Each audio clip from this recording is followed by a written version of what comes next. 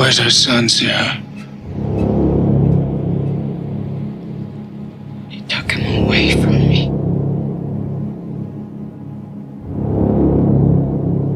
He's the target now.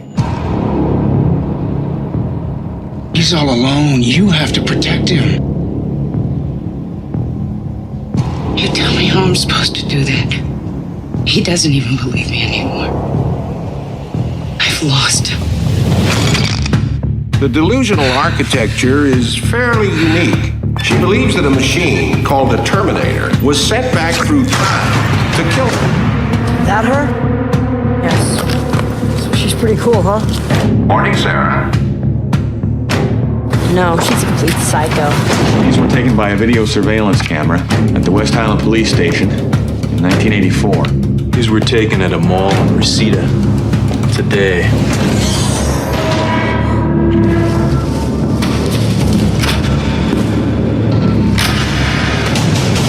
$3 billion human lives ended on August 29th, 1997. The survivors of the nuclear fire called the war Judgment Day. You're strong, Sarah. Stronger than you ever thought you could be. You don't know what it's like to try to kill one of these things. Remember the message. You're already dead, everybody! Hit him, you're dead already!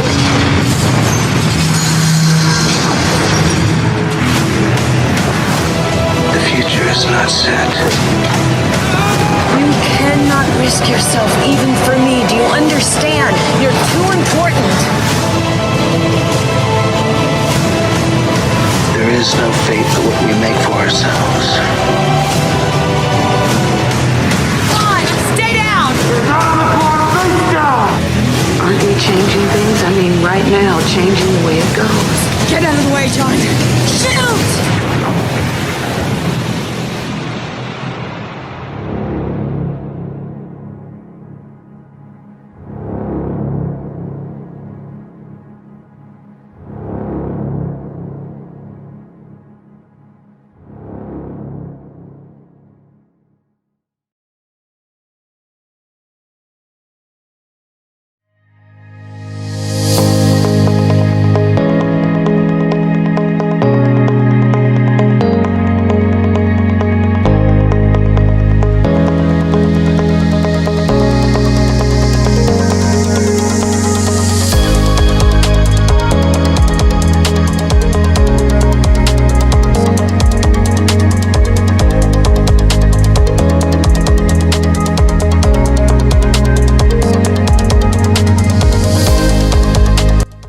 So continuing with the story of Milcah and what transpired for you to understand what happened between David and Milcah, and we're going to explain also the reason why, as you've come to understand right now, that when evil people breed, they produce more evil people.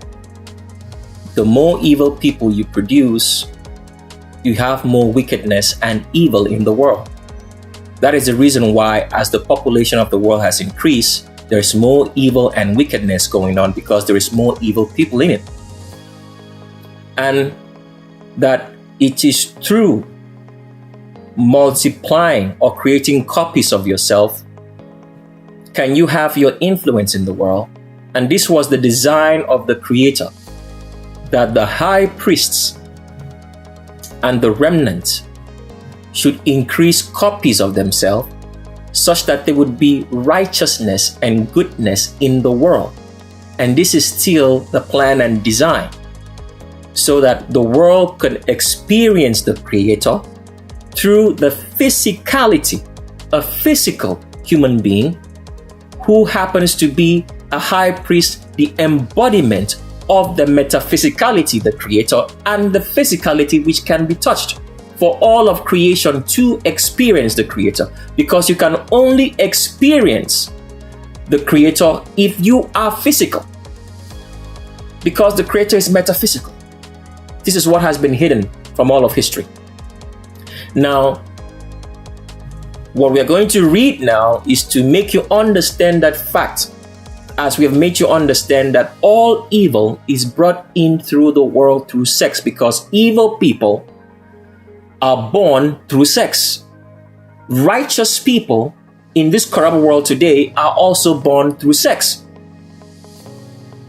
So let's continue reading now, because we want you to understand the story, and we want you to understand at this particular point as we start reading what is going to happen to the black woman, because the black woman has lost the natural order, purpose, and design which she was created for, and therefore is set for destruction, because it's through black women that all the evil in this world has come upon the world. For example, in the woman called the Holy Spirit, or holy demon, whom Satan slept with and brought about demons, albinos, anybody with straight hair who all grow tails, who when born by this woman had 3 fingers and 3 toes, walked on all 4s, were covered in hair, and had a face that even a monkey would see and say, "What? They said I was ugly?" But this is what black people and black women continue to sleep with. And black women promote feminism. They want to control manhood. They want a loyal man, when it is not in the nature of the land to determine or control the owner. It is the owner of the land which determines what the land should be. They want to control manhood and humanity. And today they've drummed up this ridiculous notion that they should have a loyal man and that men cheat on them, when they do not understand the meaning of cheating and what cheating actually means. So this is a point in time when we're reading that you're going to get all that understanding and the horrors, because the times of wickedness prevailing, of the wicked doing wickedly and going scot-free, has come to an end, and therefore the black woman is going to suffer. When other people are suffering for 2,000-fold for their wickedness, theirs is going to be 5,000-fold for them promoting feminism and homosexuality. Because today most black women believe that they should be celibate. They believe that they should not have sex with men, and therefore promote homosexuality, because they have made men to be the evil when they are the evil themselves. Let's continue reading now. So we continue reading from 2 Samuel chapter number 6 in verse 20. If you're reading from the Greek Septuagint, as we do, is going to be 2 Kings chapter number 6 from verse 20. And it says, "And David returned to bless his house." We've already told you the word bless here does not exist. So that means David returned to cast an incantation, an empowerment, a spell over his house to be empowered and to prosper by the power of Satan. That is what blessing means. Okay? And it says, "And Milcah, or Melchor, who is the daughter of King Saul, who's the first wife of David, given to him by King Saul, she came out, and Milcah, the daughter of Saul, came out to meet David and saluted him and said, 'How was the king of Israel glorified today, who was today uncovered in the eyes of the handmaids of his servants, as one of the dancers wantonly uncovers himself?'" So the story goes back to the fact that after David brings in the empty Ark of the Covenant, which does not have the tablets of the commandments, to make it a property of the Holy of Holies, which only the high priest could touch, and if anybody who wasn't a high priest touched it, they would die. David now brings this Ark into the false Jerusalem, which David built, and the false tabernacle or temple, which he built. And Milcah, who was a daughter of Saul, whom before marrying David thought of him to be a man who was after worshiping the Creator, finds out that David is completely evil and nothing good comes out of David, and she's detested by him, but there's nothing that she can do because she's known as the first wife. That means the queen, per se, of the remnant at this particular point in time in their ancient history. So David, while bringing in the ark, the empty ark of the covenant, into his own city and into his false temple and into the false Jerusalem, because as you've come to find out that there were two Jerusalems in ancient times and two temples, and currently in modern times we have three Jerusalems and nobody knows which one is which. We know it, but we're not going to share it with you. For those who are interested in knowing that history, they will go through the path of truth to get to that point. So continue on with this story now. Milcah is detested by David's wickedness. And when David is bringing in the Ark of the Covenant, David dances exposing his genitalia naked. And remember what we told you, that in ancient history, when witches and wizards were going to put a spell or incantation on the people, what they would usually do is stand naked. This is what Bathsheba did. And David saw, and David connected with it. And David is doing the exact same thing here, because when people read the scriptures, they do not understand that it means that David uncovered himself and showed his genitalia, his penile organ, while dancing very erotic and in an amorous way, such to attract other wicked people onto him to create more wicked children who would carry on the lineage of David and have the bloodline to call upon Satan, and Satan would answer. So this is the story which people don't understand, and we want to read it to you now so you see it. And David said to Melchol or Milcah, I will dance before Satan. This word here does not mean he was dancing to the Creator, because David was not a priest. He had no right to deal or bring the Ark of the Covenant. But because the remnant were deceived by David, David could therefore act as a priest. But if you're not a high priest, born of the lineage of Moses or born of the lineage of Aaron, it means that what is going on is that you are a priest unto Satan. And this is what all pastors and clergy in this world are. All priests of Satan. And this is what David was also, because he was dealing with things that he should not be dealing or talking or speaking about. Just like most people today go about preaching and talking about stuff that they shouldn't. That is why there is a curse placed on anyone who preaches using our materials, who makes a copy of it. There's a curse on it. If you did not know, you're going to know now. Because the times for wickedness to be dealt with has arrived.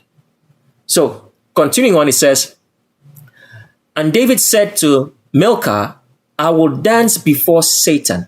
So this is how you know that he's talking about Satan, because when people read these words, they do not understand. It says, blessed the Lord who chose me before your father. Now the question is this: how can the Creator be blessed?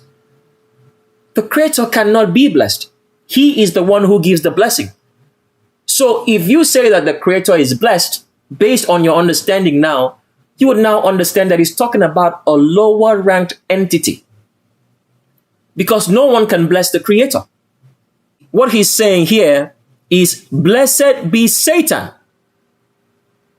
That means more power unto Satan. When you hear maybe such words as, hail Satan, this is what it means. Power to Satan. Blessed be Satan, who chose me before your father. And we did make you understand why Satan chose David. Because one, David was born of a lineage of Judah, who opposed the Levitical priesthood, who introduced the idea of kingship into the remnant.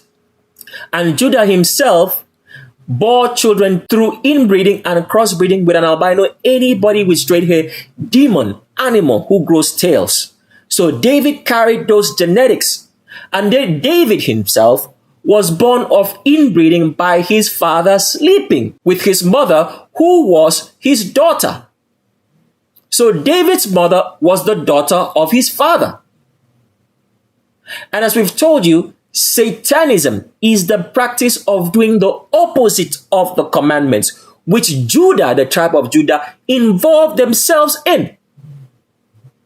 Doing the opposite of the commandments to have the power of Satan. Because Satanism means you must do the opposite of the commandments. The first commandment says, you shall not inbreed. And we've made you to understand that inbreed here does not just mean inbreeding with human beings. It means inbreeding anything at all in creation. The second commandment says, you shall not crossbreed. And as we've told you, it does just mean crossbreeding of human beings with animals. in albinos, anybody with straight hair, who are imps, have 3 fingers and 3 toes, have a tail covered in 4, and have a face that is not human. And that a monkey is not even close in resemblance to what these animals look like. The ugliest things in the world, and still are ugly till today in everything. They sleep with dogs and pets and brought upon us all the suffering that humanity is going through up till now. They've stolen the identity of humanity, saying that humanity is an albino instead of that the Creator made humanity black before they got corrupted to look black as they look today. The 3rd commandment was, you shall not make unto yourself any graven image, which includes what? You shall not transgender and be a homosexual. So anybody who does the opposite of those commandments is worshiping Satan. That is why you have so much homosexuality and transgenderism in society today. It's the worship of Satan. It's breaking the 3rd commandment. So therefore, this is what the lineage of David did, and this is why David was chosen by Satan.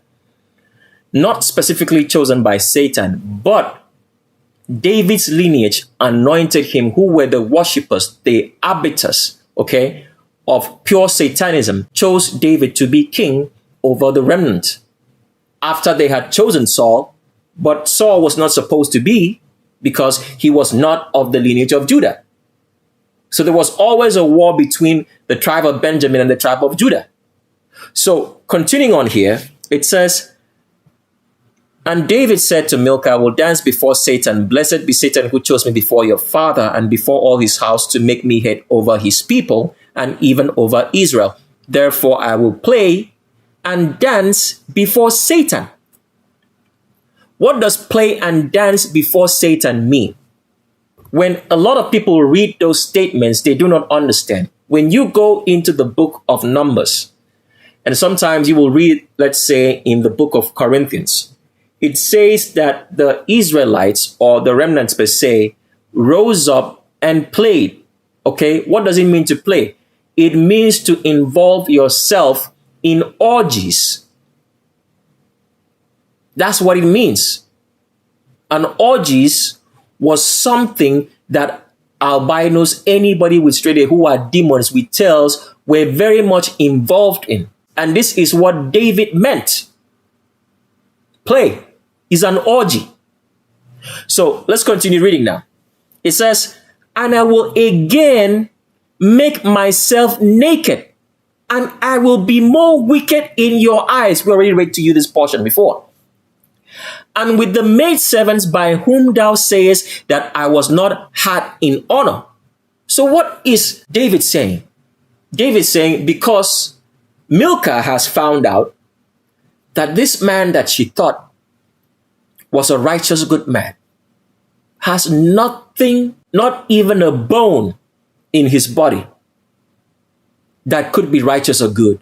Just like there is no bone in the body of an albino, anybody with straight hair that is good. That is why they are incapable of telling you the truth. That is why they are made the head of everything that is going on in this world, because they know that once you have an albino up there, they are incapable of telling you the truth. They have lied to you about a reality in everything, in the sciences, in the educational system, in the religion system. All the great preachers in the world today, before now, have currently been an albino. Anybody with straight hair. You can go and look at all of them. Is it Mr. Roberts? Pat Robertson? Is it Billy Graham? All of them have been an albino, anybody straight hair, and they have told you lies. Not like the black preachers don't, but the ones who were promoted the most before at this particular point in time in history have all been an albino, anybody with straight hair, demon with a tail. The very children of Satan. So an albino does not have a bone in his body which can tell you the truth. They can't. So this is where genetics comes in. Because once you have been crossbred with an albino, anybody with straight hair, the child coming out is pure evil. There's no way to take it back. So it goes on to say here in verse 23, and Milcah, the daughter of Saul, had no child till the day of her death. Why? Because David chose not to sleep with this remnant woman. All of David's wives were foreign. That's why when we read to you in scriptures, it says that as David did, so did Solomon do. Let's remind you again before we continue. And here it is again in 1 Kings chapter number 2 in the Geneva Bible. And we're reading from verse number 1. It says, but King Solomon loved many outlandish women. That means foreign women who were not remnant. Both the daughter of Pharaoh and the women of Moab and Ammon, which is talking about albinos, anybody with straight-haired demons, and everybody else who crossbred with them in Edom, Sidon, and Heth, of the nations whereof the Creator had said unto the remnant, go not ye into them, so that you will not bear unto yourselves evil children who continue to do wickedness. All this part we already read to you that they wrote to you in such a way that you would not understand.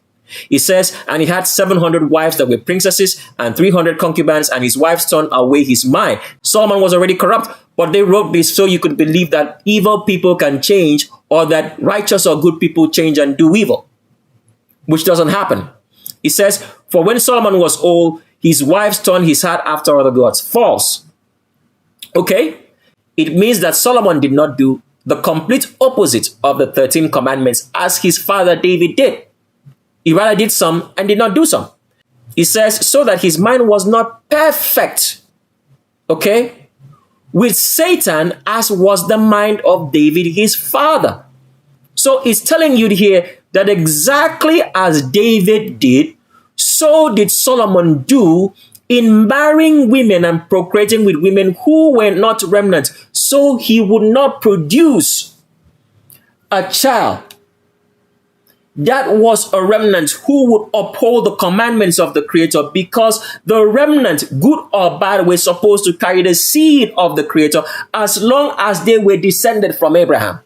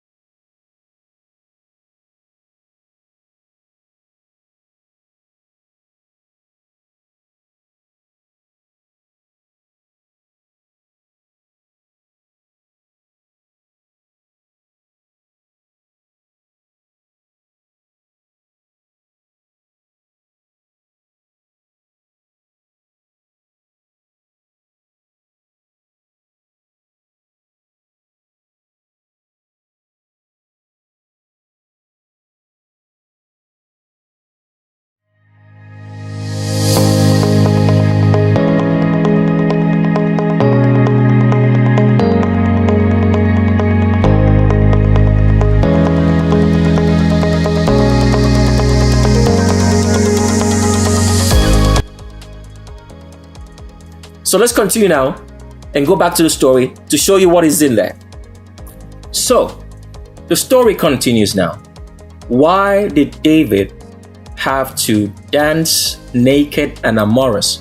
Just like in the video, or let's say we didn't play the video, just like we gave you an example of Chloe Bailey in the video called Have Mercy, in which Chloe Bailey was dancing so amorous, almost naked. Why? Because it is to arouse in you. Okay?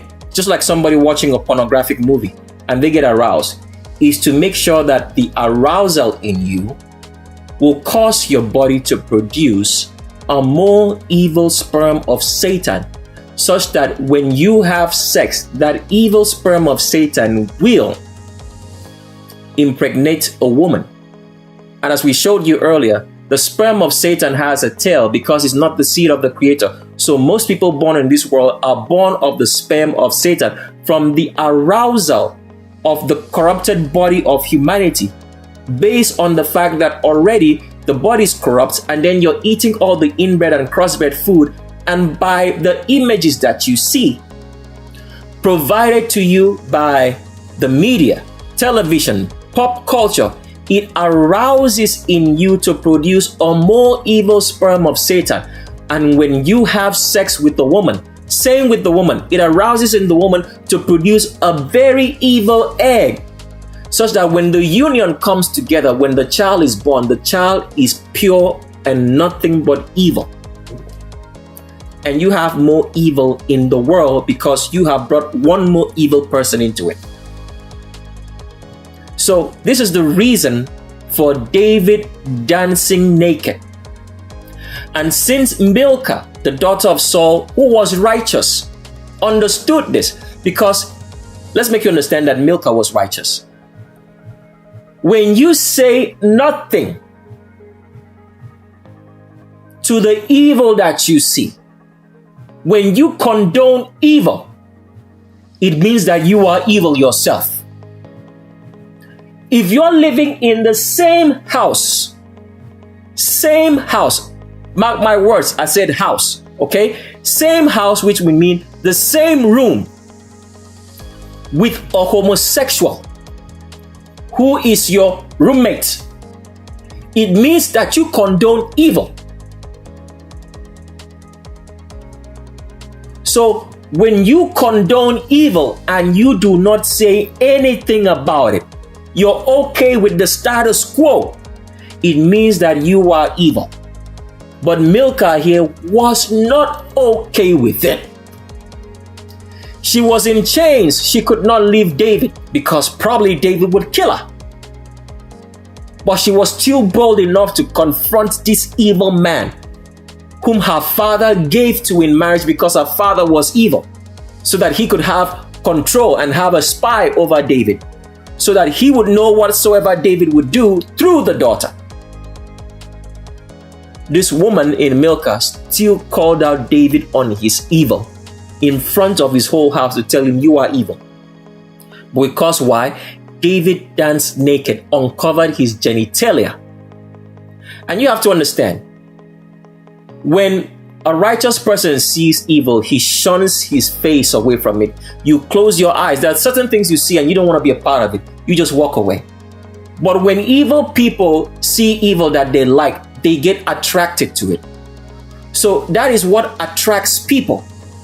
You see someone behaving immorally, in this example by David, exposing his genitalia publicly. You should be detested by that. Why is this man showing his genitalia naked? But other people will be attracted by that because they are evil. Because David was a homosexual. And we'll get into that part very soon. So David was dancing naked, being a witch and sorcerer, because this was the act of sorcery and witchcraft to attract more evil people to yourself, so you can continue to progress in your evil that you're doing.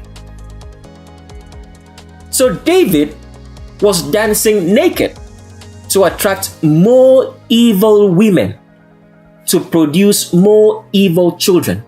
Because the reason for a woman is to give birth. That is the design and purpose of a woman. To give birth. So this is where we start the story of making you understand the design and the purpose for a woman, which a lot of stupid black women have denied their purpose and are set for punishment from this day forward that they hear the sound of our voice. For bringing upon humanity homosexuality, feminism, for taking and thinking that they should have a control of manhood, for thinking and acting like men, their punishment has now arrived.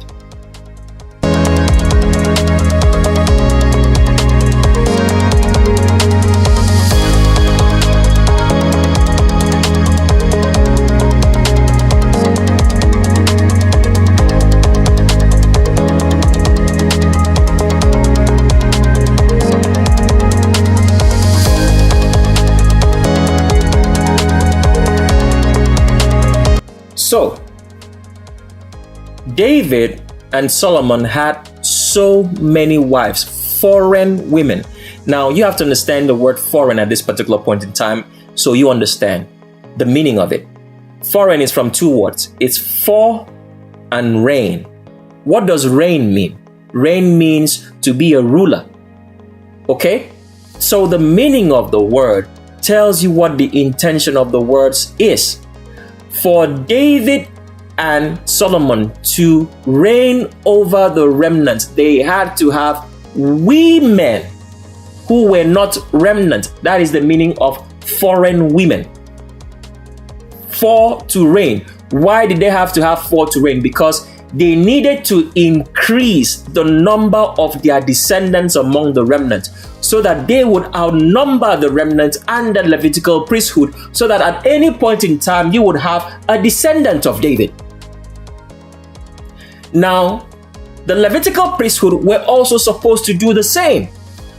So this is the reason why in African culture, the women know that a man should have more than one wife. It is a known fact in African culture.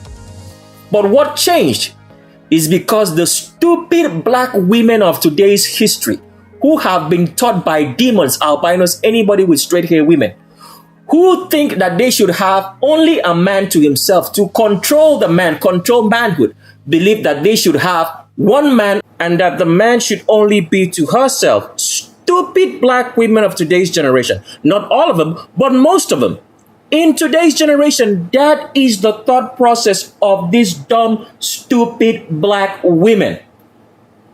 So, I have always been of the opinion when looking at what everybody says about black women, because if you watch, let's say, reality TV and black women, the way they act, for some of them, not all of them, I would say most of them at this particular point in time, I always used to think that this was a bad portrayal. That means this was far from the reality that we see.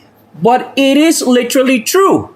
For most black women in today's world, they are dumb and stupid, have no common sense about anything because feminism protects them. But that is not the reason. For the woman, the Creator specifically told the remnant to marry many wives. Marry a woman that you can take care of. Why? Because if the remnant, the Levitical priests, did as the Creator said, they would have more priests, more influence of righteousness and good in this world, because one woman cannot give birth to maybe 20 human beings at a go. But if the man has up to 3, 4 wives, he can have that influence if he's a Levitical priest, and he would have more copies of the Creator, more copies of righteousness and good in this world.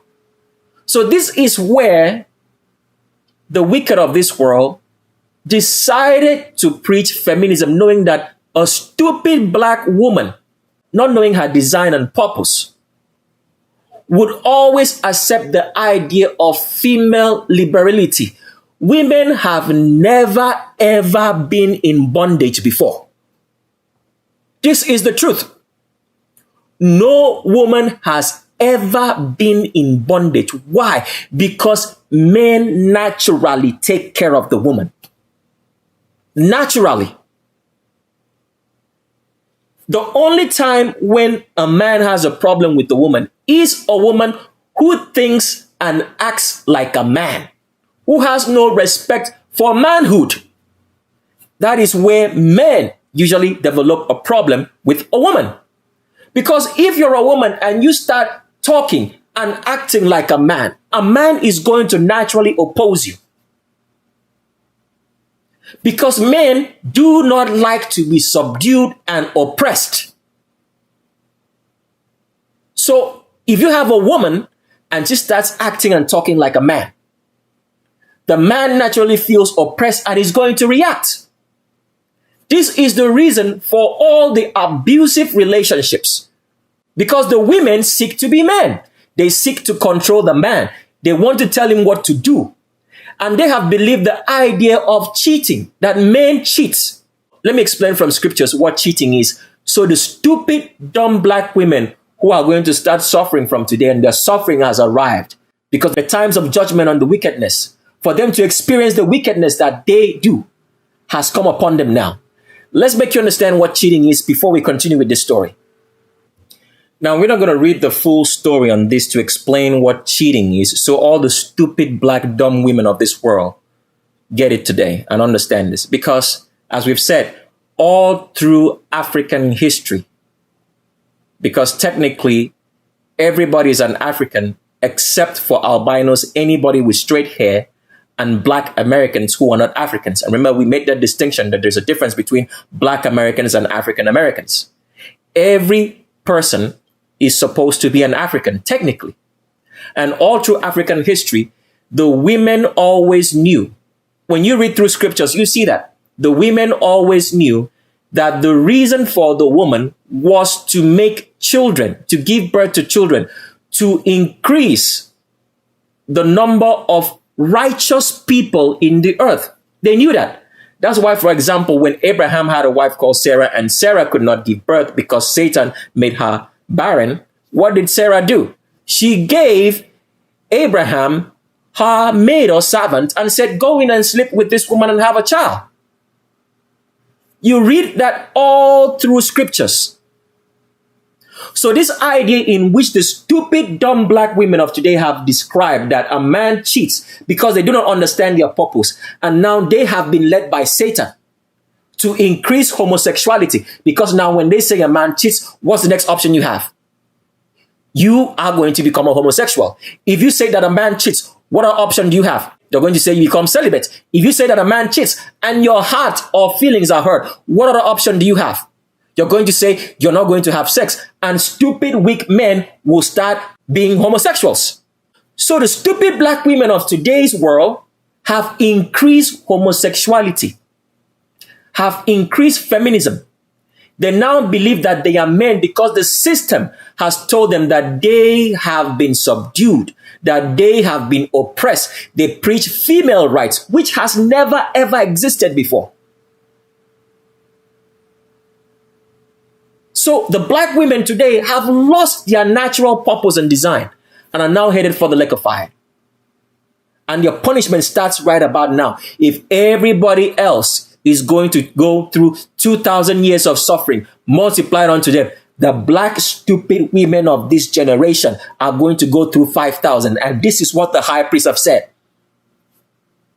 For all the pain that they have brought to humanity, not just only destroying humanity through feminism and female rights and trying to control manhood and trying to be men, talking like men, acting like men, taking the jobs of men away, but also by producing demons, albinos, anybody with straight hair, because you have a lot of black women who sleep with demons, albinos, anybody with straight hair, and take care and give birth to demons and call them children.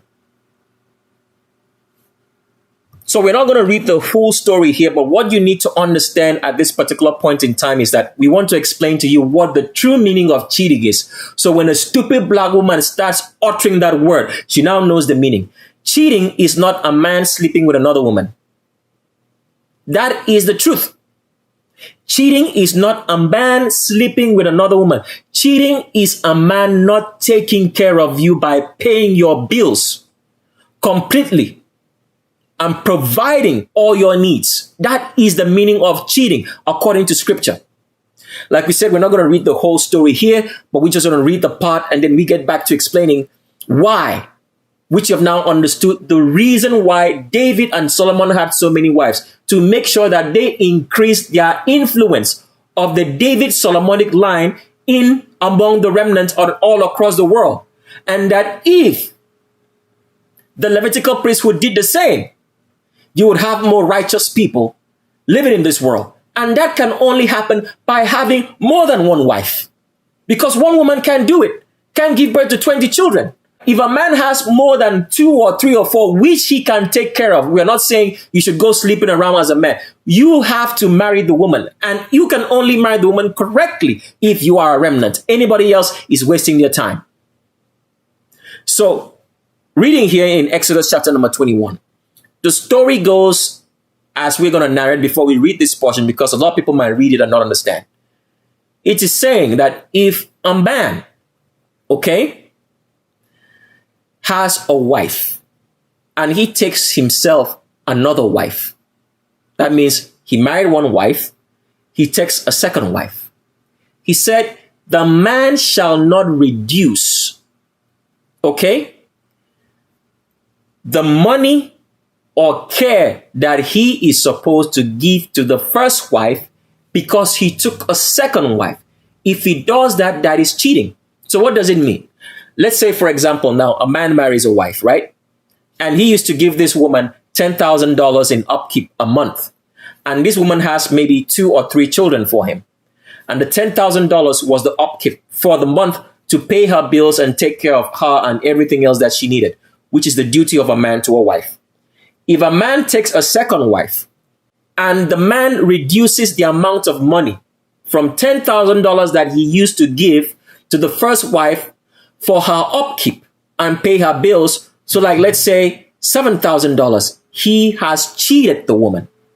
That is the actual meaning of cheating in scripture.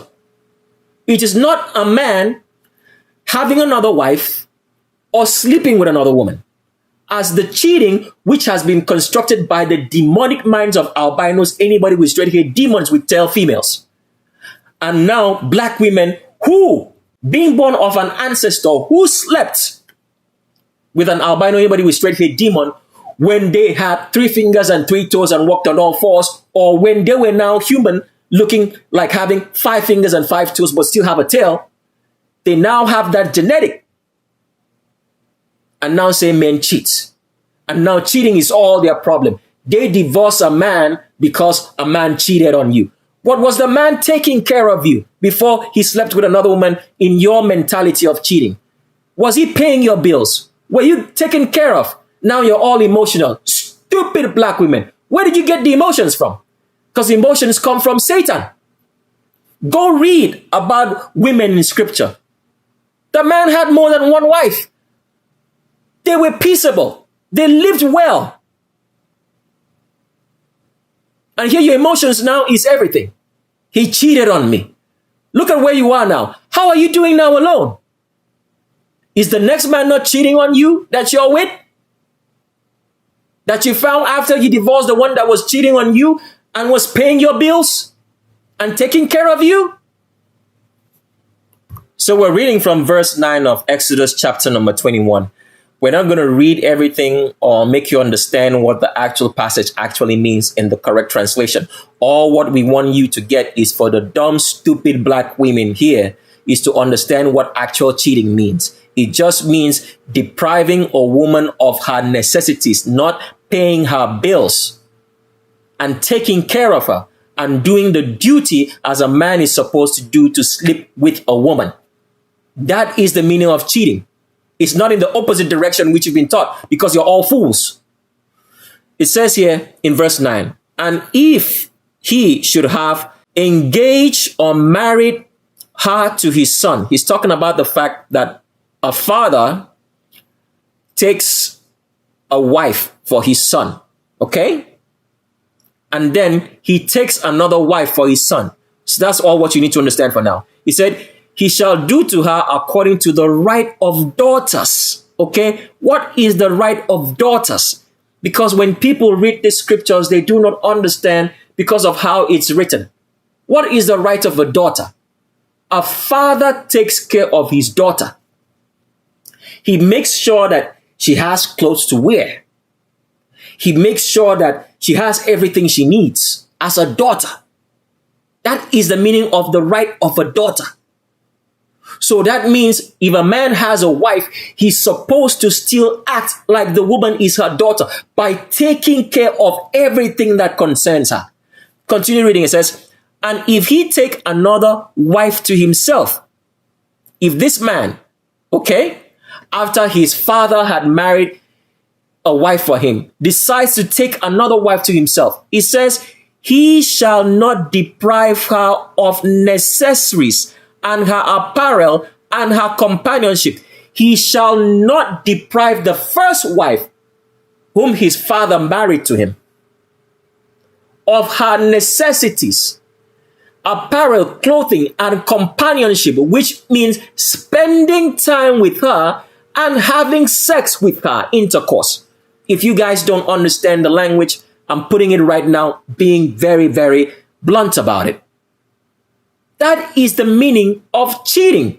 When you deprive a woman of taking care of all her necessities, paying her bills, and being there for her when she needs it. That is the meaning of cheating. It's not the bullshit that we've been trained today on how a woman says a man cheats.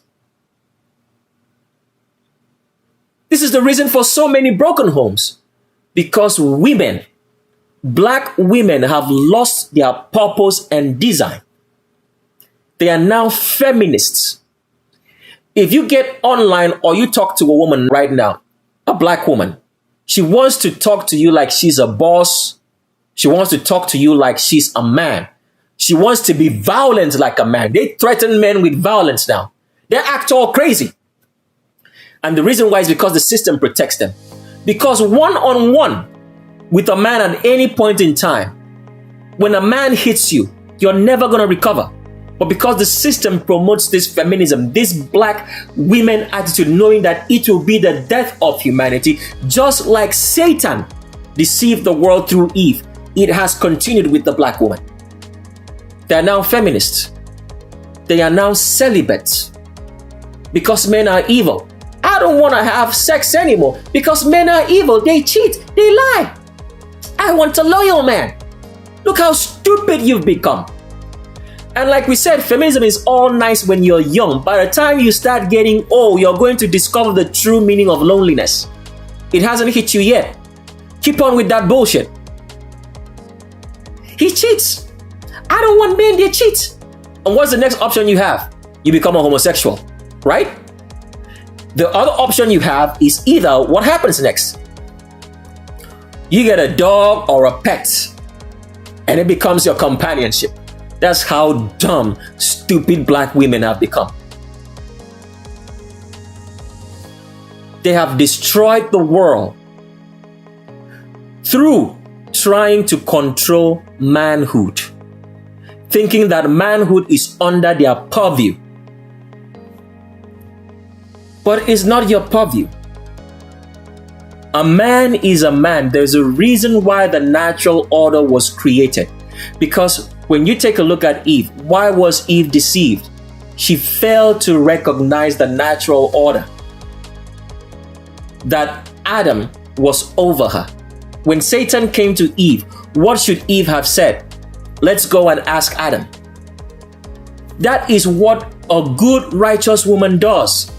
You come to her with any questions. She says, let's go ask my husband. Because there's always a man that has influence over a woman. But if you fail to respect that man and know who he is, then you have lost all respect for manhood. Because some women will say, I never had a father. But you have a brother. Some will say, I don't have a brother. But you have possibly a nephew or a cousin who's a man. You probably have an uncle whom you respect. You probably have a boyfriend whom you respect. So once you lose sight of the man who's supposed to have influence over you, you've lost all respect for humanity. You've lost all respect for natural order. You've lost all respect for manhood. Because women always make these excuses. They will say, I don't have a dad. If you don't have a dad, you have a brother who's a man. Because brothers will always try to protect their sisters. Because this is naturally inherent in human beings that are men, in black men, to protect their women. It's normal. If you don't have a brother, you have an uncle. If you don't have an uncle, you have a nephew.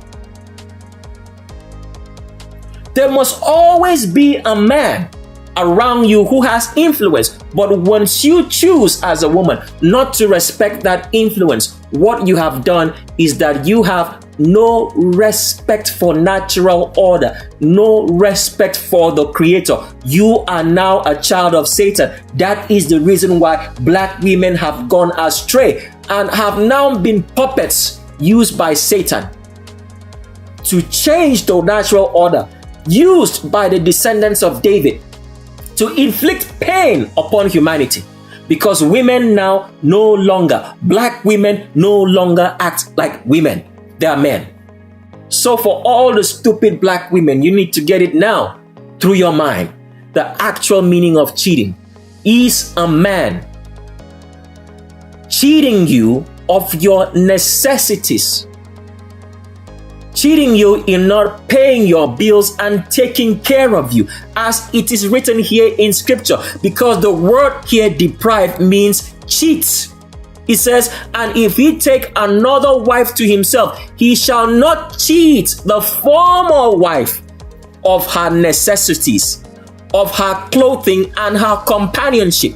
This is the actual meaning of cheating, which you've never been told, but you know today. So you know, as a black woman, when you start suffering, because the suffering has come upon you, for you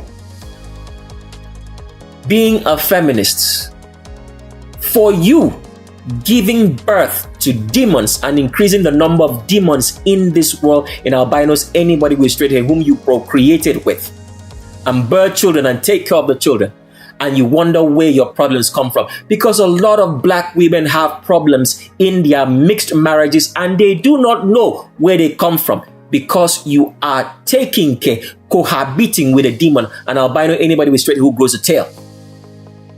That's why. And why did you get into that position that you are in? Because you had no respect for the influence of a man over you. That's the reason why. You may say you didn't have a father, but you had an uncle. You possibly had a brother. You possibly had a nephew who had influence over you, who would tell you don't do this, but you had no respect for them. You went and did your own thing, and this is where you find yourself.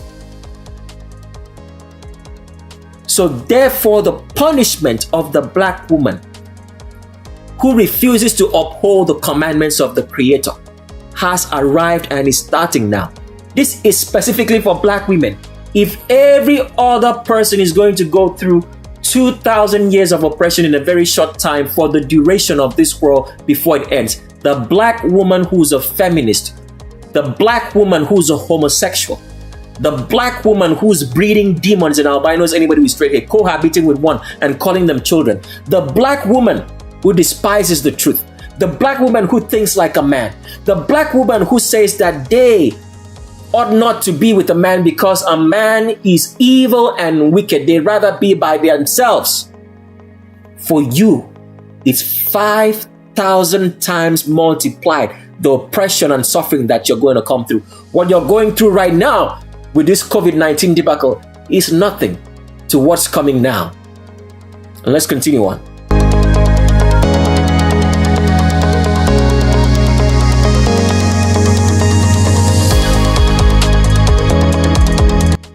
So the reason for women is to increase the population. The natural design was to increase the population of the seed of the Creator, to increase righteousness on the earth.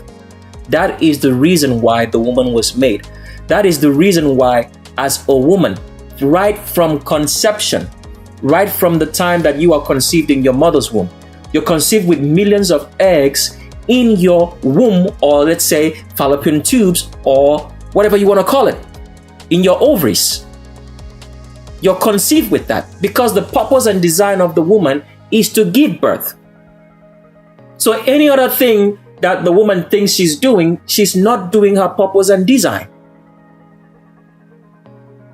So the reason why, when you read these stories, for example, because when you read here, it says that Solomon had over 1,000 women. 1,000 foreign women that were not reputed. Now I want you to imagine how rich and wealthy this Solomon was. 1,000 women. So that means, let's say in a single apartment complex, all right, if there was up to let's say 1,000 buildings. 1,000 buildings here means 1,000 buildings with, let's say, maybe with each of them having not less than 5 rooms. That is the number of women that Solomon had. Why did Solomon have to have so many women? And none of them complained about each other because they knew that they were all married to Solomon. Why? Because the reason for the woman is to increase the population. So the reason why Solomon had 1,000 foreign women was to make sure that he increased the copies of himself. He increased the population of the David Solomonic line who had the dragon blood, the blood of Satan, because their father in David ate of the flesh of Satan and drank his blood to have the power to be able to call upon Satan and Satan would answer. This is what is depicted to you in such movies as the Bat movies, the Batman movies, in which a bat signal is shown and the Batman comes. A Batman being symbolic of Satan. That is why you would notice in popular culture, which is always talked about, but people don't pay attention. If you pay attention to the social blogs or whatever, they say, I need a Batman. What do you think they are insinuating? Because most of the people who say it do not know it. The actual meaning. It means you need Satan. You want to call upon Satan and he appears and helps you. Isn't that what Batman does? When the people call him and shoot up the bat signal, he shows up, appears and helps them.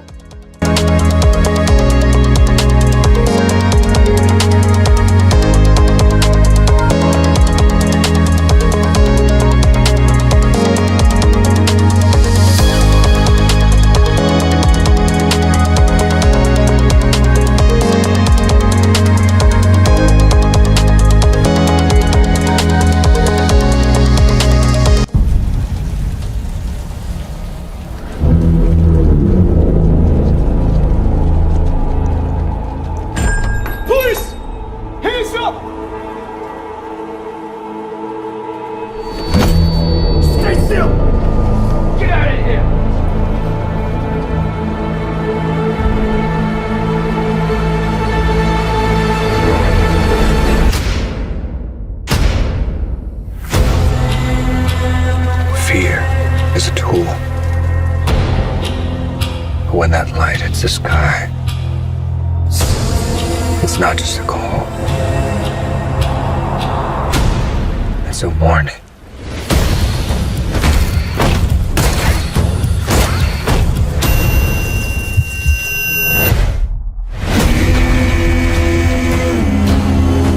I've been trying to reach you. Burn the God! This is about a king, and Rither's the match.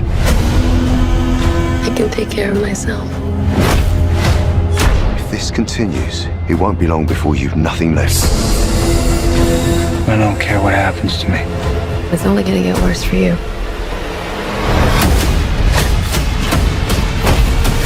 Whoa, take it easy, sweetheart. Hear everything they say, ain't you? Maybe we're not so different. Who are you under there?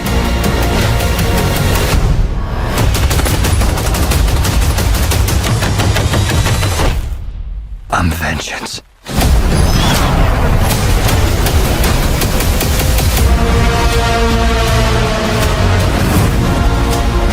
What's black and blue and dead all over? You. Take it. I got you! I got you!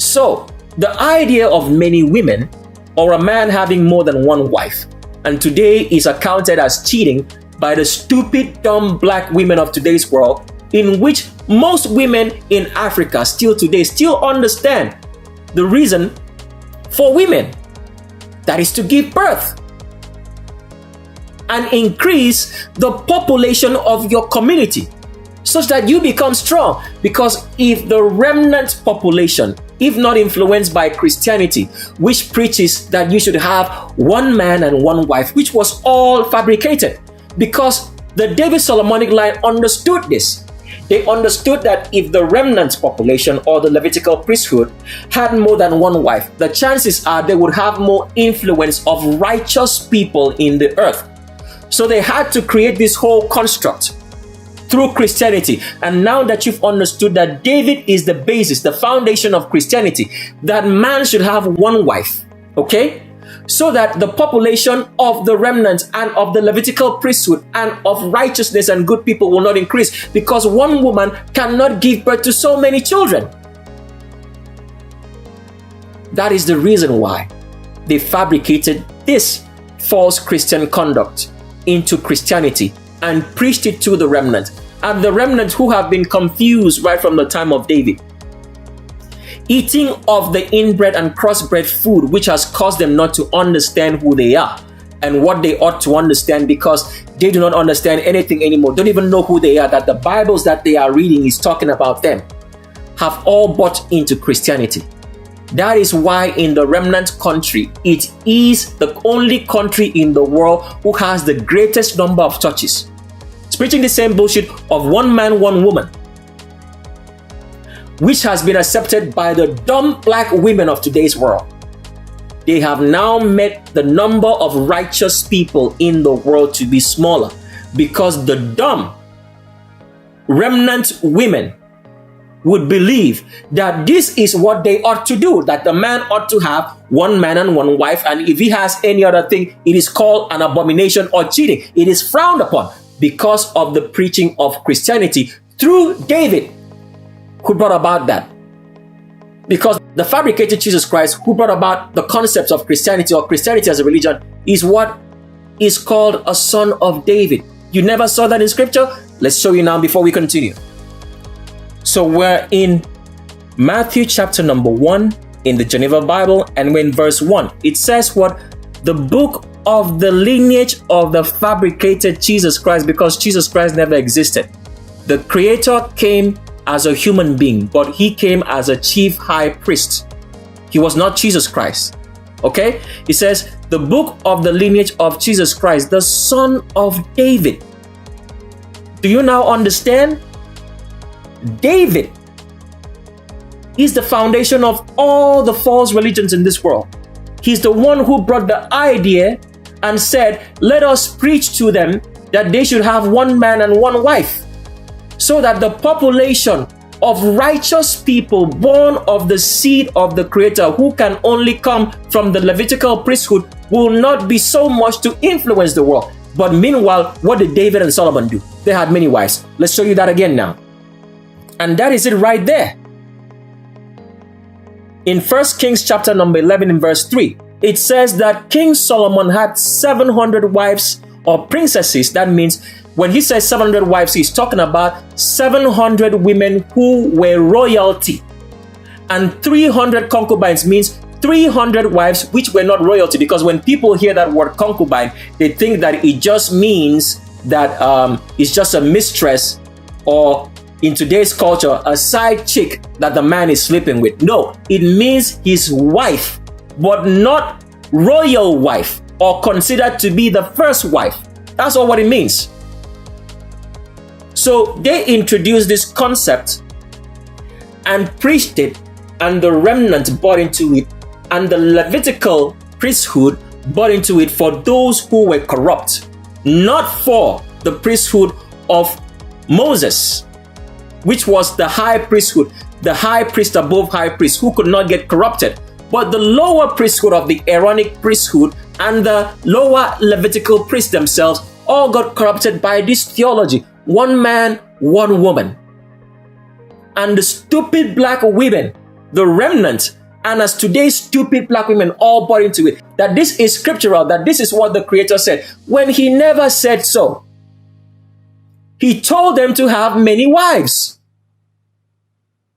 so that they could increase the population of righteous people in the earth. It does not mean that a man cannot make a choice to have one wife. That's not what it means.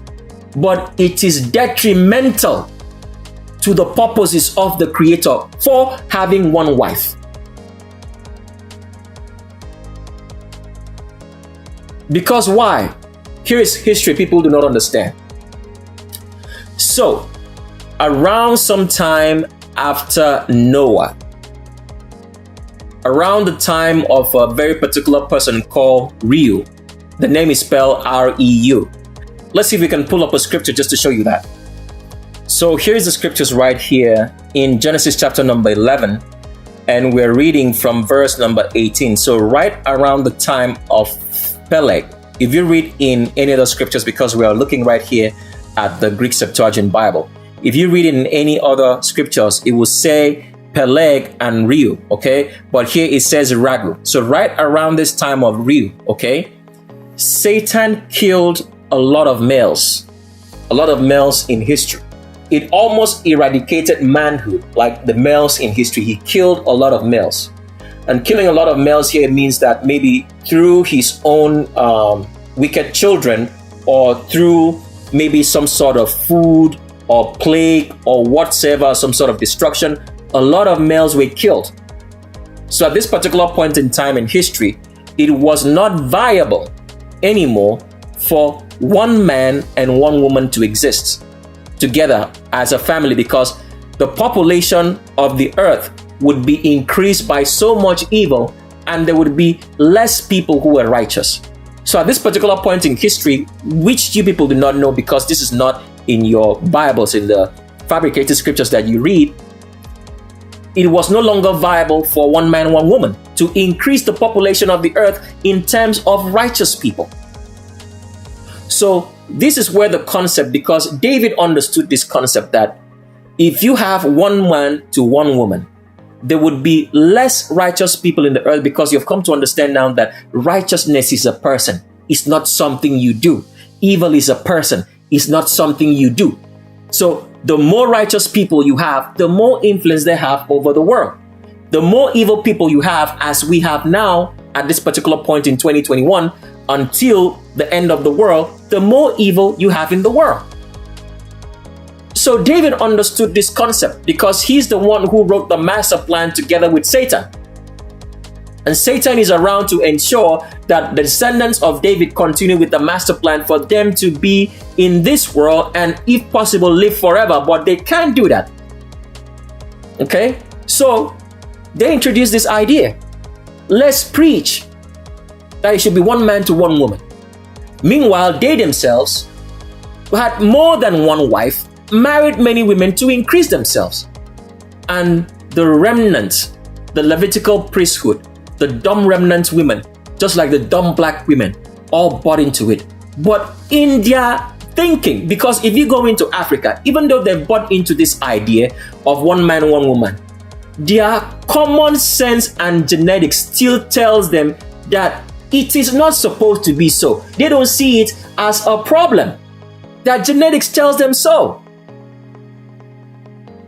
But the stupid, dumb black women of America and the Western world, which is used to influence the rest of the world, because America was created by the descendants of Satan to make sure that they subdue every kingdom of this world and that they control it for themselves, that they destroy every kingdom and change their traditions and cultures so that they should all be as Americans.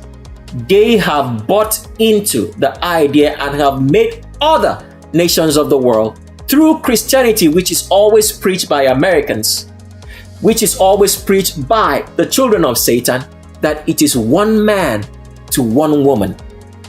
And now, because of this, feminism, the destruction of manhood, for the success of the David Solomonic line of descendants to rule the world, as Satan promised to David that he would always have a descendant to rule this world and that he would subdue the whole entire world, to David's reign, has become successful.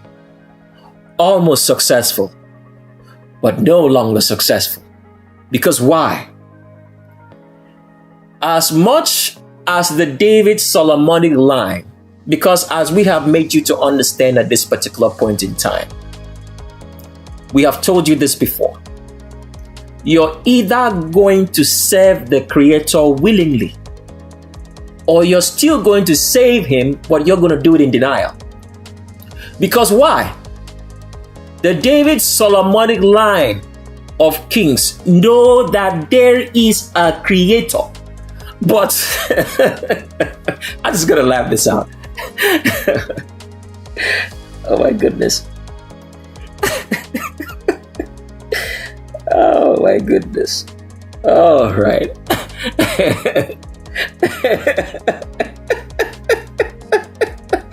Oh, okay. So, the David Solomonic line have discovered 20 years too late, because they found out all this discovery by the late 1900s, that this blackness, which they thought was an absence of light,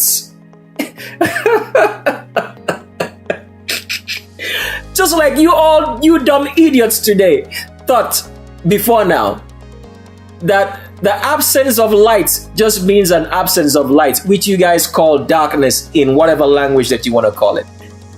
They discovered in the late 1900s that this was no absence of light. That this was the Creator indeed. And now they are all so scared. They are very, very afraid. And you should be very, very afraid. Because no matter what you do, you're going to serve the Creator either willingly or in denial. But you will still say that you are indeed the Creator. And this has happened and it has arrived now.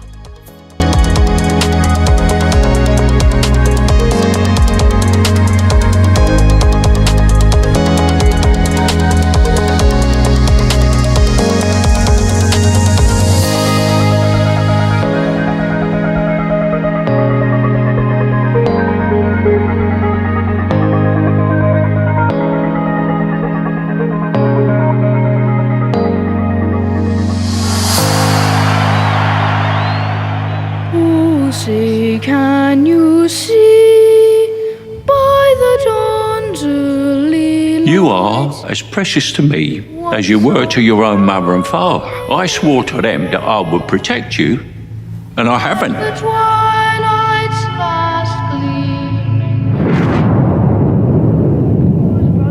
The mayor's gonna dump him in the spring. Really? Mm-hmm. But he's a hero. A war hero. This is peacetime. You think this can last?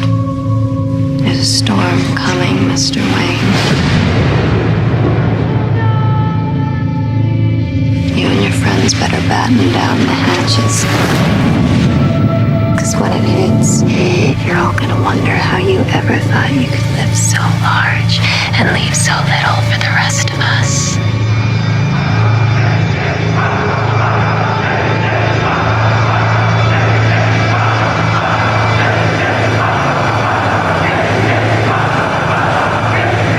What does that mean?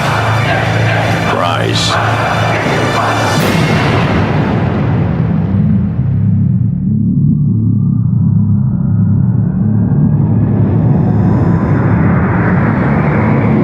When Gotham is ashes, you have my permission to die.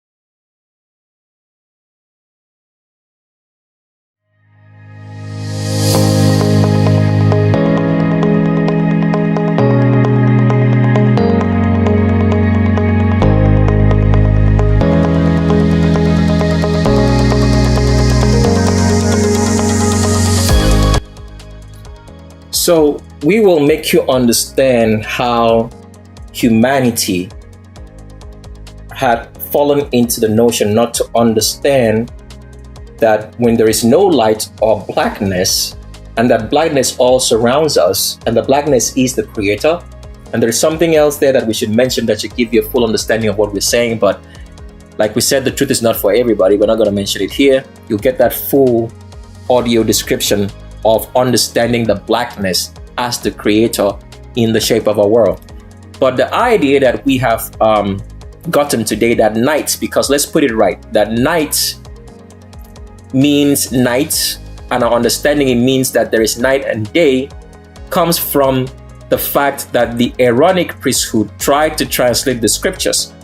And when they translated it, the understanding that people got from reading Genesis chapter number 1, from verse 1, is that night and day is night and day, instead of the fact that the blackness is the creator, and that the creator himself is also light. But we won't have time to explain too much. When we get to the part that we sit down and narrate the story of how the scriptures got to where it is today, that we have this corrupted version, then you understand so many things, because we'll take that up as an example and show it to you. But here, at this particular point in time, to show you that David was nothing but evil and wickedness, he put a spell on the remnant, and that spell was to be removed when the remnant came to the understanding of who they are by the very words that we are speaking to them, and by our scriptures, the Bible that they are going to get, and anybody else who will be fortunate enough to get that Bible. So at this particular point, we are here to show you now that David was a homosexual. Why? Because remember, we've told you this. Satanism is practicing the opposite of the 13 commandments. And the third commandment said that you should have nothing to do with making an image. Making an image that is not natural, which includes transgenderism and homosexuality. Because homosexuals are out of natural order. A woman is supposed to sleep with a man. A man is supposed to sleep with a woman. Anything else outside of that is evil. Evil means going out of natural order. Okay? That is what you have to understand today, which a lot of people in all the false religions and all the false clergy and pastors have never explained to you. Evil is not doing bad. Evil means being out of natural order. And when you are out of natural order, you are evil. Evil is a human being who is out of natural order. Born of inbreeding, crossbreeding, and any other thing. The human being is evil, is out of natural order. Do you understand that now? So when Ham slept with his father's wife and produced Canaan, Canaan was out of natural order. He is evil. Anything produced out of natural order by inbreeding or crossbreeding is evil. So the practice of Satanism means that you have to practice the opposite of the 13 commandments. And the third commandment says, you shall not make any graven image. You shall not fashion anything in any form that you should worship. Fashioning here means to fashion something out of natural order, to portray an image that the Creator did not make, and worship it. And this is the meaning of transgenderism and homosexuality. So David had to do the opposite of the 13 commandments, because remember what we read to you, that Solomon did not do the total opposite of the 13 commandments as his father David did. We read that to you earlier, so you understood that. But David totally did opposite of all the 13 commandments, which included that you shall not be a homosexual. So David was a homosexual, and his homosexuality was written in such a way that we do not understand it because of the word they use as love. That is why today they promote this word so much to cover up homosexuality. You hear another man tell another man, oh man, I love you, man. No, love.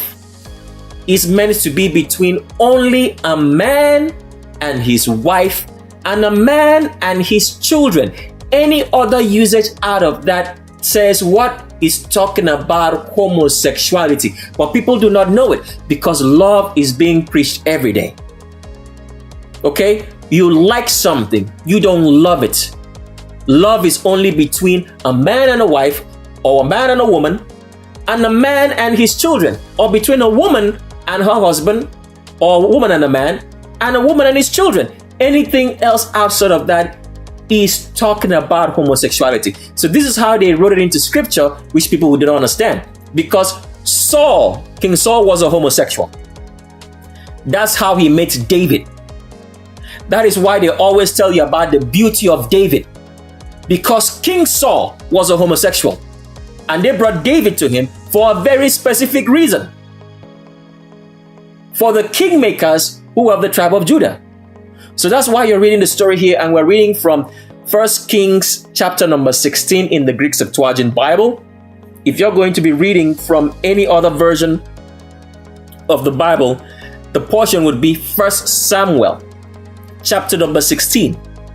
And we're reading from verse 21. And it says, "And David went into Saul and stood before him, and he loved him greatly." This is talking about homosexuality between Saul and David. So this is how you'll know the story, because when these people were practicing homosexuality, these kings of the remnant and the descendants of the David Solomonic line, that is why homosexuality is preached so much in popular culture till today. Because the David Solomonic descendants always had to practice the 13 opposite commandments, which are the commandments of Satan, and homosexuality is one of them. This is how you know that this was talking about homosexuality, because when people read this, they don't see that. But let's read it for you and you see. And it says here in verse 18, "And one of his servants answered and said, Behold, I have seen a son of Jesse, the Bethlehemite, and he understands playing." Okay? What does it mean by playing? Oh my goodness. Well, we don't want to talk so much about homosexuality here, but we just want you to understand that. He goes on to say, "And the man is prudent and a warrior and wise in speech, and the man handsome." See that? "And Satan with him." Okay? Handsome and Satan with him. Now, I want you to ask yourself a question right now. It's a common question.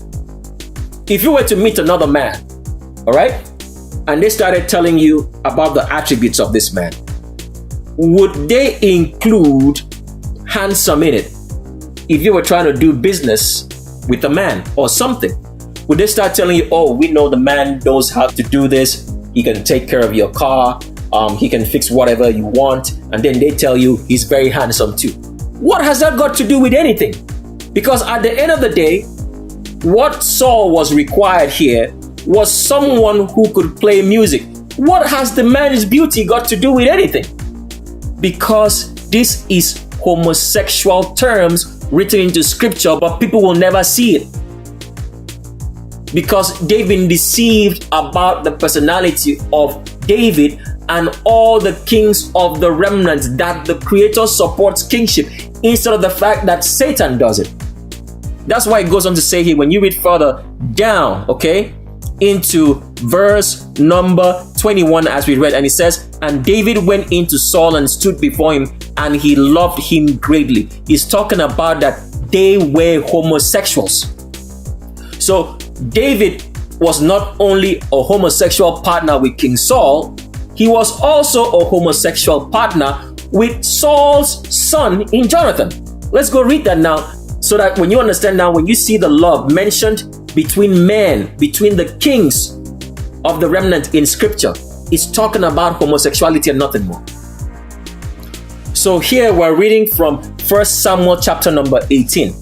Now, 1 Samuel chapter number 18 here from verse 1 to 4 does not exist in the Greek Septuagint, but it was only added later to other scriptures because these people wanted to write homosexuality into the scriptures and make it possible for other descendants of the David Solomonic line to read it and accept it and do it. But meanwhile, the public who's being deceived in terms of Christianity will not know.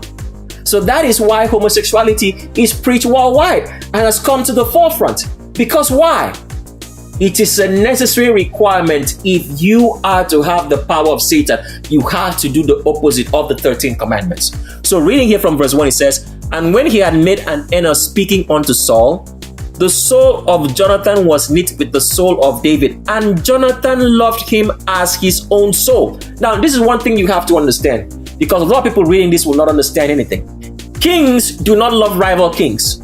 If, let's say, there is a king somewhere in, let's say, South Africa, and there's another king, let's say, somewhere in Libya, they're not going to be pals, okay, and be great friends, because kings are always eyeing other territories, always trying to protect what they have from incursions. So they're not going to be friendly like that. But here you have people who are trying to be kings being so friendly, because Jonathan was a son of Saul. Rightly, he should be the next king in line after Saul. But here he is loving another man who seems to be a rival, who is supposed to be taking his position. What does that mean? It's because all this was written in code so you would not understand that this is talking about homosexuality. Because the kings of the remnant, in order to have the power of Satan, they had to do the opposite of the 13 commandments, which included that you shall not be a homosexual. So they had to be a homosexual. So this is part of what the scriptures was trying to say, that King Solomon did not fully follow, doing the opposite of the 13 commandments of Satan. It's very possible that Solomon refused to be a homosexual. He did not fulfill that part, like David, his father, did. So let's show you another portion now to show you that David was a homosexual. It says here in 3 Kings chapter number 5, if you're reading from the Greek Septuagint Bible. If you're reading from any other version of scripture, it's going to be 1 Kings chapter number 5, and we're reading from verse number 1. And it says, "Shiram, king of Tyre, sends his servants to anoint Solomon in the room of David his father, because Shiram always loved David." What kind of love is that between a king and another king? It's not talking about what you think it is, because kings don't love each other. It's talking about a homosexual relationship, because David was a homosexual and this king was his homosexual partner. So David was a homosexual, straight up homosexual. And as we've explained, when Jonathan, the son of Saul, met David, they say he loved David. How can you love someone who is a rival, whom the people have been instigated to make king in the place of your father, and you're supposed to inherit the throne? And yet here you are loving him, and you even remove your own clothes or your own royal garb and you put on him. Let's show you that before we continue on. So it says here, as we read again in 1 Samuel chapter number 18 from verse 1, and it says, "And when he had made an end of speaking unto Saul, the soul of Jonathan was knit with the soul of David, and Jonathan loved him as his own soul. And Saul took him that day and would not let him return to his father's house. Then Jonathan and David made a covenant." What sort of freaking covenant would you be making with another man who's opposing your father, whom the people want to be king, and you are the prince? He says, "For he loved him as his own soul." Goodness, that's not possible. How can you love another man as your own soul who is not your brother? Friends don't love each other like that. Male friends. It's not possible. And he goes on to say, "And Jonathan put off the robe that was upon him and gave it to David, and his garments, even to his sword and to his bow and to his girdle." This kind of love does not exist between black people, black males, except they are homosexuals. When you see this kind of unfathomable love, which looks like someone is going to die for another one, it's always between the scum of the earth, albinos, anybody with straight hair, males who are all effeminate and carry the genetic of homosexuality, which is Satan's genetic, because Satan is opposite of everything that has to do with good and righteousness, which the Creator made. So, this is the story that you never found out, that the character, the personality of David was wicked to the bone, but he's been made to you to believe that he was a righteous man, because the David Solomonic line do not want you to understand that David ate of the flesh of Satan and drank of his blood and carried a lineage that could call upon Satan, and that they could use Satan to subdue all the kingdoms of this world unto themselves. Meanwhile, they did not know that as they were subduing all the kingdoms of this world to themselves, they were destroying themselves to the lake of fire. And the time has arrived for the wickedness that they have done to be revisited upon them 2,000 and multiplied over and over again for a short duration of time, because Satan is no longer under their purview. And let's continue with some more mysteries about David.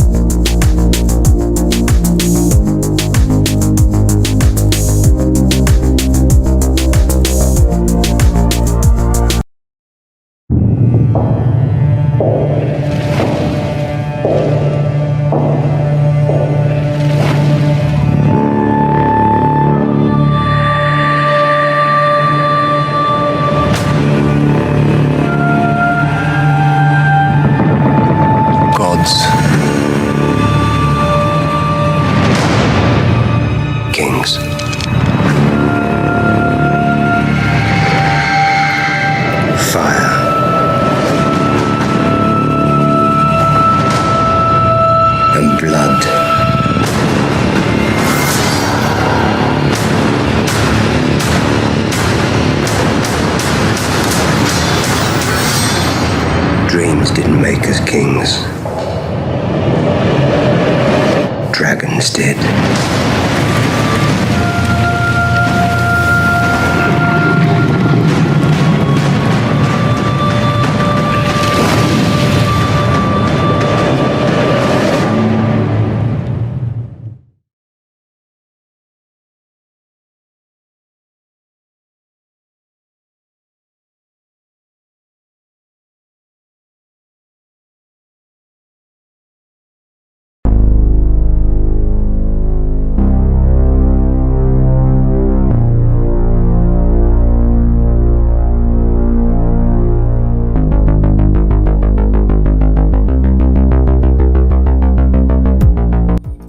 So before we continue with this expose on the foundation of all evil and what's going to transpire as we get into the final years of the end of this world, what you have to understand on this video is that we've been using a lot of the word that you're born either good or evil.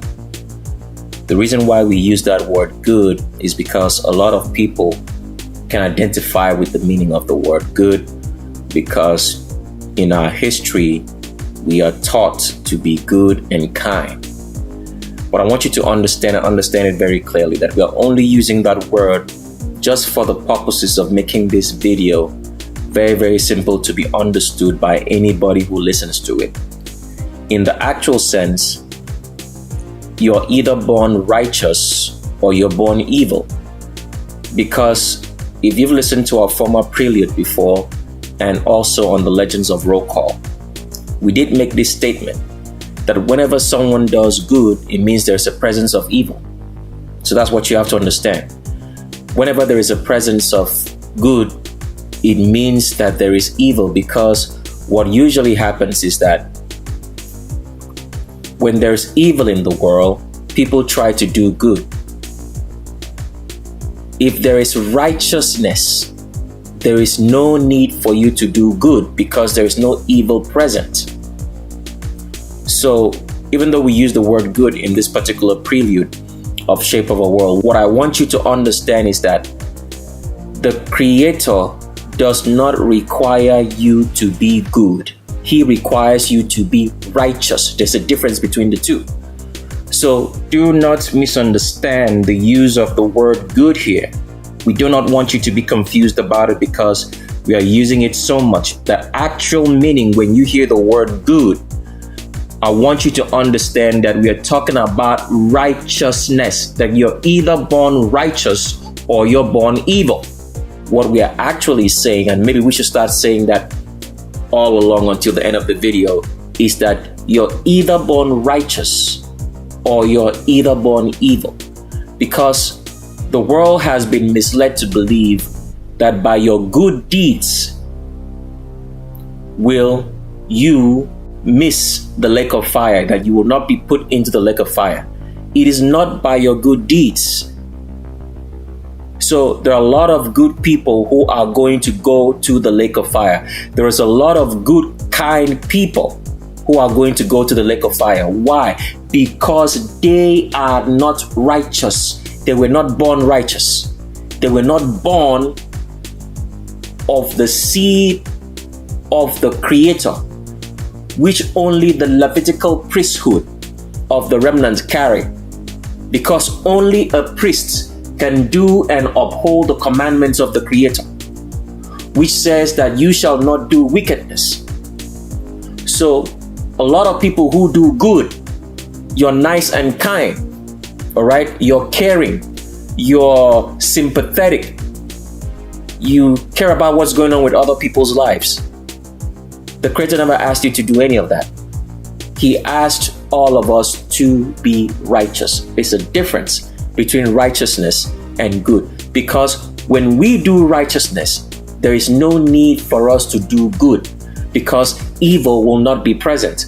But as long as there's evil, then you have to do good. So please understand that before we continue on at this particular point in time. Because a lot of people, wicked people, do good. The government who is wicked does good, doesn't it? It gives you stimulus checks. It gives you palliatives for the COVID-19 lockdown. But that is not what they were asked to do. They are not supposed to be wicked. Because whenever you do a lot of evil, you try to offset the balance of evil with good. So whenever you do good, that means there's a presence of evil. But if you do righteousness, evil is not present. There is no need for you to do any good to anybody, because you are doing righteousness, which says you shall not do wickedness to anyone. You may have been wondering why you're looking at this particular screen, which shows Bruce Hornsby and The Range in a very popular song that still reverberates till today. Why does the song reverberate till today? Because the truth, as the song says, is that things never change. They always remain the way it is. And this was sung by Bruce Hornsby way back in the day, and the song is still popular. And some of the beat, or let's say the rhythm of the song, possibly the lyrics, were also made popular by Tupac Shakur. Because the truth is that nothing changes. Nothing ever changes. You are who you are. You cannot change. Now I want you to remember this so you understand the genesis of everything. Because when you understand Genesis, a lot of the things that you're reading in scripture becomes very, very clear. The Creator says, I am the same yesterday, today, and forever. He has not changed. What He said way back in history is what He still says up till now. what he did way back in history is what he still does up till now. So the creator does not change. So if the creator does not change, it means that nothing that he has made or nothing that has become corrupted will change, because the order says that there is no such thing as change. Things remain the same and produce after its kind. That's all what it is. So this song by Bruce Hornsby here, in which he talked about the fact that there are some things that will never change. He said there are some things, but in truth, nothing ever changes at all. They always remain the same. So when you've been ever sold a lie about change, what you have to understand that there is no such thing. Remember what we told you before, an example. Obama said that things were going to change because he became not the first black president of the United States. Has things changed, or have they remained the same and gotten worse? So now someone might say things got worse, and worse means change, but that's not what it means in its actual sense.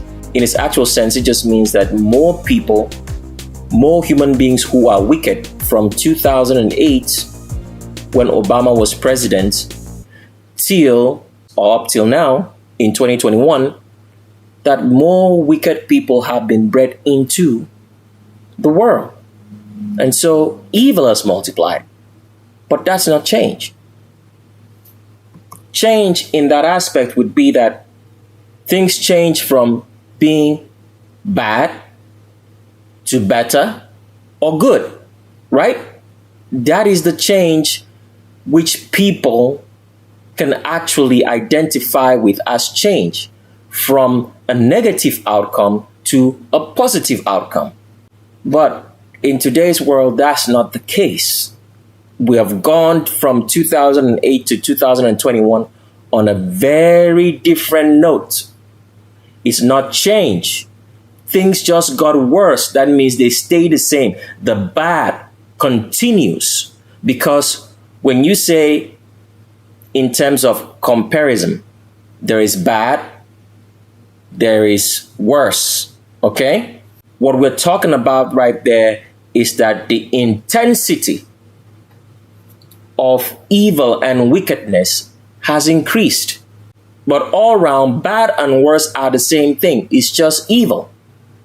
So nothing ever changes. Everything always remains the same, because that's the way the order was made. Everything should produce after its kind, just like the Creator said. Fishes continue to produce fishes. They do not change. If anything has changed, somebody has tried to make a fish to be crossbred with something else.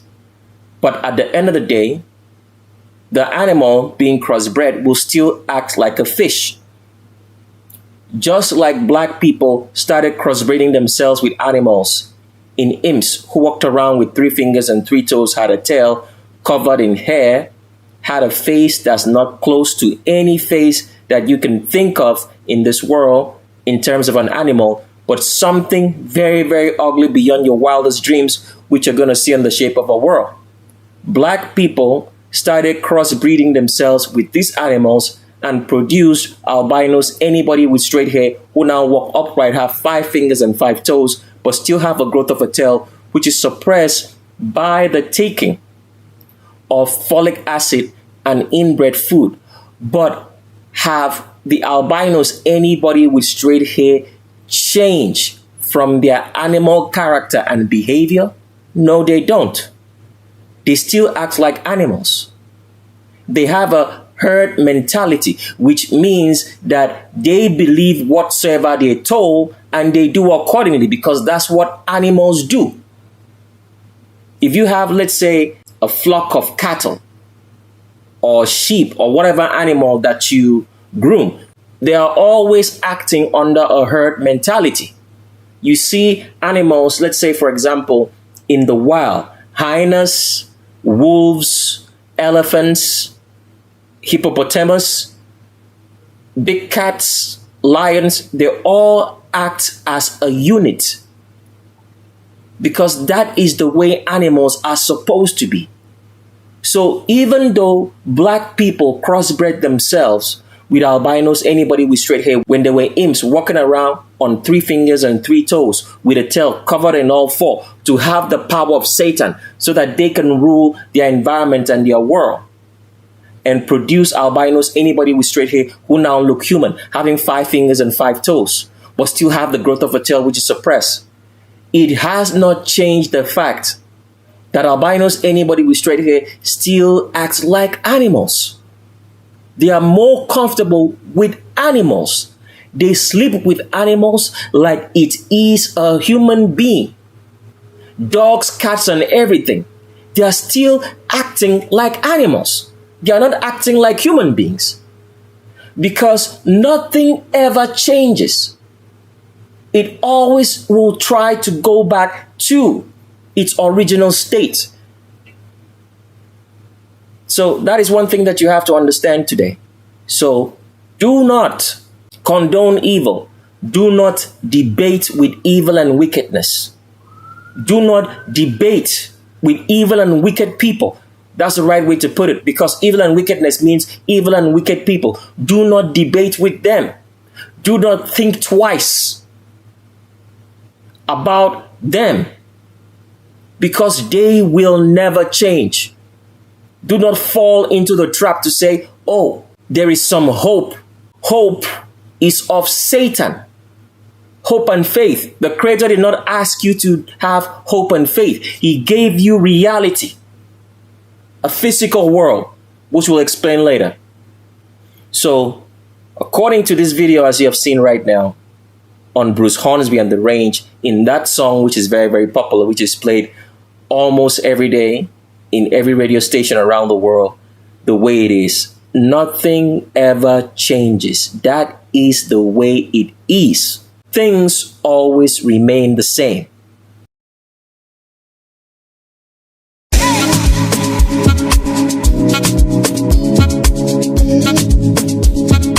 Easy on the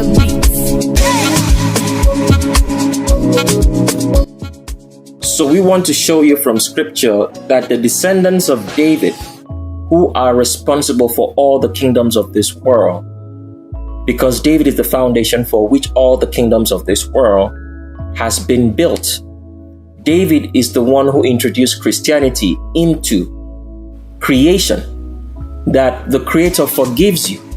Because when you read from the book of Genesis, okay, you read through Exodus, you read through the books of Joshua, you read through the books of Judges, and you read through the book of Ruth before you get to 1 Samuel. When you read through all those books, you will never find a place that it says that the Creator forgave anybody, that they did something wrong and He forgave them. It was when you did something wrong as a wicked person, you were judged immediately for it. Either by you dying or by you bearing the punishment of what you did, and then after that you still go to the lake of fire. So when you read up to 1 Samuel, you never see the Creator forgive anybody for the wickedness that they did. But I can give you a typical example in 1 Samuel before we continue. We have already read this story before, we read it again. Or let's say we explain this story again for you because we're not going to read it right now. The story of Eli. Eli and his sons were in error. They were high priests of the Aaronic priesthood. But they made an error. They acted wickedly. What happened to them? The Creator judged them. He had no mercy on them. So imagine now, the Creator has had no mercy on an Aaronic priesthood, Levitical priesthood, for doing something wrong. Why would He now be forgiving the whole world if He can pass judgment on His own high priest for doing something wrong?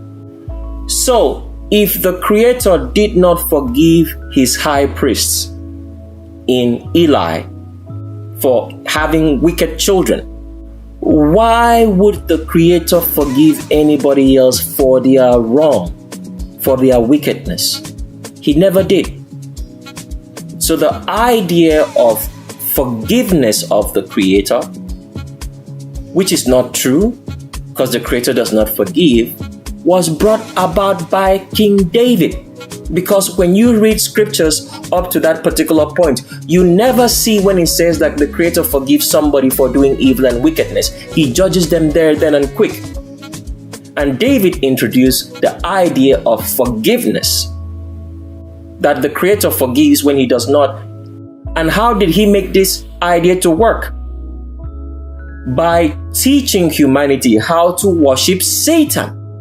So that at the end of the day, because what usually happens is when the Creator wants to pass judgment in this world, in terms of death to anybody who's wicked, it's Satan who does that. But through David, by saying that the Creator forgives people, when indeed he was talking about Satan, he made the world to worship Satan such that the judgment of the Creator would not come upon them. Why? Because they worship Satan. And when they worship Satan, Satan would not kill them until a high priest would speak, and then Satan would have to obey. Because under normal circumstances, when anybody did evil or did not uphold the commandments, death came upon them. That was the commandment. Cursed be those who do not do these commandments, because they will die. That's why it's written in scripture that a man shall live by doing the commandments of the Creator, because if he does not do them, then impending death is coming upon him. So, but David taught creation and the world to worship Satan, so that the judgment of the Creator would not come upon them, by Satan executing that judgment by passing death or causing them to die. So evil has kept on increasing, because when evil people and wicked people are not removed, are not killed in the earth, they increase more of their kind by bringing forth or giving birth to more wicked children in terms of number, and they increase more wickedness and evil upon the earth. So it's because of David that this was possible. That if Satan was going to kill, let's say at the most, maybe 20% of evil people every month in the year, because of David, that number reduced to maybe like 5%. And with that kind of reduction, more evil people have increased, because now everybody's worshiping Satan. So Satan does not have a right to kill them anymore, except when a high priest does speak. Because if there is no high priests, the wicked can do whatever they want to do. But when there is a high priest who opposes them, then they just can't do whatever they want to do anymore. And that time has now arrived. So the portion that you're looking at the screen right now is the fact that we want to show you that the David Solomonic descendants are desperately, terribly, there are no words for it in this language or in this lifetime to explain what these people have done. You're going to find out a few of it as we get into this video. But we want to show you right here that they have never changed right from time. They have always been evil and wicked, and their children being born of more ability to be wicked by the fact that they have increased and aroused themselves more to do more wickedness. Therefore, they give birth to more wicked children. The story that you're looking at is on 1 Kings chapter number 12. If you're in the Greek Septuagint Bible, it's going to be 3 Kings chapter number 12. It concerns the direct heir to Solomon after he died in his son called Rehoboam. Now, Rehoboam became king after Solomon died. He was Solomon's son. He was possibly the one chosen or the eldest that took up the mantle of being David's descendant and ruling all the other descendants of David. And in the story that you're looking at on the screen here is that when Rehoboam became king, the stupid, wicked remnant, because the reason why most of the remnants sided with their kings is not just because they were deceived, it is because they themselves were wicked. Because wickedness cohabits together. Like attracts like. If you are a wicked person, you are going to attract wicked people. That is why homosexuals tend to band together. They do not stay around. They don't want to be around regular people. And anybody who condones homosexuality is a homosexual himself. It's just that he is not practicing or she is not practicing openly for others to see. So, like attracts like. The remnant were deceived by David because they liked what they saw. They liked lies, and they get deceived into lies. Because what happened in the story that we're trying to narrate of the fact that the David Solomonic lines of kings who are responsible for all what's going on in this world, who have been the hidden hand that has been hiding and guiding history, have always been wicked. There is not a bone in their body that can do righteousness. Everything they do has a reason for it. Because why? The genetics are evil and wicked. It cannot change. So in this story about Rehoboam, who was King Solomon's son, who became king, the evil remnant, I want you to understand how wicked people are. Okay? In this story, the wicked remnant came to King Solomon's son and said to King Solomon, your father, isn't it crazy? Let us just finish talking so we can continue. They come to King Solomon's son and say to him that your father put a lot of suffering and pain and burdens upon them.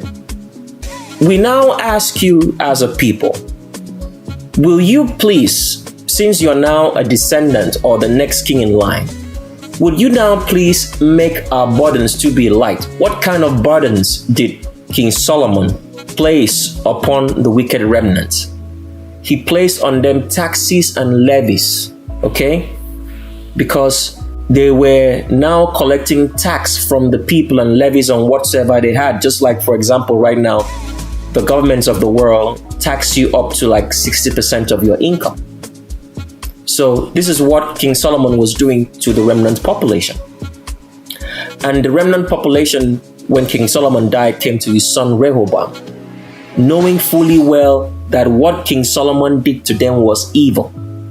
But they came and still were bargaining with evil. Instead of saying, we do not want you to be our king anymore, they bargained with them. That's what wicked people do. They bargain and debate with evil. They came to Rehoboam and said, could you make our burdens more lighter? That means our taxes and our levies. And what did Rehoboam say? So let's just read that part so you can see, and then we can continue with this story because we want you to see it yourself. And they said to King Solomon's son in Rehoboam, we're reading from 1 Kings. If you're reading in any other Bible besides the Greek Septuagint, it's going to be 1 Kings chapter number 12. If you're reading in the Greek Septuagint Bible, it's going to be 3 Kings chapter number 12. We're reading from verse number 13. And it says, and the king answered the people harshly, and Rehoboam forsook the counsel of the old men which they counseled him. And he spoke to them according to the counsel of the young men, saying, my father made your yoke heavy, and I will add to your yoke. My father chastised you with whips, but I will chastise you with scorpions. And the king hearkened not to the people, because the change was from Satan, that he might establish the word which he spoke by Achiah the Silonite concerning Jeroboam the son of Nabat. So, the remnant who loved wickedness, because if they did not love wickedness, they wouldn't try to negotiate with King Solomon's son in Rehoboam.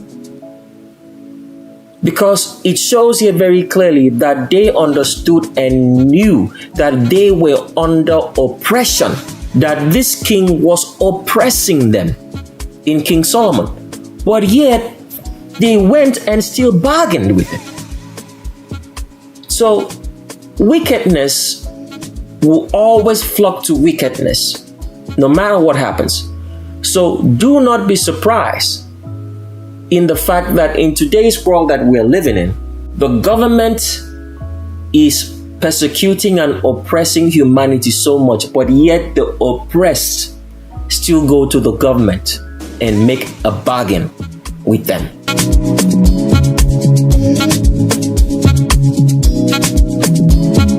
So David is the one who introduced a lot of all the evil and wicked ways of manipulating the public, controlling the public. David introduced what we know as psychological warfare into humanity. This is something that had never ever happened before now. Before the times of the Roman Empire, all right? Before the times of, let's say, the Babylonian Empire. Let's start with the Babylonian Empire because we're going to get into that very soon now. Before that time, before King David, there was no such thing as psychological warfare. What is psychological warfare?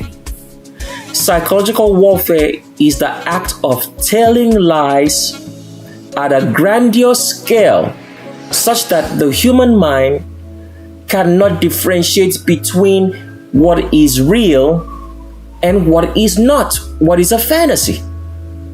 This is a terrible thing that David brought to humanity, because now they have been able to tell us so much lies such that the human mind is spinning more than 360 degrees around and cannot understand anything.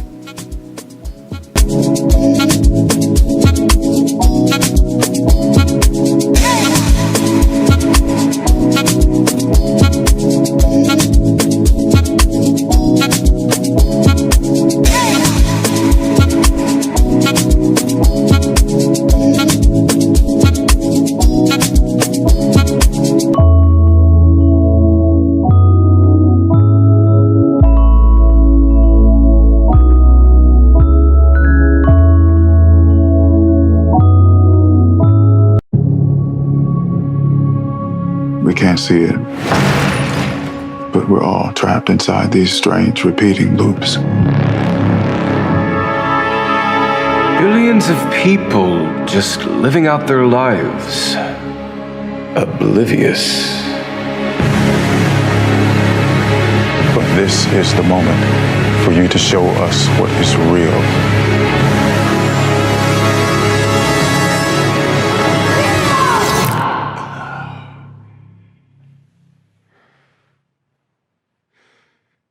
I remember this.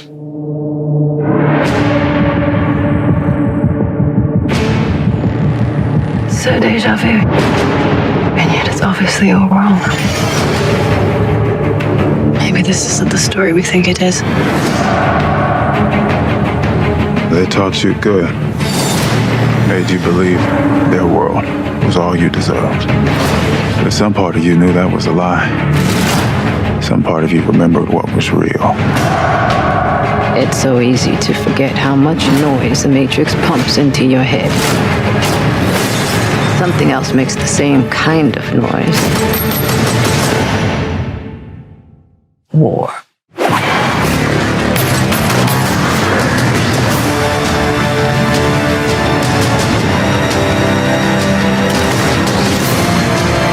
What happens to Nia?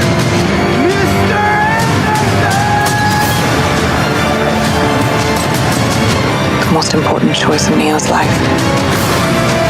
It's not his to make. She believed in me.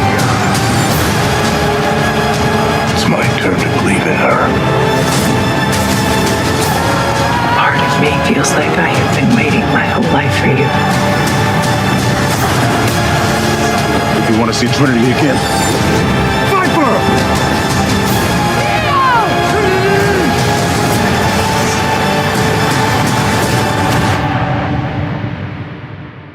I saw this in a dream.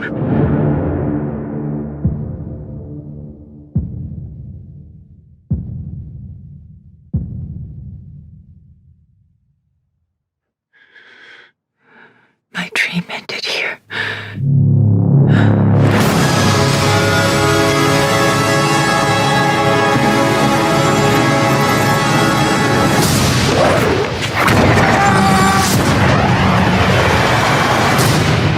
We still know Kung Fu.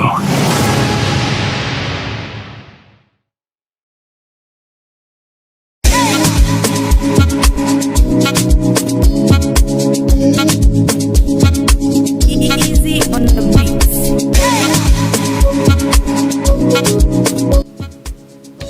David introduced all that. Now, the punishment that is awaiting David's descendants in the lake of fire and in this world right now from this day on forward, because they are going to be the ones that are going to suffer this particular fate more than anybody else in the lake of fire. Because people, you have to understand this. The lake of fire has levels. Not everybody is going to be at the same level, but you're all going to suffer. This is the truth. You've never been told about this. There are levels to it. So at the deepest levels, the people who are going to go through the worst torment ever, because theirs is not just going to be burning in the lake of fire. Their minds too are going to be dealt with. The things that they have done to humanity, in telling humanity so much lies, such that humanity does not understand reality and cannot separate between reality and fantasy, is the same fate that's going to await them in the lake of fire too, the descendants of David. Because they are the ones who brought about the fact that the human mind is so messed up today.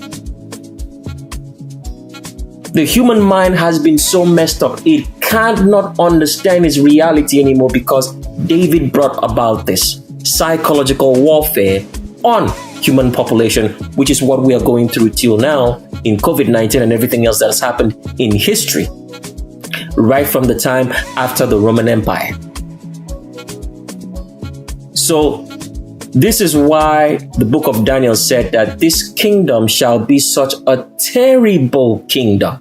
Why? Because humanity today cannot discern what is real and what is not. They tell you that the earth is spinning, okay, on an axis. The human mind is not able to discern whether it is real or not. They have accepted it as fact. They have accepted such things as gravity. But these are all lies. This is what David brought to humanity: psychological torture and warfare. And this is what they are going to go through for themselves in the lake of fire starting now. So such things as psychological warfare has to do with diseases. Because when you read through scriptures, you don't see a lot of so many diseases. You will probably see things like, people being barren, somebody being handicapped. You probably see such things as maybe someone being blind or deaf or dumb. And you probably see that. But you don't see a great host of diseases as you see today in the world. I mean, the amount of diseases, sicknesses, and illness is mind-boggling at this particular point in time. There are so many of them. Where did all this come from? Because when you read through scriptures, you don't see all this. But in our time, you see all this host of diseases. Where did it come from? People do not know this, but now you're going to know why. Because it came from David. David introduced the idea of sicknesses upon the remnant population so that they could be controlled. And from that time on, in King David's time, the sicknesses continued to be multiplied upon the remnant population, such that had never existed before. So where did it come from? It came from David. How did it come from David? Because this is what people do not know. Fungi and parasites in terms of worms, these were not created by the creator. So the creator did not create anything as fungi, worm, or a parasite. He did not grow any of that. all these things were growing on Satan's body and skin. Oh my goodness. So fungi, worms were all growing on Satan's body. The Creator did not create them. These fungi were all caused by the bodies of wicked angels, which had become fleshy. Did this so-called engineering process of animals and plants that only could now grow on the dead bodies of corrupt, wicked angels. So from Satan's body, because you have to understand that the Creator wiped away all the genetic mixing that was going on at the flood, including wiping the vegetation which had become corrupted, as well as animals, okay? So the reintroduction of this engineered fungi and worms came from Satan. But it came from David cutting off the flesh of Satan and his blood after he himself had drank of the blood of Satan and ate his flesh to have his bloodline.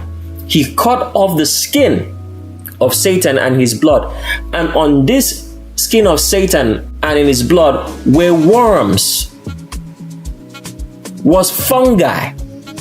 And David took it and created more of this fungi and bacteria, and whenever he would now go through the engineering process of inbreeding and crossbreeding plants and animals so that he could give to the remnant population, because this is the only way that a spell could be cast on the population, he also added the fungi and worms on it. And that's how the remnant population started being sick. And that is how most sicknesses and diseases, which were not ever present, got introduced back into humanity again. So it is from David that we have a lot of hosts of diseases and sicknesses which were gotten from the body of Satan. So if you watch such series as The Strain, it's an FX show, you would see that in that series, it shows you that these wicked evil beings, which is taking over humanity, they have worms. They have worms in their body or in their skin. They have fungi. They have very nasty skin. So all this was trying to show you what the body of Satan looks like. Now, before we continue, we need to make you understand one thing very clearly at this particular point in time. So, on the former Prelude to the Shape of a World, in which we introduced the fact that Satan is the angel of death, we did make mention of the fact that Satan can turn into a gaseous state when he wants to exact vengeance, and he can come and go as he wishes and people would not know.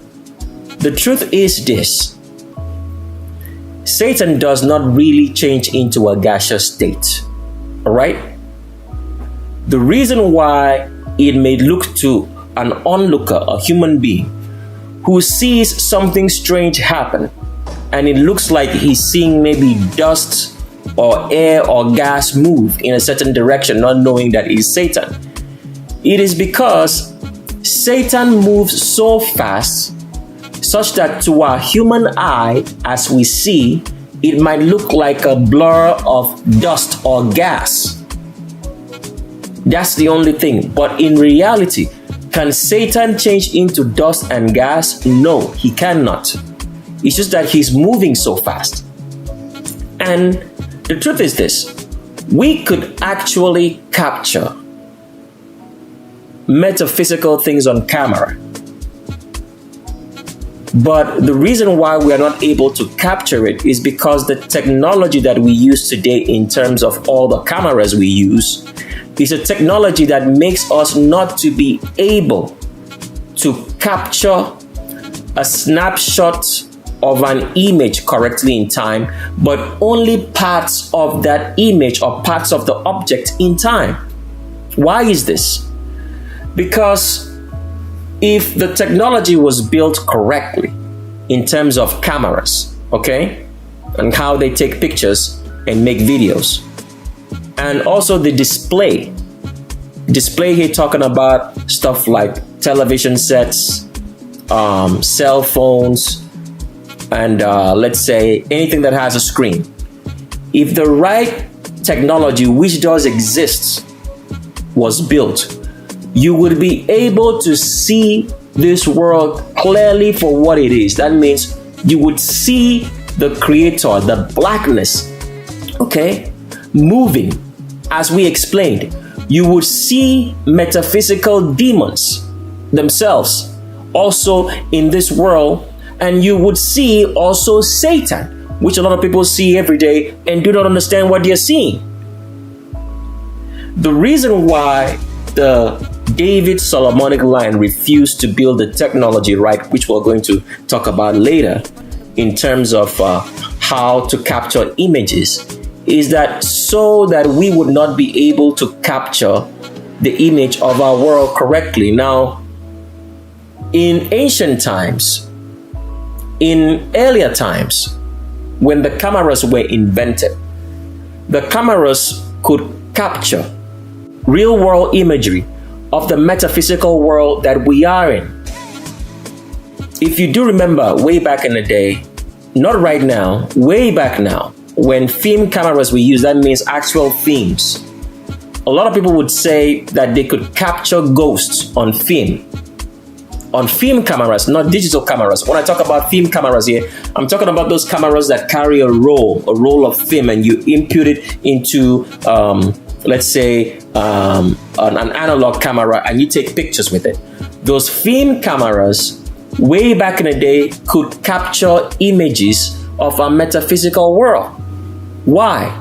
Because those cameras were built to have a horizontal shutter such that it would capture the object, the whole object at a particular point in time, all right? That when that shutter was taken. But in the cameras that we use today, whether it be the digital SLR cameras or like the cameras that they use to create movies, they don't use a horizontal shutter. They use a vertical shutter. We'll explain this later on further down in the video. They use a vertical shutter. Now, the vertical shutter does not capture the snapshots of an image at a particular time. What it does is that it captures parts of the image or parts of the objects, okay, at a particular time, such that every part of the object that you see is not the whole capture of it at that particular point in time. So that means part of an object will be older in the image, but you will not be able to see because your eye doesn't notice all those differences so quickly. And some part of the other image will be newer. So what's the best way I can explain this? So with a vertical shutter, it's going to capture this part first as I'm moving my mouse right here, not in a straight fashion. Then it's going to capture the lower part next. It's going to capture the part under here next, and like that in a vertical motion. So what's going to happen is like this part of the top image is going to be old, all right? So it's only capturing a part of the image in time. This part of the image right here, from the point that I'm moving my mouse from top to bottom, is going to be newer than the one up here, okay? But what happens is that when it's now caught on film, the changes are so quick such that you will not see, okay, that there's going to be some sort of distortion of, let's say, the picture on top to the picture on the bottom. It's going to be slight nuances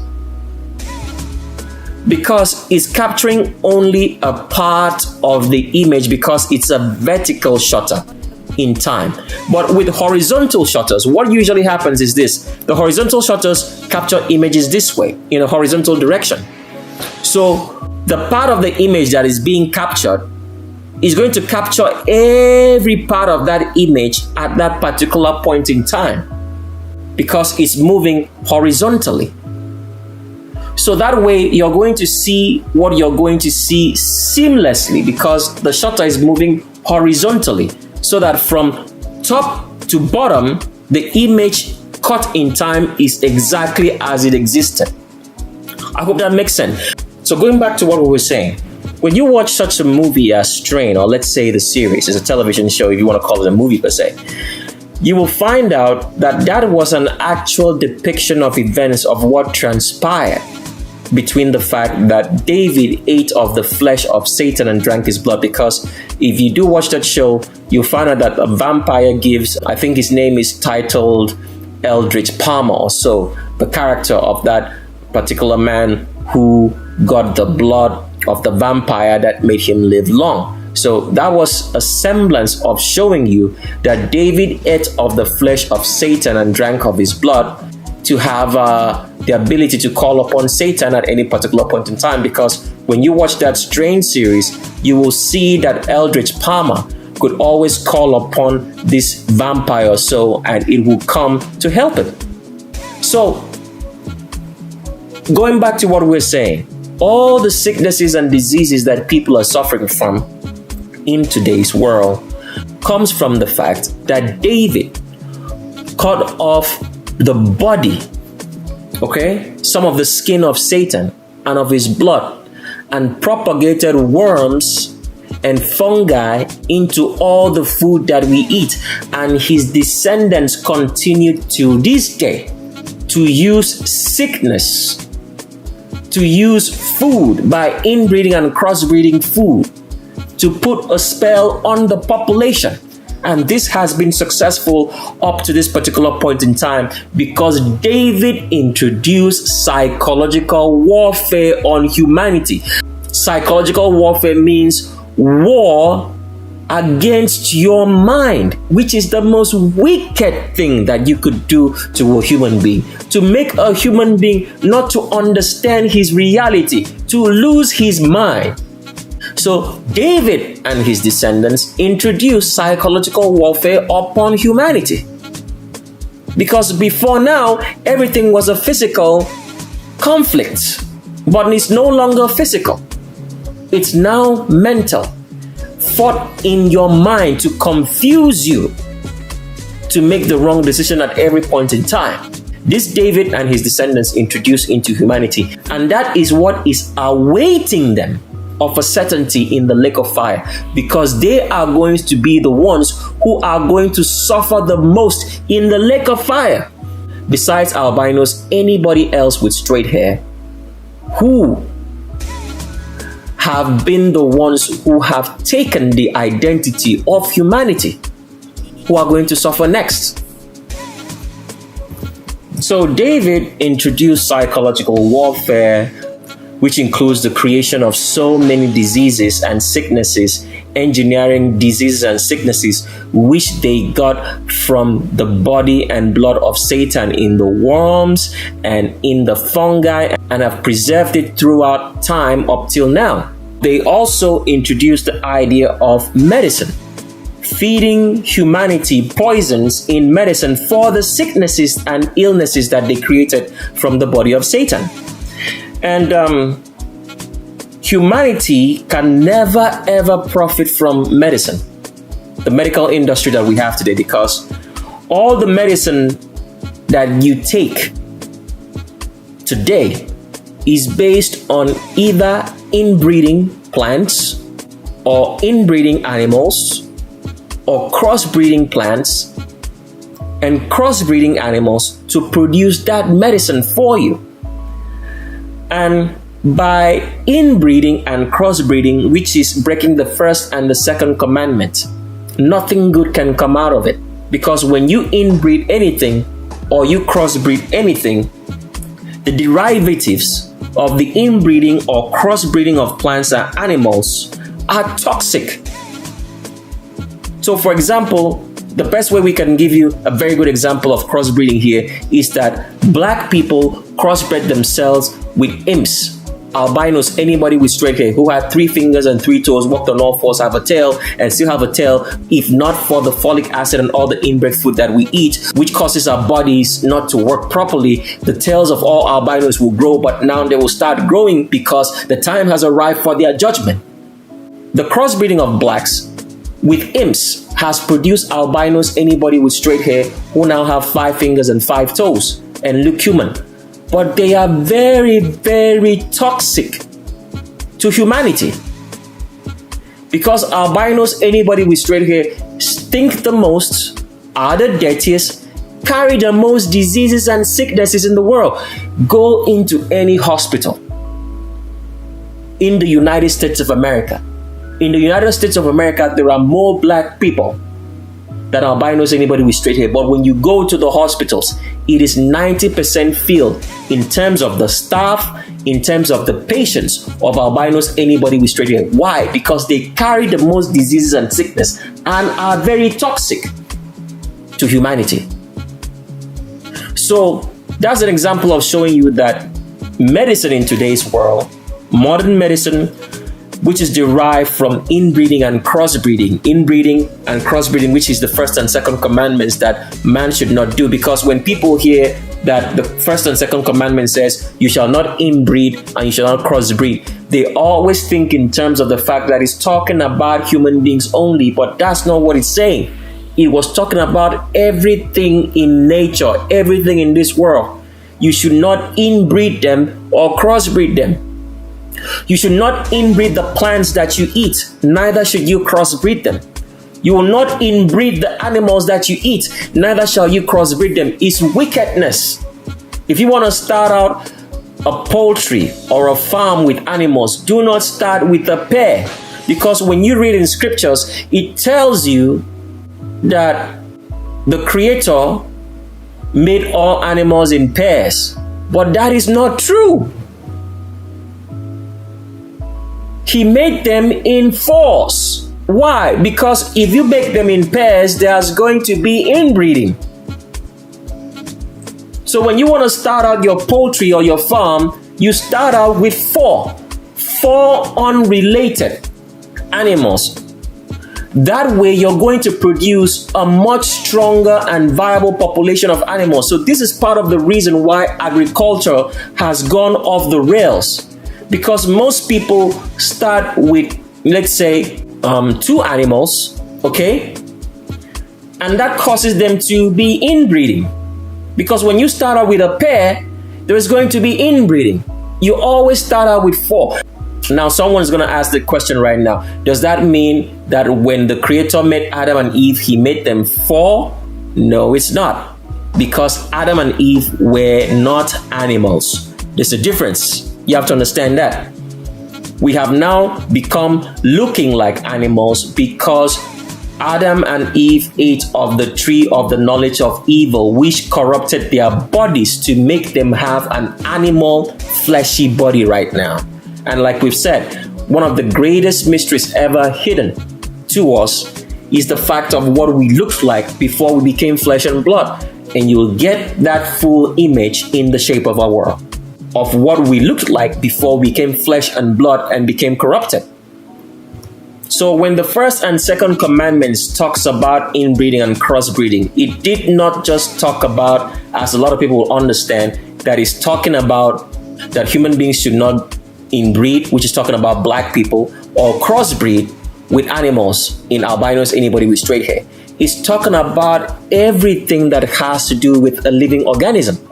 So in today's world, most of the medicine that we eat comes from inbreeding and crossbreeding, and therefore this medicine is toxic to us because the commandments have been broken. Now, for the hearers of this particular video, they have gotten some truth now in the fact that when they read scripture and see how the Creator made animals, that he did not create them in pairs, as their understanding would come to make them believe when they say that he made them male and female. He made them in fours. Okay? All animals were made in fours so that there would be no inbreeding. So the Creator started out making 4 animals of every variety. Each of them were both male and female. each of them were created, so there was no inbreeding. Because if he made them only two, okay, male and female, as a lot of people would have read the scriptures or read the Bible per se that we have and think, they will now think that all the animals were created in twos. No, they were created in fours. So that is some history which we're going to get into later at the latter end of this video. So David introduced psychological warfare into humanity, which is what humanity is going through now. And humanity is going through it because they love wickedness. Because if they were not wicked, all the things that are being done to humanity, like all the mandatory vaccinations, so forth and so forth, that if you do not take your vaccination, you're going to be out of a job. And there's coming down the pipeline so much other suffering because the times of the Gentiles' wickedness, for them loving to be wicked, for them loving to be homosexuals, loving to look like nothing of humanity, loving to have tattoos and piercings, doing all sorts of evil, okay? Whether it be stealing, murder, orgies, homosexuality, transgenderism, for supporting all the evil of this world. That is why they are going to suffer. A lot of people will always think that if you make people suffer, because this is the logic, if you make people to suffer a lot, usually suffering always makes someone to seek for change, all right? To seek for respite from their suffering. And if they are told that the reason for their suffering is because of what they've done, they will seek to change their ways, all right? So they do not go through the suffering. But the tribulations, because the world has arrived at the time of tribulation that you've been reading about in scriptures, but you never understood, the time of sorrows. But it is not for the remnant, okay? It is for the wicked. And they are going to suffer very much. What usually happens is that people think that when you suffer and you're told the reason for your suffering, you will make a change so that you do no longer suffer. The wicked of this world, the Gentile nations of this world, for denying the truth that we've told them, okay? And for everyone who's denied the truth and has insulted us and said so much things about us, evil things and wicked things, they've made a mockery of us. What's going to happen to them is this. And for every other person who is wicked in the Gentile nations at this particular point in time in history, in which the visitation of the wickedness which the Gentiles have done to the remnant is now going to be visited upon them 2,000-fold over. And then some people are going to receive more. Like black women are going to suffer more because they are the ones who are the foundation of all this wickedness at the end of the day, because they've chosen to go out of natural order. What is going to happen is this. The government is always going to give the wicked population, because David introduced psychological warfare into humanity. So the wicked public, when they are suffering, the government will always give them some respite. What is a respite? So, for example, during the COVID-19 lockdown, the government gave stimulus checks. They still give stimulus checks till now. The stimulus checks are not enough to take care of all your problems, but it's a small gift and token. So when the wicked public received the stimulus check, all right, what happened? They got confused. They were given respite, some small amount of money for them to spend. So they took that money and spent it and forgot about their troubles. The COVID-19 lockdown and everything that was going on, that they lost their job, that they lost their companies or whatsoever. So their mindset was assuaged such that they did not see the great evil. They could not understand the great wickedness. They could not understand the suffering and oppression that was heaped on them because they were given a small respite. And so, because they were given a small respite, more suffering is going to be heaped upon them now because they haven't understood, okay, that the respite given to them is to make them to not understand their suffering and to accept more suffering. That's what's going on. Because a lot of people who will receive those stimulus checks got confused and will probably think maybe the COVID-19 disease is real. They would think such things as the government still cares about us. They are trying to give us some money to help with all the pain that we have to go through because COVID-19 is real. So the people, the wicked public, accept more suffering whenever a respite is given to them. So that's going to be the strategy till the end of the world, in which the burdens and the oppression and the suffering upon the Gentile nations are going to increase every year.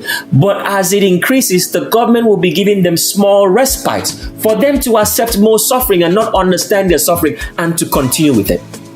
So if you're thinking that when the suffering is going to come upon the Gentile nations, which has started right now as you're listening to the sound of our voice, that they will change, okay, and seek after truth and accept the truth and try to do the commandments of the Creator, you are sorely in the wrong. It's not gonna happen. Why?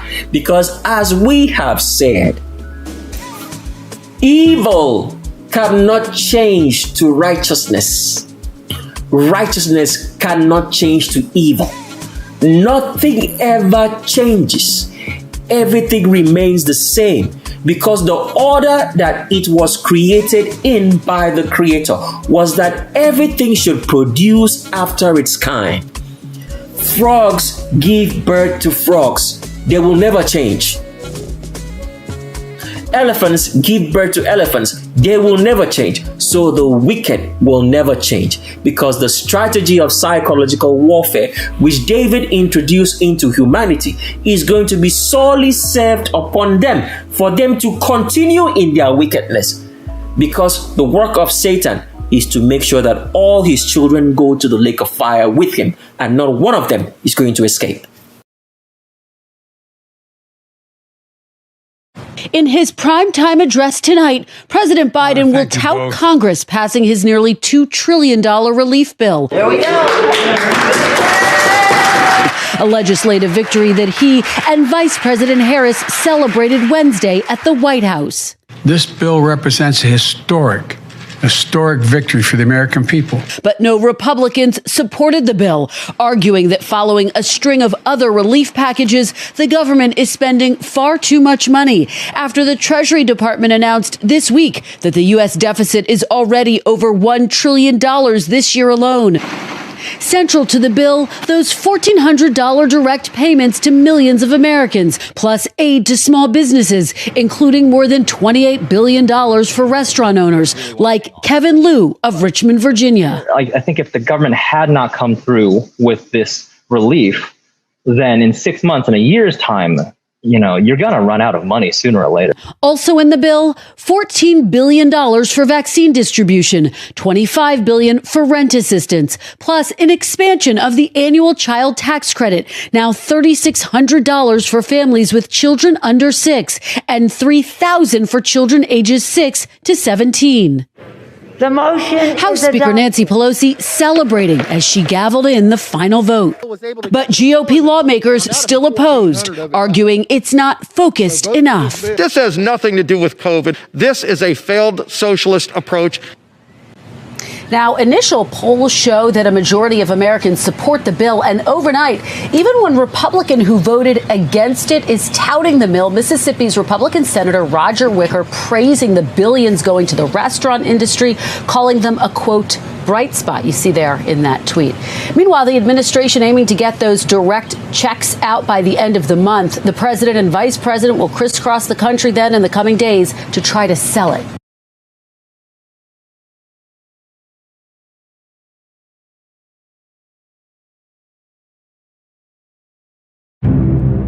Of all the creatures in the world, the human animal is the most dangerous. Unfortunately, a new species has risen to supplant them. I still can't believe we lost. What the hell are they up to? The world is dying. You are its last hope. These terrorists will be hunted down. If we waited for the perfect moment to revolt, it would never happen. I call this a win.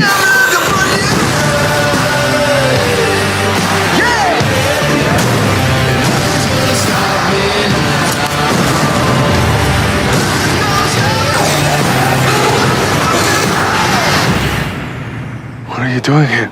Waiting for you. The Strain premieres Sunday, July 16th on FX.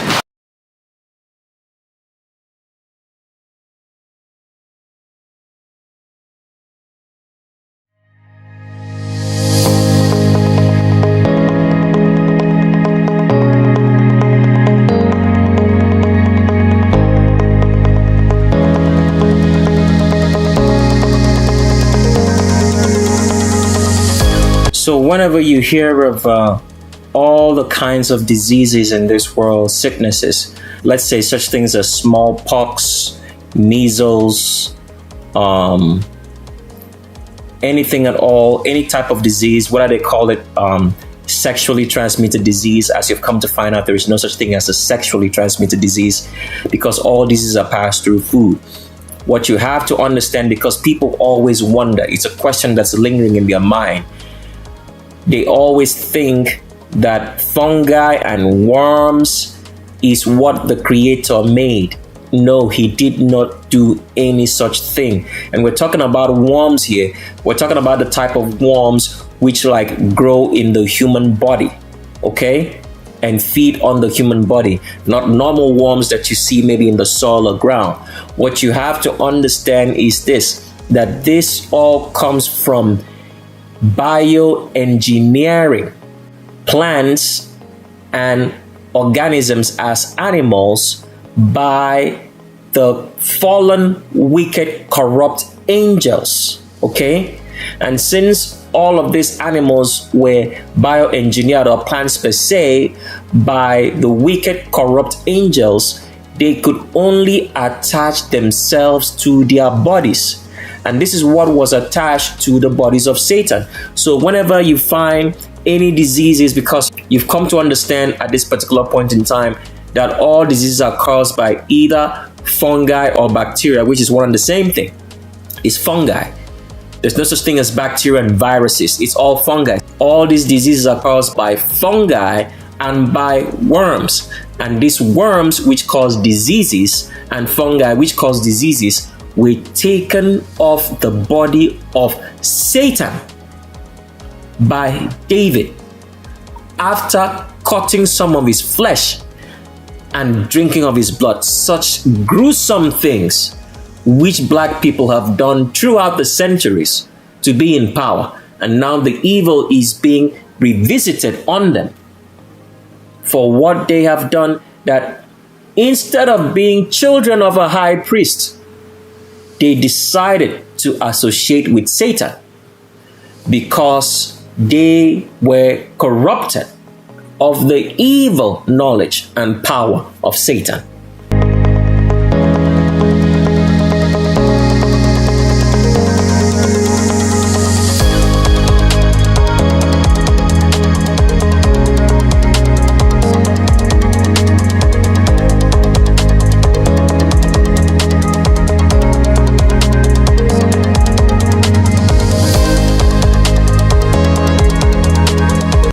So David is the foundation of all evil in this world.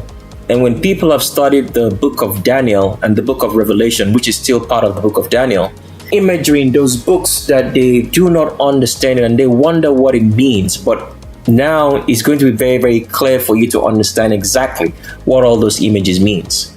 So according to the dream that Nebuchadnezzar had, which Daniel interpreted that vision of the statue that you're looking at the screen right here, it was told that there will be certain empires in this world, and that at some particular point in time, a stone not cut with human hands would come down upon this image of the empires of the world, and that it would crush these empires into powder, and they will no longer exist in the earth.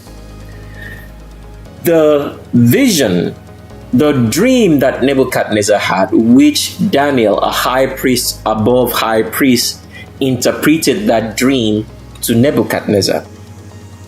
People did not understand that this dream all along was talking about King David. All right? King David and his descendants who have been behind every empire in the world up to the last one. The reason why they do not understand that this was talking about David was, one, only a high priest could understand what Daniel wrote. And I'm not a high priest, I'm just quoting information based on the script that I'm reading from. So they did not understand that was one. Number two, they did not understand because they haven't come to know that David is the foundation for all evil, organized evil in this world, and that his descendants have been running the world behind the scenes, and they have sold themselves into every empire of the world to run it.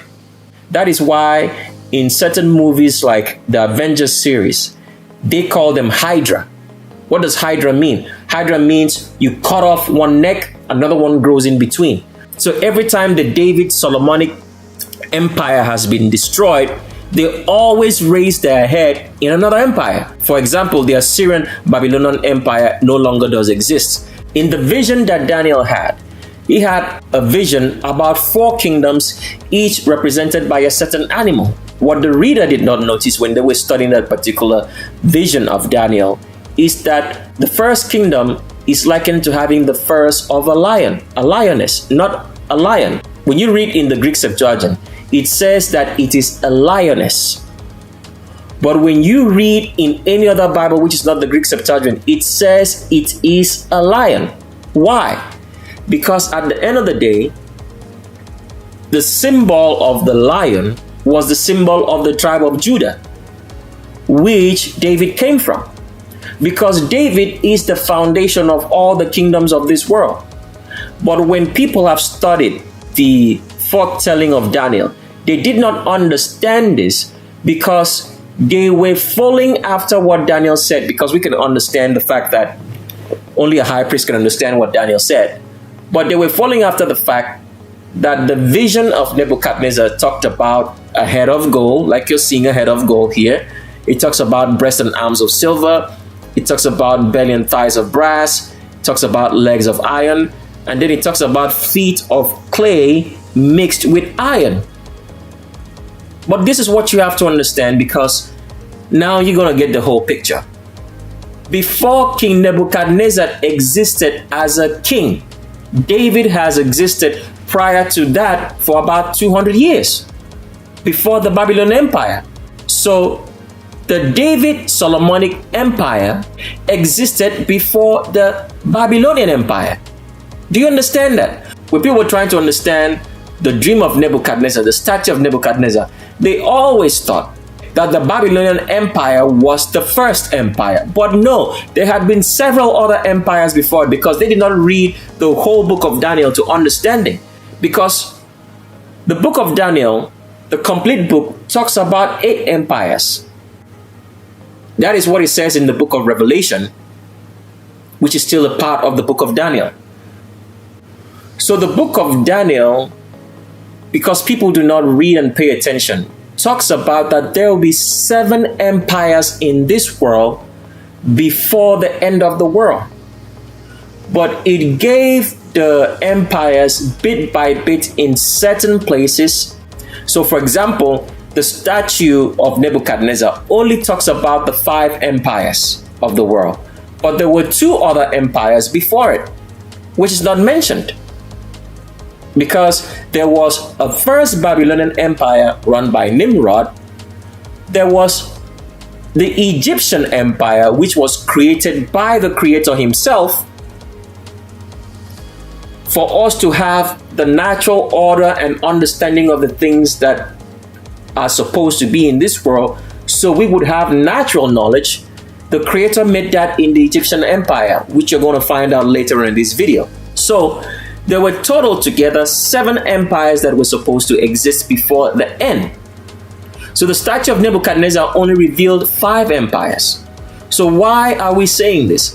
Because when people had read those scriptures, particularly concerning the statue of Nebuchadnezzar, they did not understand that the David Solomonic Empire had existed before the Babylonian Assyrian Empire. Now, why don't people know that? Because at the end of the day, the Egyptian Empire, this is why if you read through, let's say, historical books, or you read through, let's say, the scriptures, the remnants were always called Egyptians. Because why? Joseph married an Egyptian and his children became a royal lineage of Egyptians to rule Egypt. So that is why in history the remnants were always closely mentioned with the Egyptian as one, because the Creator himself builds the Egyptian empire before it fell at the time of the Exodus of Moses. But normally that empire was supposed to continue in terms of the remnant, okay? But David overtook it, and from that time David became the foundation of all the empires of this world. Because when you read through the history of all the empires, especially like the Babylonian Empire that you find in scripture, you will always find, when you read with knowledge, you can go read now, you will find that the Babylonian Empire of Nebuchadnezzar had a very close relationship with the remnant in terms of Daniel himself being a high priest, and in terms of wise men. The wise men that is talking about there is talking about the descendants of David, who had an influence on the Babylonian Empire. Also had an influence on the Medes and Persian Empire, because when you read, you find out that Queen Esther, a remnant, married the king of the Medes and the Persian Empire. So the descendants of David have always been behind all the empires of the world. So, but when people are reading the statue of Nebuchadnezzar, they do not understand that what it was saying is that David was the foundation, and the foundation of everything starts at the foot. So it means that before all these empires that you see here, these 5 empires, right, of the Roman Empire, the Greek Empire, the Medes and the Persian Empire, and the Babylonian Empire, that the foundation for them being the empires that they were based upon the fact that David is at the foot.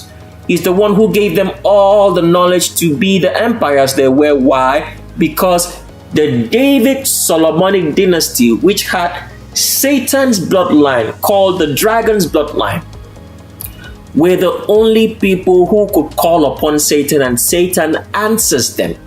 And Satan would defeat whosoever their enemies would be, to make these kings to be the kings of all these empires. Because without David and his descendants, these empires of the world would not exist. This is why every empire, when you read through all the empires of the world, for example, the Babylonian Empire and the Assyrian Empire, the Medes and the Persian Empire, the Greek Empire, the Roman Empire, what did they all have in common, if you remember? They always went to Israel. King Nebuchadnezzar went and destroyed the temple in Israel. Now, which temple do you think it destroyed? The temple of Satan. Because they all sought the power of Satan. That's why they always went to Israel, to this temple which David and his children in Solomon had built, to honor and worship Satan and have the ability to call upon Satan so that Satan would answer them. All the empires of the world always went to have this power in Israel. And how would they get this power, if I may ask you? They would have to marry and have children of a David Solomonic lineage, for them to have that ability, a child that would be able to call upon Satan and Satan would answer. Without that, these kingdoms would not exist.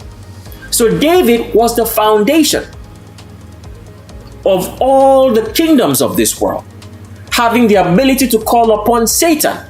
That is why the remnants, rulers paramount, their chiefs, their leaders, their governors, their presidents, they call themselves rulers of the land and the host of principalities, meaning the ability to call upon Satan by saying host of principalities.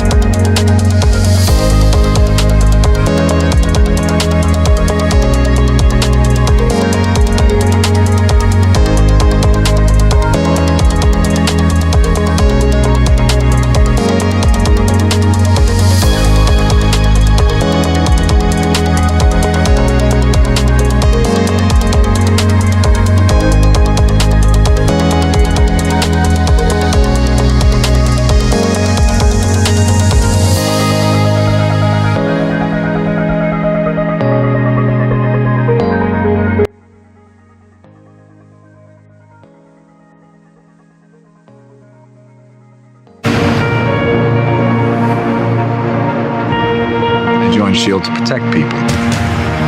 Captain, to build a better world sometimes means tearing the old one down.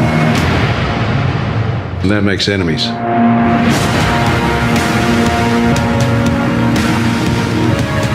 Are you ready for the world to see you as you really are? Look out the window. You know how the game works. Disorder, war. All it takes is one step. We're gonna neutralize a lot of threats before they even happen. Thought the punishment usually came after the crime. SHIELD takes the world as it is, not as we'd like it to be. This isn't freedom. This is fear. You need to keep both eyes open. Before we get started, does anyone want to get out?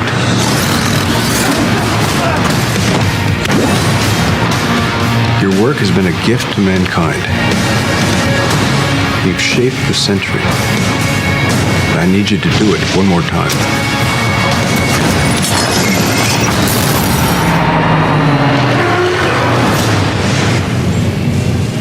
You're up. It's time.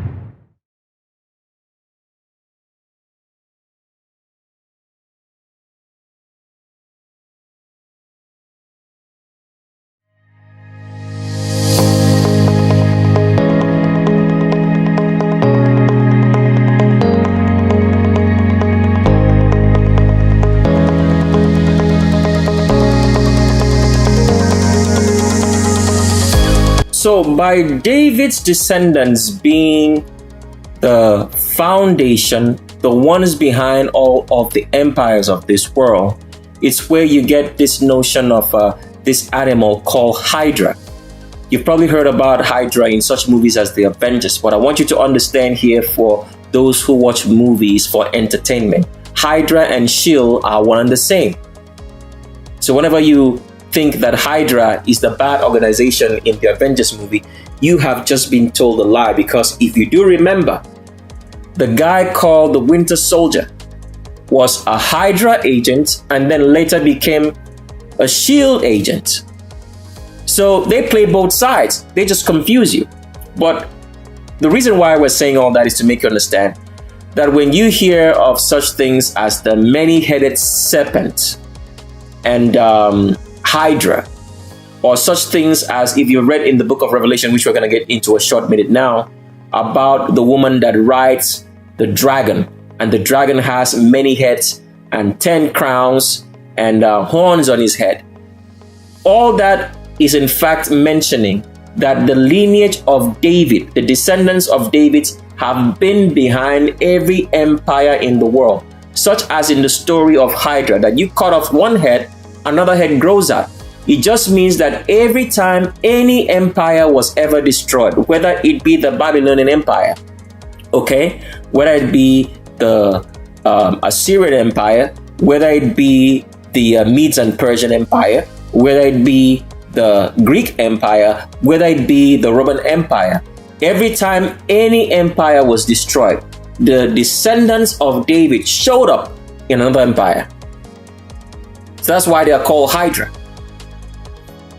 So part of the reason why it's called Hydra per se, the many-headed serpent, is because the descendants of David all have the blood of Satan running through their veins.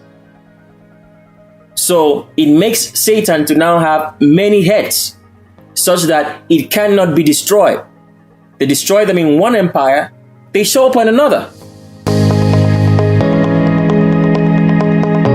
So the image that you're looking at is the image of the beast of Revelation, because a lot of people have read about this beast of Revelation, that there was a dragon, because Satan is likened to a dragon, if you read in the book of Revelations, and that it was a beast which had several heads, had horns on his heads, okay, and the horns all represented something, and they told you that there was a woman who rides the beast. Let's go read this in the book of Revelation before we continue to tell you what the symbology of all this means, because now you're getting a very clear understanding that the many heads of the beast just means the descendants of David who all had the blood of Satan, the dragon. So they showed up in different empires. So that's all what he was saying, because the dragon and the beast there in the book of Revelation is talking about Satan himself. And there's a woman who rides the beast. Now, when people read ride the beast, it's not talking about a physical riding of the beast only. Let's go read this so we can explain this further for you to understand all the symbology, which the Christian churches do not understand, because they are not high priests and will never understand. They are all false priests, because at the end of the day, the scriptures was written only from high priest to high priest, who were only of the lineage of Moses.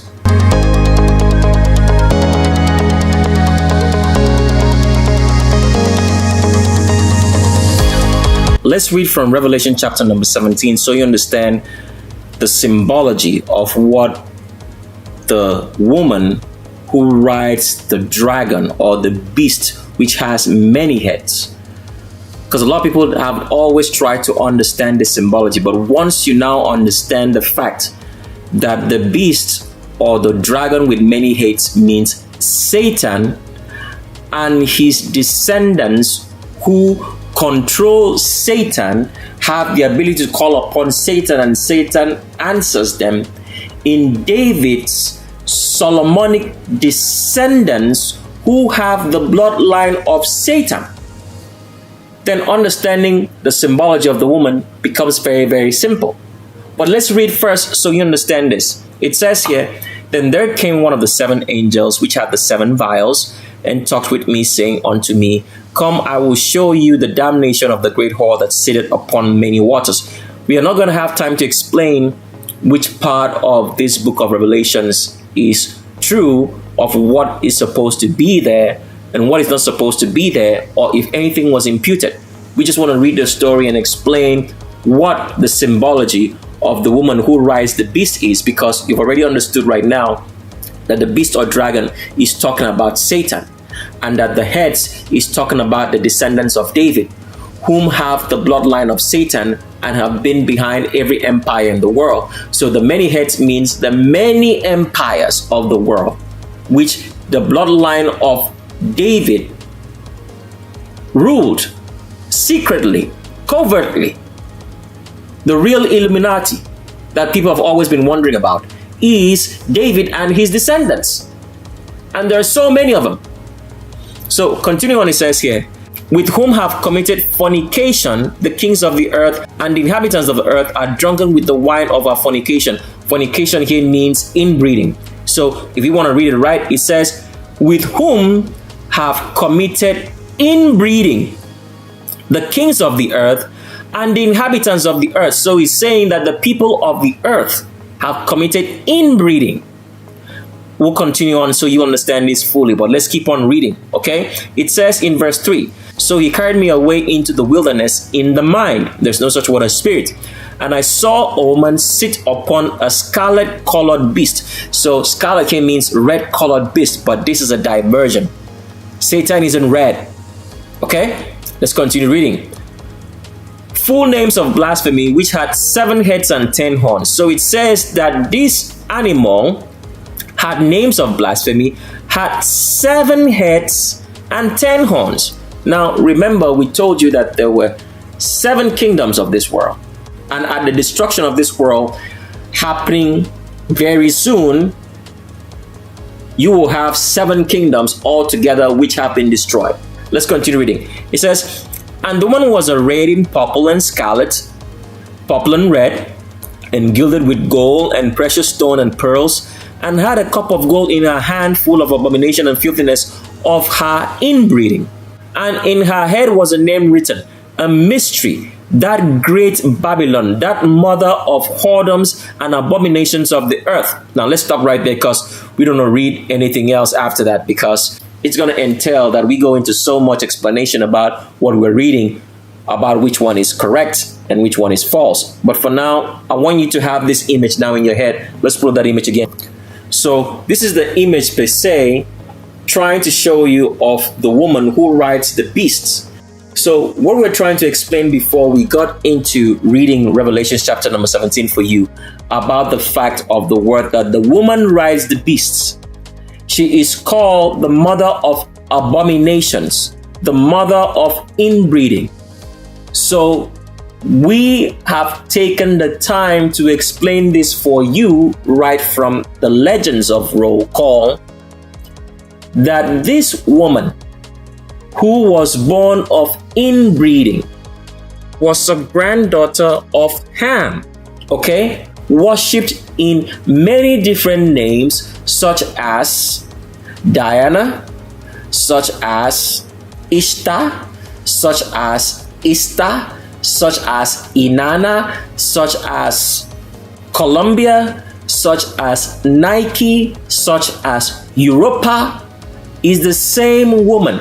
And today she is known as the Holy Spirit, the mother of demons, because she gave birth to Satan's children. When Satan impregnated her with his sperm to give birth to imps, who are now today's albinos, anybody with straight hair, having crossbred with black people. But these imps who have 3 fingers, 3 toes, have a tail and still have a tail, now look human, having 5 fingers and 5 toes, walk upright because of crossbreeding. This happened because this woman, as the scripture is trying to explain to you, is the one who rides the beast. What does ride the beast mean? It does not just physically mean as you're seeing, as this woman is on top of these many-headed creatures, which is likened to the beast. It's talking about that this woman had sex with Satan, because the David Solomonic line of the remnant, who are the ones behind all the kingdoms of this world, in their descendants, David himself was born of inbreeding. That is why we had to read that whole story to you earlier of the fact that David's father slept with his daughter to give birth to David. So this woman here, which represents the inbreeding, okay, which represents the fact that this woman had sex with Satan. It is saying that David did the same thing as this woman did. Why? Because this woman had a union with Satan by sleeping with him. And David had a union with Satan by eating of his flesh and drinking of his blood. And David was born of inbreeding.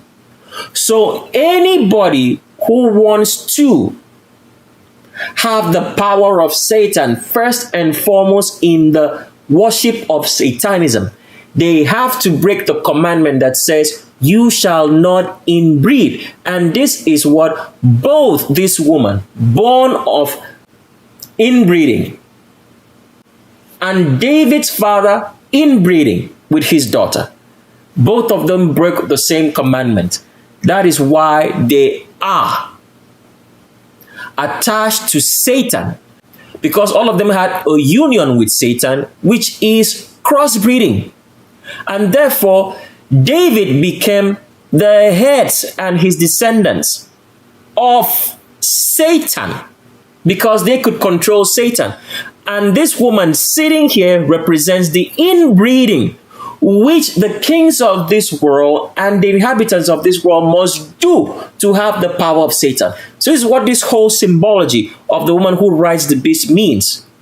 It's talking about the woman who slept with Satan, born of inbreeding, who gave the world the blueprint on how to have the power of Satan, that you must inbreed and that you must have a union with Satan. And this is what David accomplished. So the woman riding the beast just means the woman who slept with Satan to give birth to all the imps, from which you have the word empire, because that word spelled empire there, E-M-P, is actually the same word as I-M-P. It's just that in pronunciation, it is better to say empire than for you to say empire. So this whole mystery of the book of Revelation of the woman who rides the beast becomes very, very simply understood now that you've understood the fact that David ate of the flesh of Satan and drank his blood to have his bloodline, the ability to call upon Satan, because that's what it means to have that bloodline, the dragon's bloodline, which Satan is called the dragon. So David is the one in this whole symbology of the woman who rides the beast being the head, all right, of the beast. The beast here is talking about the fact that they have the ability to control Satan, and by using Satan, they are able to rule the world. And that the many heads means that when any empire was destroyed, another empire rised up. But the empire was still the same because the same descendants who lived in the former empire and made it what it was continued, because they were all descendants of David. So David is the foundation of all evil, the organized evil system of this world. So without understanding David, you're not going to understand anything else, because he is the key for you understanding what is going on in this world. So the mystery of the woman who rides the beast becomes very, very simplified when you understood this, and the scriptures doesn't look so mysterious anymore. Because why? We are arrived at the judgment of the wicked. So they must know the reason why they are being judged.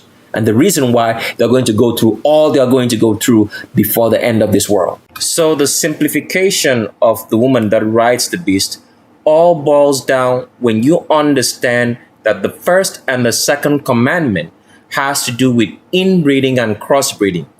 And the woman who rides the beast was born of inbreeding, and she also crossbred herself with Satan to produce imps, who are today's albinos, anybody with straight hair after crossbreeding with so many black ethnicities. Because you have to remember this. These children, which was born of this woman by crossbreeding herself with Satan, had 3 fingers, 3 toes, walked on all fours, have a tail, and still have a tail which identifies them as the children of Satan.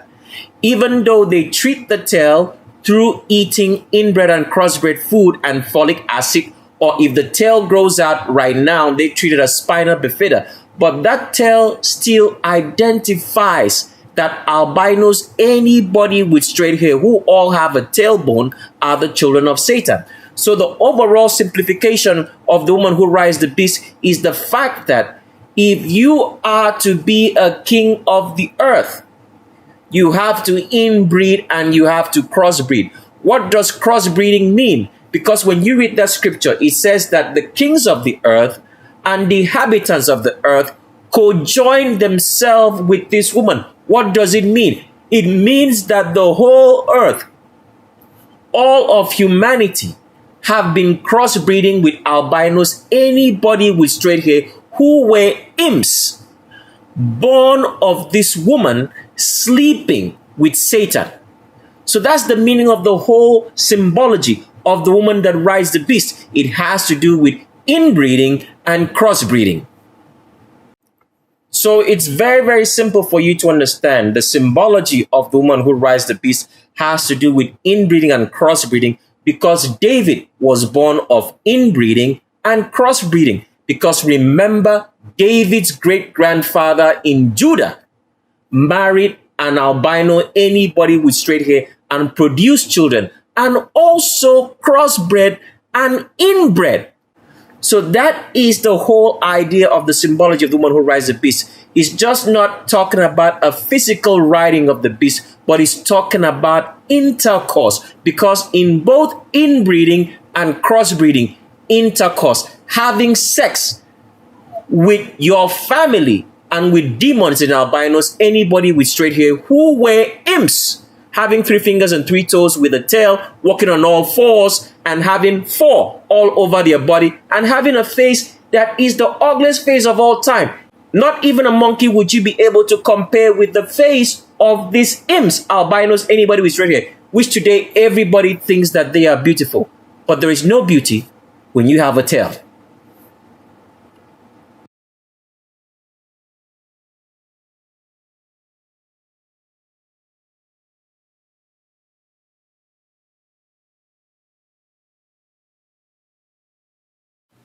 Let's continue now to show you and talk about the fact that there were 2 temples in ancient Israel. And let us also show you that those 2 temples still stand. You know, in history, they told you that the temple of Jerusalem was totally destroyed. Well, the truth is, the temple that was totally destroyed was the first temple built to Satan. It's not talking about the real house of the Creator, which is also called a temple, which the descendants of Moses built with the Levitical priesthood. It's not talking about that one. When they say the first temple was destroyed, it's talking about the first temple which Solomon built to Satan. So that was the temple that was destroyed, because when you read today in today's maybe scriptures, or you hear it in popular culture, all right, they tell you that the temple in Jerusalem no longer does exist. If you go to the Jerusalem, which you all go today, which has the Dome of the Rock, and you have the fake Palestinians and the fake Israelites who are all albinos, anybody with straight hair with tails, demons, saying that they are Palestinian or they are Jews, that's the Jerusalem that we're talking about here, you will find no temple there, because we are told in history that that temple no longer does exist. But the truth is this: the destroyed second temple, in which, if you look at the Arch of Titus in Rome, let's pull up a picture of the Arch of Titus. So this is the Arch of Titus. So if you go and take a look at the Arch of Titus, there are some pictures which were cut before it deteriorated to what it is right now, of the fact that when the Romans destroyed Jerusalem, that they took away, let's say, the menorah, the candle stand, and they took away some artifacts from the second temple. The artifacts that they stole and the temple that they destroyed, which they did not totally destroy, was the second temple in the second Jerusalem built to Satan. So therefore, these temples, the second temple of Satan and the house of the Creator, which is the original temple, which the descendants of Moses built with the Levitical priesthood, they still stand today, not in their full glory, but they still stand in ancient Jerusalem. And remember, we told you that there are 3 Jerusalems. So they still stand in the ancient Jerusalem. So right now in history, as we've said, we have 3 Jerusalems. Now, somebody's going to ask the question, which one is the real Jerusalem? And I know you're aching for a picture. But let's tell you the story first of 2 ancient Jerusalems, 2 temples, and now in history, 3 Jerusalems, but still 2 temples. And the third one is still being talked about when it's going to get built. But where? Let's get into the story now and continue on.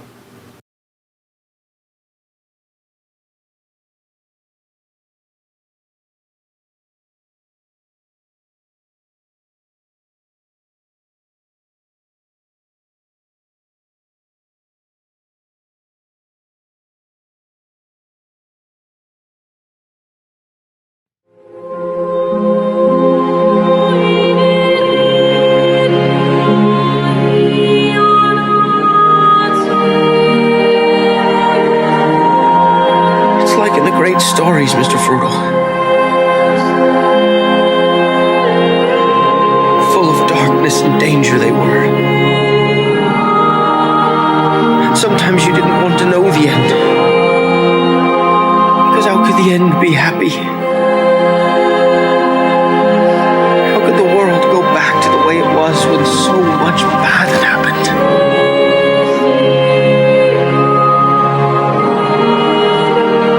Those stories had lots of chances of turning back, only they didn't. They kept going because they were holding on to something. What are we holding on to, Sam? There's some good in this world, Mr. Frugal. And it's worth fighting for.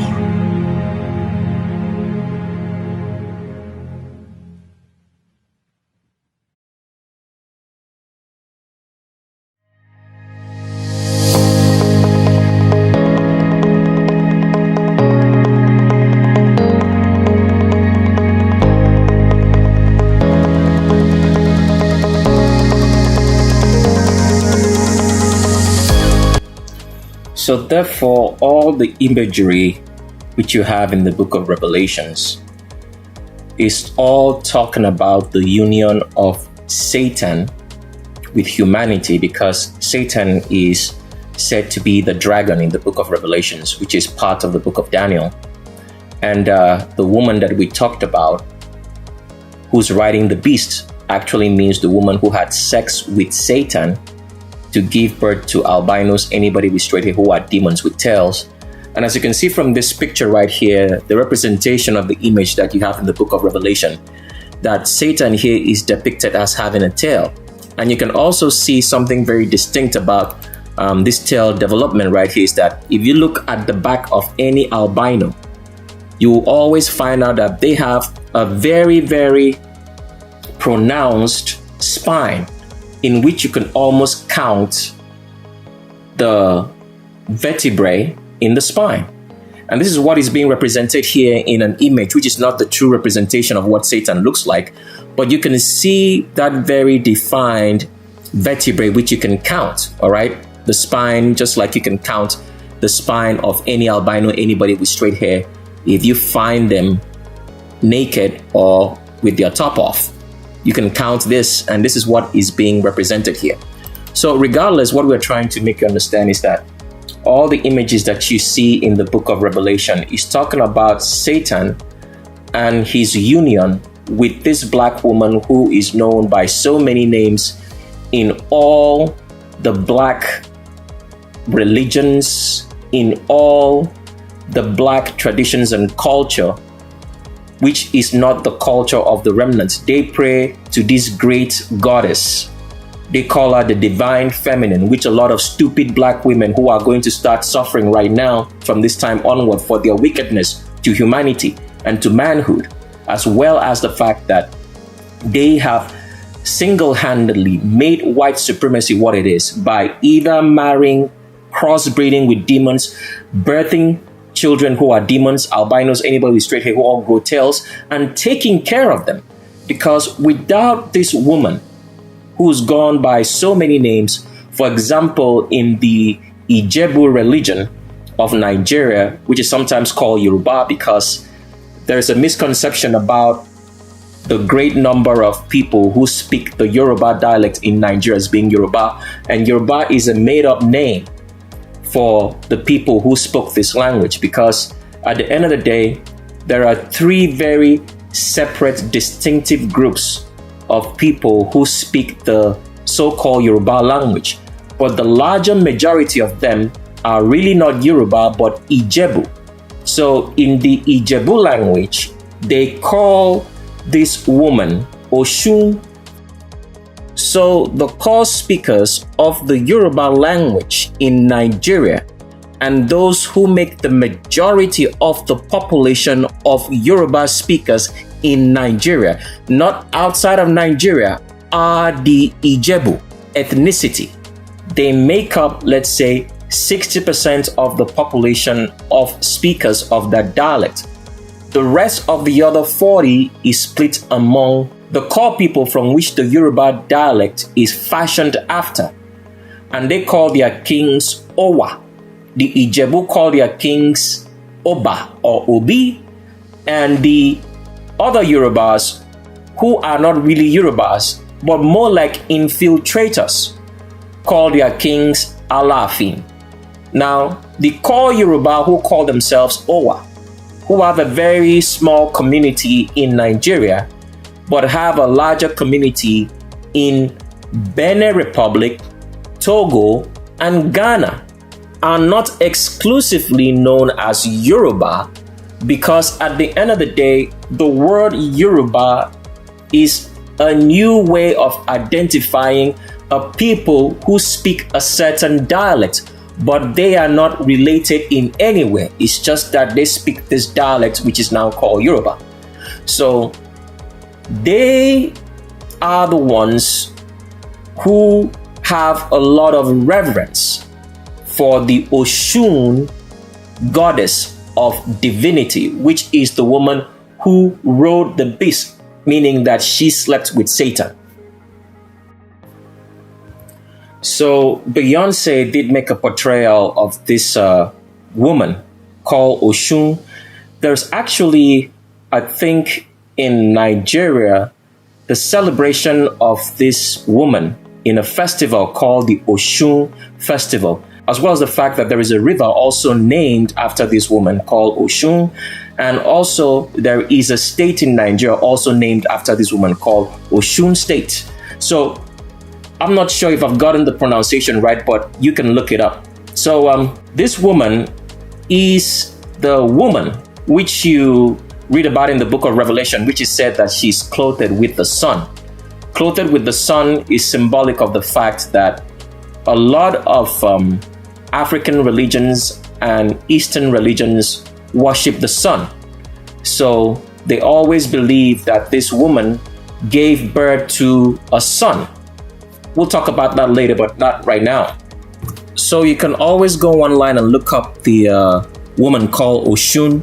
And this is a website talking about the fact that Beyonce did portray this goddess called Oshun, a so-called Yoruba deity, but the right word there would be Ijebu, because the primary population in Nigeria who speak the Yoruba dialect, the primary majority of them are actually the people or ethnicity known as Ijebu, but they are not really the actual people who should be identified in the so-called frame per se in which the word Yoruba is described, because there are actually three distinct ethnicities in Nigeria which speak the Yoruba dialect, and the majority of them, which is over, let's say, half, are actually Ijebu people.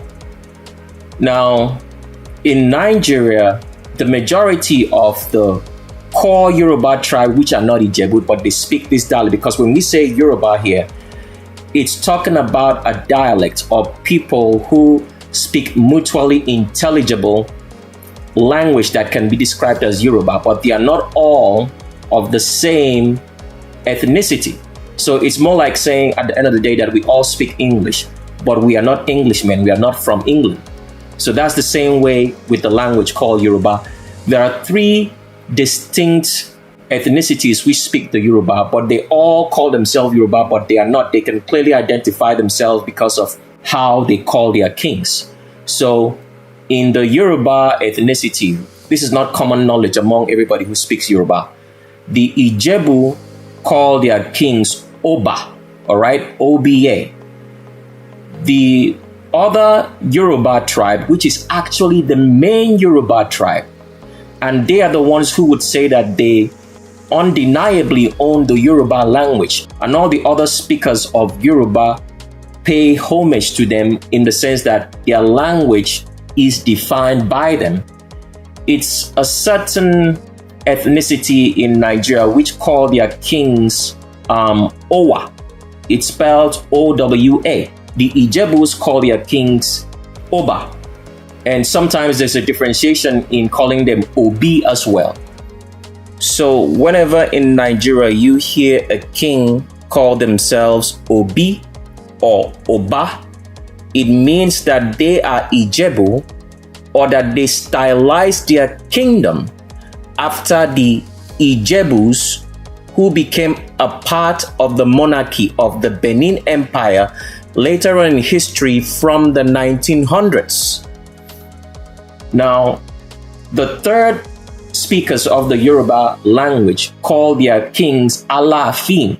I'm sorry if I'm not pronouncing all the words right, but I'm just trying to get through the history for you to understand how the Oshun, or if that's how it's spelled, the Oshun goddess, which is actually one of the representations in Black culture and Black history about this woman who slept with Satan.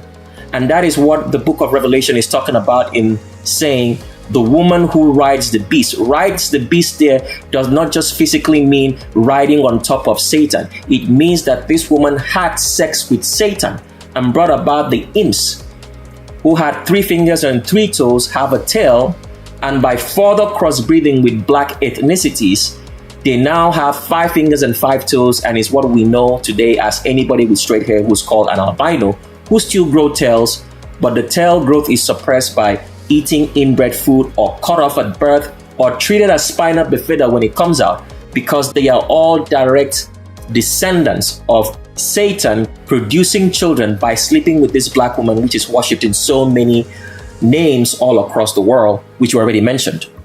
So all the imagery of a woman with a dragon, or the whore. Let's put it right. Not a whore. The harlot of Babylon. That's the correct word. The harlot of Babylon. Mystery Babylon is talking about this woman who slept with Satan and produced forth imps, demons, albinos, anybody with straight hair who all grow tails. So in so many African religions and so many other religions around the world, this woman is worshipped. She's known as Sancta de Maria. She's known as the Virgin Mary. She's known as the Mother of God. She goes by so many names, but at the end of the day, what you need to understand is that the stories of Revelation, which actually is the story of Daniel, talking about the great mystery of how world power works, the intricate dynamic of world power, it always talks about the fact that this woman gave birth to demons, in albinos, anybody with straight hair, who were imps, all walking around with 3 fingers and 3 toes, covered in 4, have a tail and still have a tail till today. And that David, okay, because this woman was born of inbreeding. She was a great-granddaughter of Ham, all right? And Ham started the inbreeding process by sleeping with Noah's wife to have Canaan. And Canaan now produced this woman, which is known by so many other names in African traditions and cultures, in which they pray to a great goddess, or so many other religions around the world. And this woman produced forth albinos, anybody with straight hair. And from that point onwards, she produced these imps who had 3 fingers and 3 toes, who are today's albinos, anybody with straight hair, by sleeping with Satan. And they all have the growth of the tail to show that they are not human beings. And by she producing these imps, so many African people, black people, crossbred themselves with these albinos, anybody with straight hair, to have the power of Satan. Okay? So if you understood the book of Genesis so far and how we explain it, Ham started inbreeding because inbreeding is the first commandment, okay? To produce a son called Canaan. And Canaan produced a daughter, which he slept with. Canaan also slept with this woman. We'll go into great detail about this woman when you get to the shape of a world, but for now, that's all you need to understand. Canaan also slept with this woman. Satan slept with this woman. And the son that Canaan, okay, produced by sleeping with this woman, also slept with her mother. So the inbreeding process which this woman went through and the crossbreeding process was so terrible. So she was like a union of inbreeding and crossbreeding. So that's why this woman is so much worshipped. And that is why the kings of the earth, as you've come to understand when we read the book of Revelation, had to model their lives after this woman to have the power of Satan to rule the world. But the descendants of David, okay, so even though albinos, anybody with straight hair, are physically the children of Satan, born of Satan sleeping with this woman, the lineage of David, born from crossbreeding with demons, actually received the bloodline of Satan by David, eating of the flesh and drinking of his blood, which made him to have the dragon's bloodline. And from then introduced all the evil knowledge to the fact that David should be the king of this world, or David and his descendants per se. So all the stories that you read in scripture, in the book of Revelation about this woman, makes you now understand how the David Solomonic dynasty made a union with this woman who's known as the Mother of God. Because at the end of the day, all demons, this is what you have to understand, all demons answer to the call of this woman. They respond because this woman is the mother of all albinos, anybody with straight hair today who all grow tails. So when albinos, anybody with straight hair who all grow tails, now die and become metaphysical demons, they answer to this woman. So anybody who's able to have the power to call upon Satan, also has the ability to call all the demons associated with this woman. So this is what it means when you read in the book of Revelation that the woman, who's a representation of inbreeding and crossbreeding, who slept with Satan, and the descendants of David and David himself, who have the lineage and bloodline of Satan, are the heads of all the kingdoms of this world, because without them, no kingdom would be able to exist. Because you needed Satan's power to be able to be a king or control this corrupt world. And the only people who had that power to be able to call upon Satan and Satan would answer them were the descendants of David and David himself.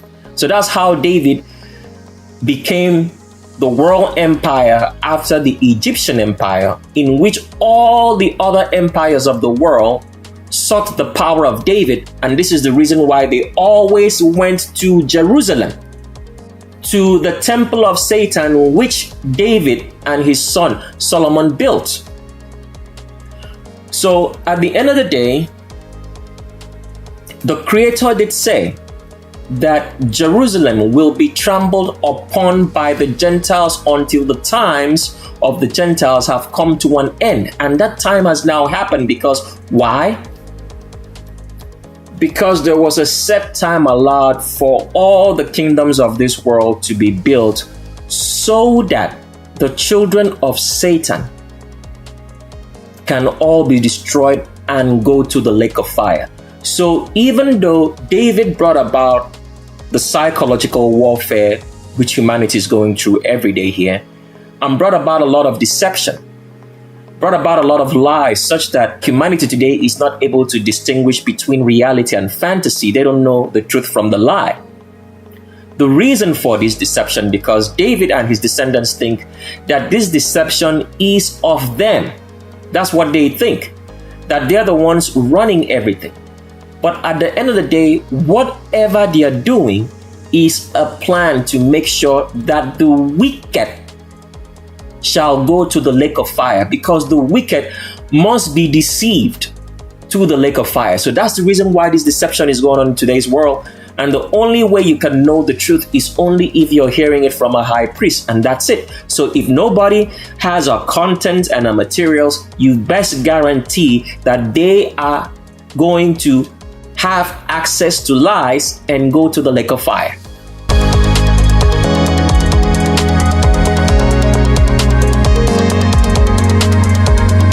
So David's descendants are the ones responsible for all the kingdoms of this world. They have always been the ones behind the scenes doing everything.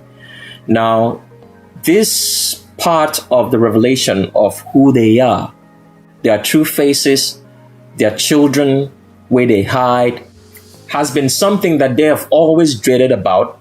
That is why they wrote the Protocols of Zion, and they did admit in the Protocols of Zion that it will be a terrible time for them when the world comes to the reality of the truth of who they actually are. The real Illuminati, not the fake ones that everybody has been chasing around like Adam Weishaupt, but we're talking about the real stuff here, that they are all descendants of David. They have been the ones running the world. So that's why some people get the idea of the fact that Jews run the world, because per se, in today's popular culture, we are made to believe that the so-called albinos, anybody with straight hair who are false Jews, are the ones running the world. But in truth, what that story is trying to make us understand is that the descendants of David have been the ones running the world right from the get-go, right from the times of King David till now, and nothing has never changed. So part of the reason why you're looking at the screen right here is because the image that you're seeing to the left of your screen is the same as the image that you're looking to the right of your screen.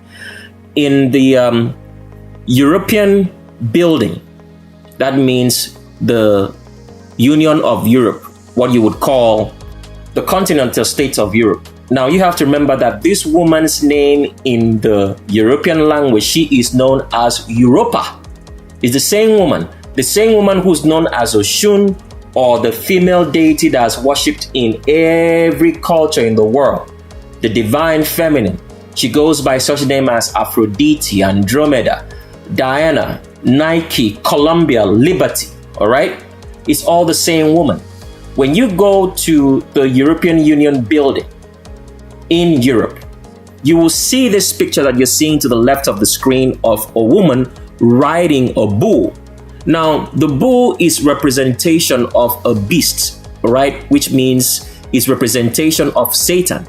But it's done in such a way such that people don't understand, because when you look at the picture to this right here and you see this woman riding this several-headed beast, which talks about the beast of Revelation, it's one and the same image with this on the left of the screen, because the descendants of David, who know this story quite well, that they depend on Satan, have the ability to call on Satan, and that Satan, who had a union with this woman, who's the mother of all demons in this world today, that they have access to be able to control all demons as well as Satan, being that they have the bloodline of Satan from David.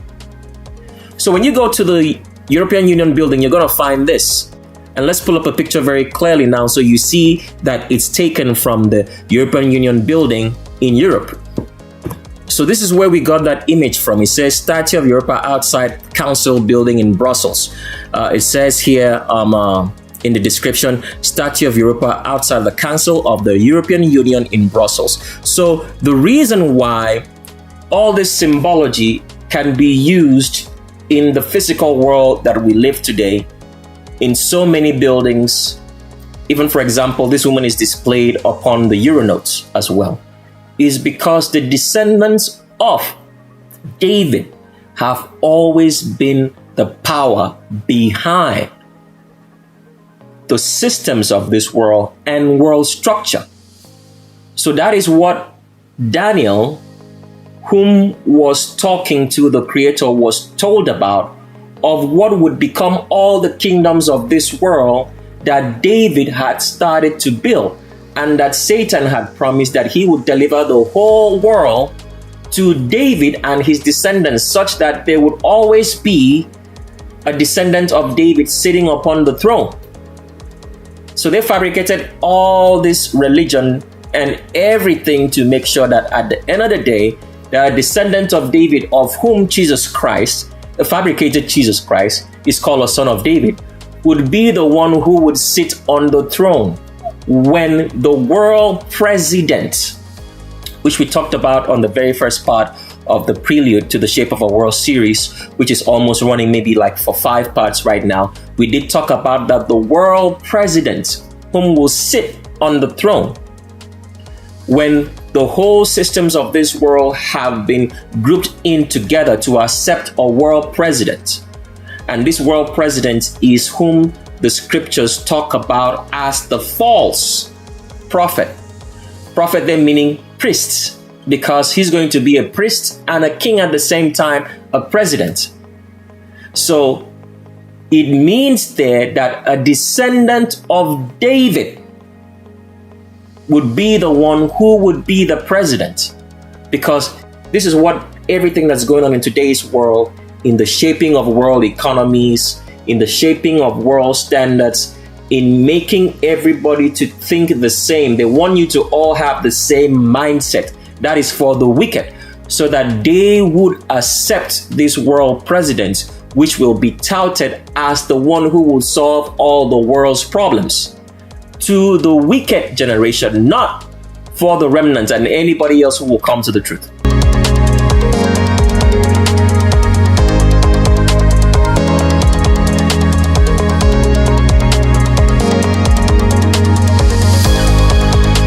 So in the book of Revelation, it is said that this woman, the harlot of Babylon, mystery Babylon, whatever name you want to call her, the mother of abominations. She's called the mother of abominations because she gave birth to albinos, anybody with straight hair, who all started out with 3 fingers and 3 toes, walked on all 4s, have a tail, and have a face that you can't even believe it. Such that when you see this face today in all its glory, when you get into the shape of a world, if you ever had anything to do with any albino, anybody with straight hair, you would puke. But you have been deceived because Satan deceived you to think that albinos, anybody with straight hair, are human, made you to have emotions and think of them, act and be with them as if they are human beings, when every black person in the world knows there's something off an albino, anybody with straight hair. You can just tell because they don't act human. They are much closer to animals, love animals, kiss animals, sleep with animals, take care of animals, have a closer relationship with animals, have the hair of animals, because only black people have a hair that no being in this world has. But with every albino, they all have straight hair, which all animals have, and they have the growth of a tail, which is hidden because of all the inbred food and all the poisons which the government feeds us in the descendants of David, who are the ones running the world, who bred themselves into every ethnicity and every culture right from time, and have been the hidden hand behind world control till this day. So we have been deceived about albinos, anybody with straight hair, as well as the descendants of David who come from this bloodline and lineage. As we have showed you already, that in the tribe of Judah, Judah crossbred himself with a demon, albino, anybody with straight hair who all grow a tail, and that is how from that lineage David became born. So this is why they bred themselves into every ethnicity and every culture to rule the world, because they themselves, the descendants of David, are born of demons. Albinos, anybody with straight hair who all grow tails and are not human in any way. So we've been lied to for so long, but at the end of the day, the truth has to come out for you to know, so that if you say that you are a remnant and you want to uphold the commandments and do the commandments and depart from wickedness, you will never fall for this deception if you have gone on the path of truth as we are taking you. Because part of the reason for us running this series, The Prelude to the Shape of a World, is because on the Shape of a World, there is so much information. And if you've been following this series already, it's been running into more than maybe, let's say, 2 days of video at 24 hours right now. So the Shape of a World has so much information, and the Prelude series is going to help you to understand what you will hear in the Shape of a World, because the Shape of the World is going to be so direct. It's not going to have time to do all the explanations that we're doing right here. It's going to be very direct and straight to the point. But you need the Prelude to the Shape of a World to understand the Shape of a World. So that's the reason why we're making this series.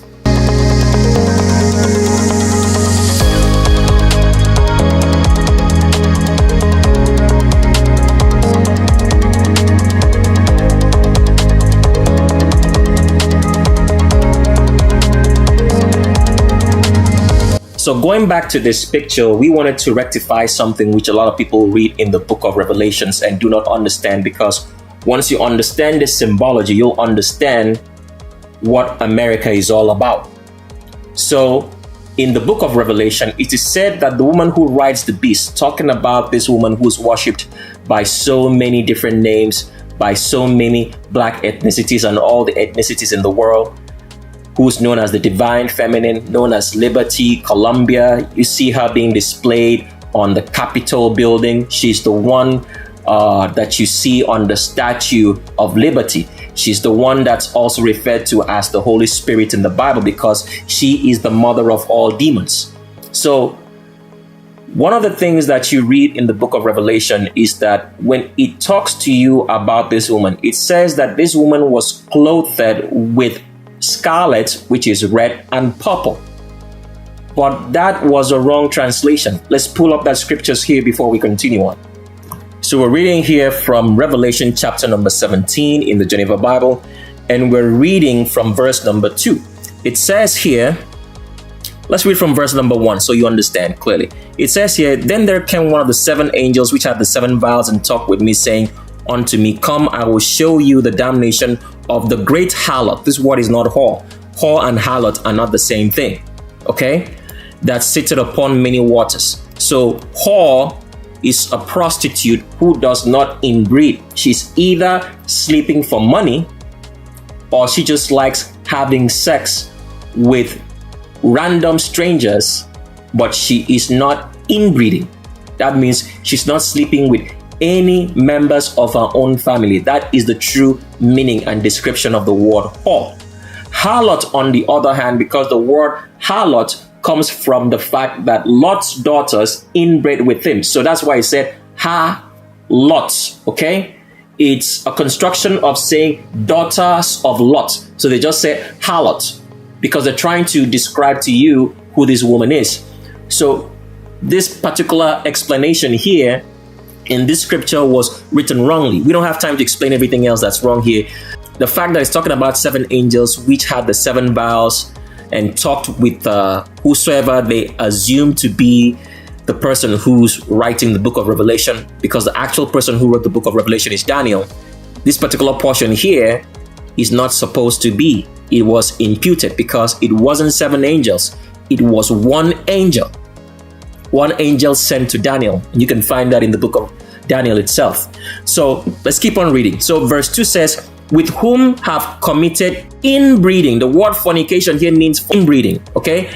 With whom have committed inbreeding the kings of the earth. So they are saying that as this woman was inbreeding with members of her own family, because this woman slept with her father in Canaan to bear a son. We don't have time to mention who the son is at this particular point in time, but that's all you need to know. What it's saying here is that the kings of the earth, because for you to be a king of the earth, you have to be involved in inbreeding. This is basic principle if you are a king, because you have to do all the opposite of the 13 commandments to be king, which David did. So that is why you can see a great deal of abominations happening. Why? Because you have to understand this at this particular point in time in the story, which we did not tell you earlier before concerning Solomon. So when the kingdom was divided between Solomon and another house of the remnant, Solomon was given 2 tribes, the tribes of Judah and the tribe of Benjamin. Was Solomon given 2 tribes to rule, because the false temple of Satan resided in the kingdom of Judah. We're going to get into that. We're already in it, but we are laying the foundation so you understand what we're going to talk about later on this particular section of the video, which has to do with the fact that there are 2 Jerusalems in ancient history, 2 temples, and currently right now 3 Jerusalems, and we still have 2 ancient temples, which a lot of people do not know, because when you read the scriptures, it tells you that the temples were destroyed. Yes, they were destroyed, but they still stand. We'll get into that soon. So what's happening here is that when Solomon was given 2 clans or 2 tribes of the remnant, and Jeroboam, or Jeroboam, if you want to call him that way, was given 10 tribes. The 10 tribes who got lost in history, the 10 tribes of the southern kingdom, which a lot of people will come to think is the northern kingdom, but everything was written in reverse. What happened is that the reason why Satan divided the remnant country and divided the clans this way and gave 2 tribes to Solomon and gave 10 tribes to Jeroboam was because it was said in scripture that Solomon did not worship Satan completely as his father David did. Because for you to have the full power of Satan, you need to do an opposite of the 13 commandments. But Solomon did not do so. Solomon kept some and did not do some. So that is the reason why Satan got angry with Solomon and decided to part the kingdom, so that Solomon would not be able to rule the whole entire kingdom of the remnant. That means have rulership over all the 12 tribes. But even though he did that with the idea that if the descendants of David wanted to have rulership of the world, they would have to effectively at all times make sure that they are doing the opposite of the 13 commandments for them to have the power of Satan to rule the world. So in today's world, that is the reason why there is so much abomination going on, because at the end of the day, the descendants of David want to make sure that everyone in the world is doing the 13 commandments in the opposite, for the power of Satan to be fully functional in this world, such that they themselves can afford to have a chance and think that they can live forever and not go to the lake of fire. So that is why everything is being crammed down your throat.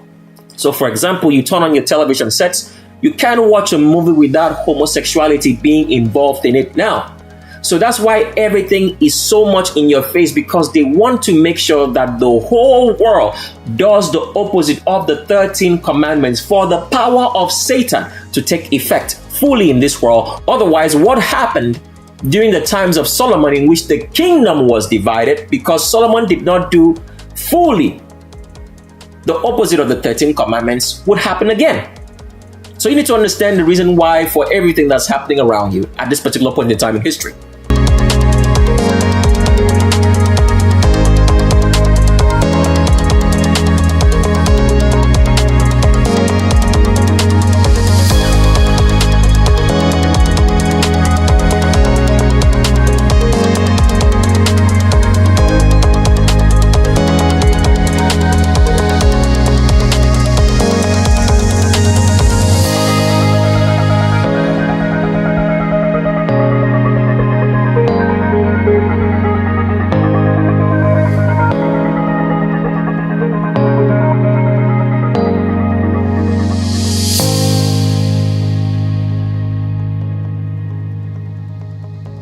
So a lot of people reading the story of the division of the 12 tribes of the remnant when they were in the Middle East, they always think that it's the Creator who divided the remnant. But the Creator does not divide his people, because when you read through scriptures, you will always see as the Creator is always speaking about that the remnant got scattered, they got dispersed, which he hated, because his plan was not for the remnant to be scattered all around the world. The plan for the remnant by the Creator was for them to stay in one place and grow and multiply. But anybody reading these stories of the division of the 12 tribes of the remnant in the Middle East, they get confused. Why? Because they do not understand the purposes of the Creator, because they are not a high priest. Only the revelation of whom the Creator is and his purposes and plans comes from a high priest. So whenever you read scriptures, you find these scriptures in so many books of the Bible. Whenever you read scriptures in which it says that the Creator scattered his people, or the high priest who's foretelling or speaking of the Creator's mind says that the Creator scattered the remnant, this is not true. The entity, the people who have always scattered and divided the remnant, of which there was a commandment against not to scatter or divide or sell their land or change the borders of their properties, has always been Satan and the descendants of David, who are the kings of this world. So you have to understand that when you read scripture, the Creator never talked about scattering the people, the remnant. So every part of scripture that you read in the Bible, which talks about the remnant being scattered into all nations, as if it is the Creator speaking, was spoken of by Satan, not the Creator. So understand that today. So as we read right here, you can see we're reading from Jeremiah chapter number 23 in verse number 1. It says, "Woe to the shepherds that destroy and scatter the sheep of their pasture. Therefore thus said the Creator, against the descendants of David and the false clergy and the false priests which have tried to rule over the remnant that tend my people. Ye have scattered my people and driven them out, and you have not visited them. Behold, I take vengeance upon you according to your evil practices." So this is Jeremiah, the high priest, talking about the mind of the Creator against the division of the people and the scattering of the remnant. So every scripture that you read which says that the Creator scattered his people, or he's talking about scattering the people, which happens to be the remnant, was all imputed by David's descendants into scripture to make us believe that the Creator scattered the remnant because they have been busy dividing up the land of the remnant, bringing in strangers, and doing everything to cause divisions among the remnant, so they would not see that the descendants of David are the ones oppressing and ruling over their lives because they want to be kings and want to have the power of Satan. And they have always been against the seed of the Creator in the Levitical priesthood.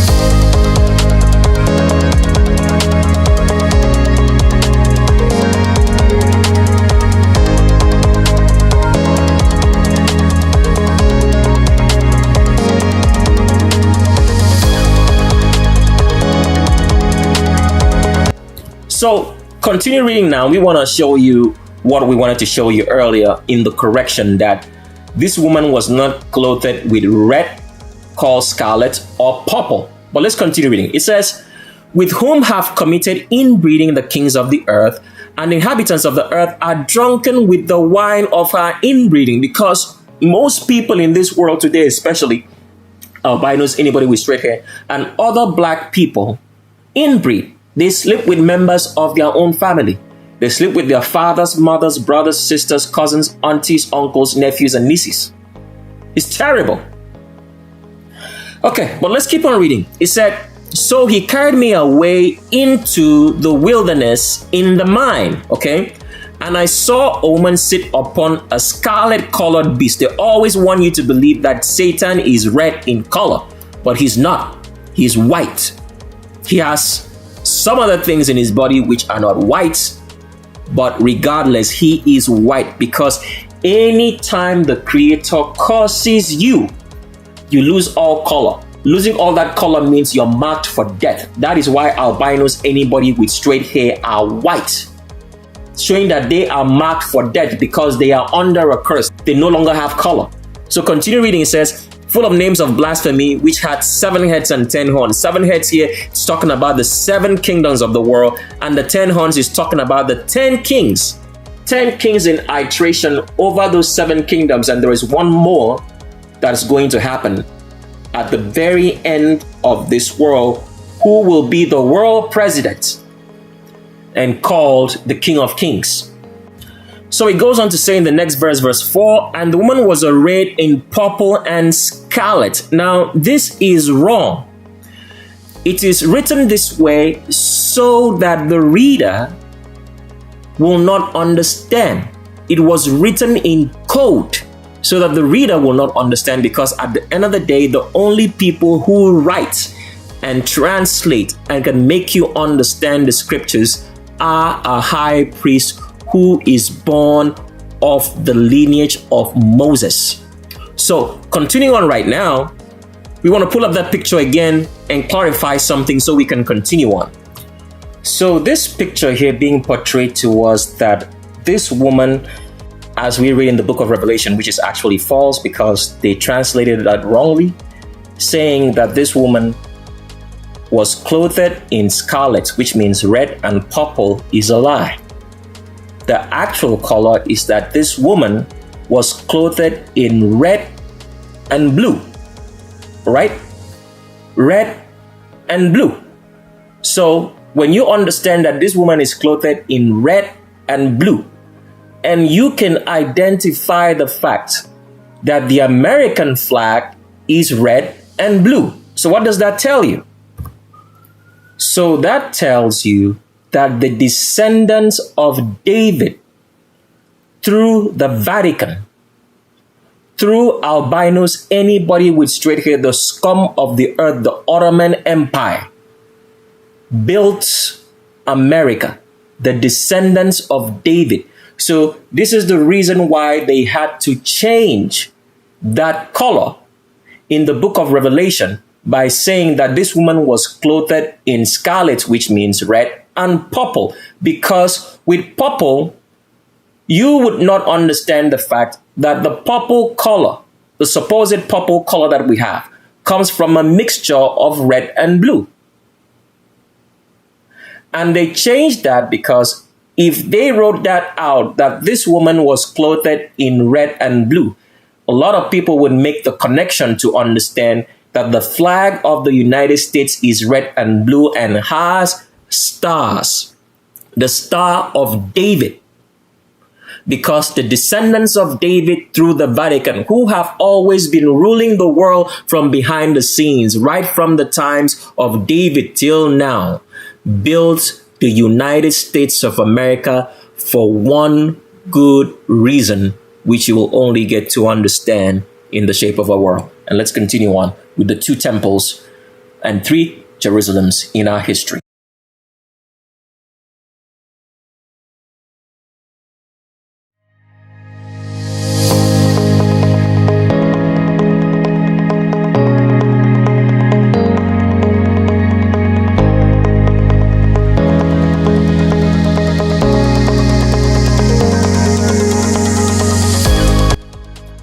So all through history, we have been taught that there has been one temple in Scripture, and that this temple has been destroyed twice. The truth is, there was never one temple in the Scripture. It was supposed to be one temple, which Moses built at the first place where Abraham took refuge in when he came into the land of Canaan. And after that, the descendants of David, who come from the tribe of Judah, who sought to be the kings over the remnant by usurping authority over the remnant, because they were children of Satan, seeking to make this world their own, built another temple. And this temple was started by King David and completed by King Solomon. And this temple was a temple of abomination because it was built unto Satan. And through the descendants of David, they deceived the remnant to worship at this temple. And this temple was the first ever church building in history. Now, according to what we are told about modern Christianity per se, we are told that Christianity started, let's say, 2,000 years ago. But in truth, Christianity has been around longer than what we've been taught, because at the end of the day, the person who introduced Christianity per se into what it is today was David at this temple of abomination built unto Satan. Now, the scriptures that we read, because it's been corrupted by the people who translated it in terms of the kings of this world, who are actually of the lineage of David and his descendants, didn't want the world to know that there were 2 temples in history and 2 Jerusalems in history. And they do not want you to understand that, because the reason for this deception in which the world has been deceived into is to make sure that all the wicked go to the lake of fire, because they refuse the truth. So they have to accept a deception, because they love wickedness. They love doing all the opposites of the 13 commandments. Therefore, there should be no hope for them, but all of them should be deceived into the lake of fire, since they do not love the truth, are incapable of doing the truth, are incapable of departing from wickedness. They are incapable of being righteous. We did show you previously in Matthew chapter number 24 in verse 1 that this particular verse of Matthew here talks about the fact that there are two temples. And all through the Old Testament, there was always two temples. And the Creator always told the remnant by the high priest, who were of the lineage of Moses, the high priest above high priests, that they should not go after David and his descendants who were deceiving the people to worship at this temple of Satan, in which the idea of Christianity, in which the idea of worshiping Creator by singing and dancing was made over there. But at the real temple, which the Creator had told the Levitical priesthood led by the descendants of Moses to build, that they should come down there to bring their sacrifices and to hear the reading of the 13 commandments so that they would always keep. But the people were deceived, because at the end of the day, when the children of Jacob went into Egypt, as you have known right now that there were only 3 children of Jacob who were actually children of the Creator, and those 3 happened to be Levi, Dinah, and Joseph, and the rest of the children of Jacob were all Satanists. So by the time the remnant had come out of Egypt during the time of Exodus, the only people who were really in the Creator's mind and eyes, his children, were only the Levitical priesthood. The rest were all corrupted because they were all of the sperm of Satan, even though born by a high priest in Jacob. Why? Because as we've told you, all the corruption that comes to the human body and causes them to do more evil and wickedness is passed through food. That is why it's very, very important. We keep on saying this over and over and over again. You have to grow your own food.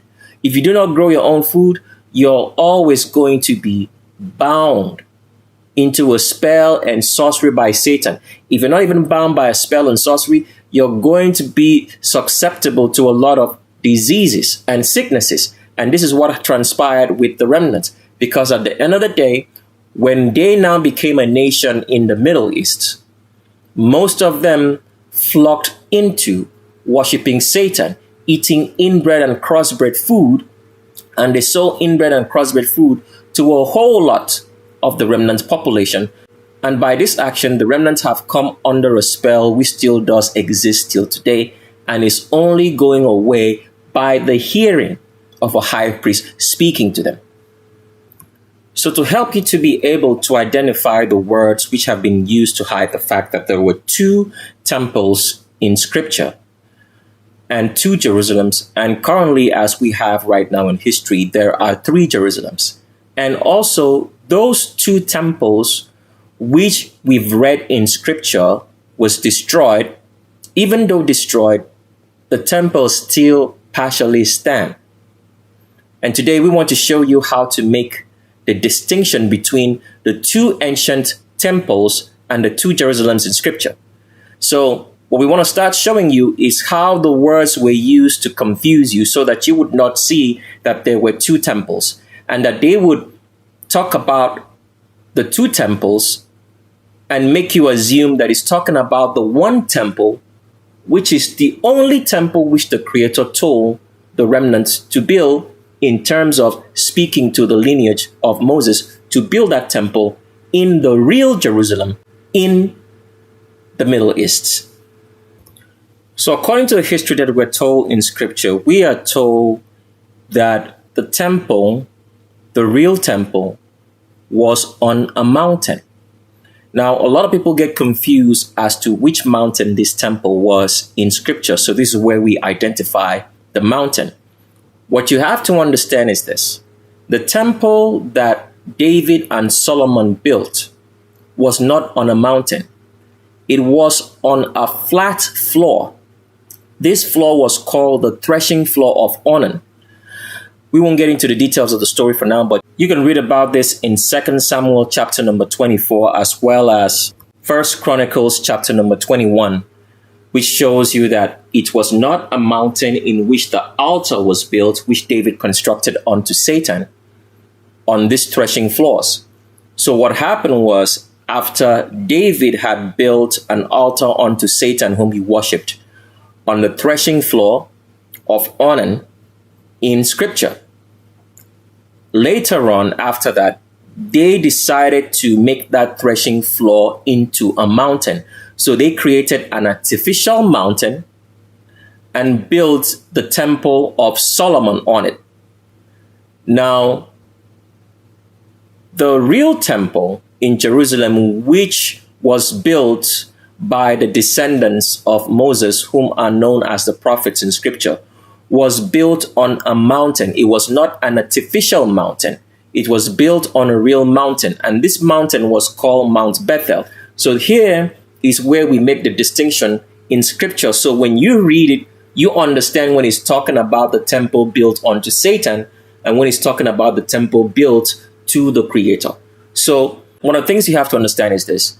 The temple that was built to Satan was built on an artificial mountain. That means it was a man-made constructed mountain, because what happened is that David and his son in Solomon, over a period of time, made the threshing floor of Onan, the Jebusite, to become a real mountain in which they built the false temple unto Satan, which they worshipped. So, they called this artificial mountain, which David and Solomon built, Mount Zion. So whenever you read in scripture, when it says Mount Zion, it's talking about the false man-made mountain which David and his son in Solomon erected and constructed the temple of Satan on top of it, which still stands in the Middle East till today. So when you read in scriptures, they always try to confuse you that the temple of the Creator was on Mount Zion, but it's not true. So when you read, you have to understand when it's telling you a lie and when it's telling you the truth. But what you have to understand is that the fake temple, which was built onto Satan, was built on an artificial mount, a man-made mountain in which David and his son in Solomon took sand, gravel, rocks, and constructed a fake mountain from a flat floor and then built a temple on it, onto Satan.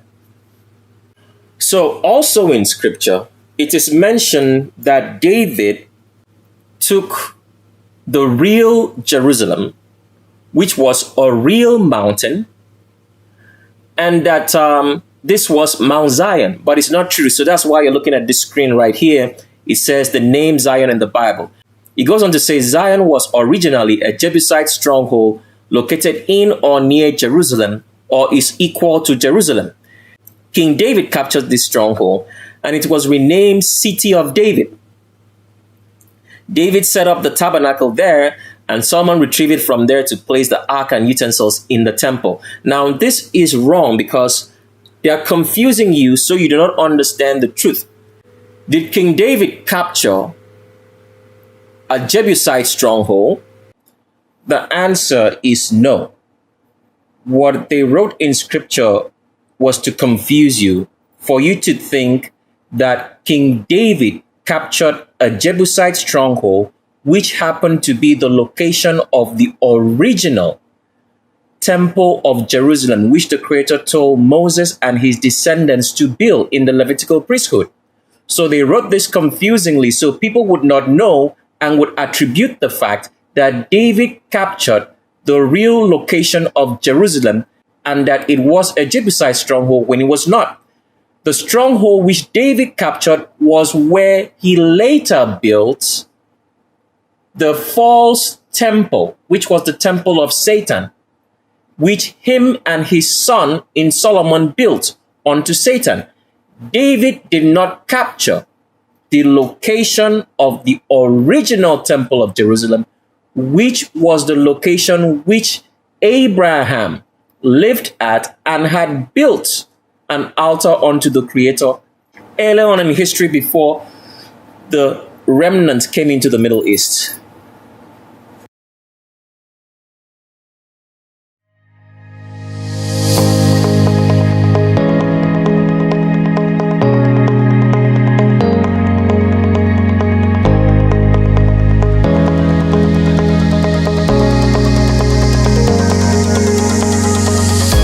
scriptures is written in such a deceiving manner to make the reader to believe that David had any hand in the Temple Mount, which is known as Bethel in scriptures, that he had a hand in taking over that mountain, which the original temple was built, and the real temple that stood for the Creator, not for Satan, which David and his descendants built.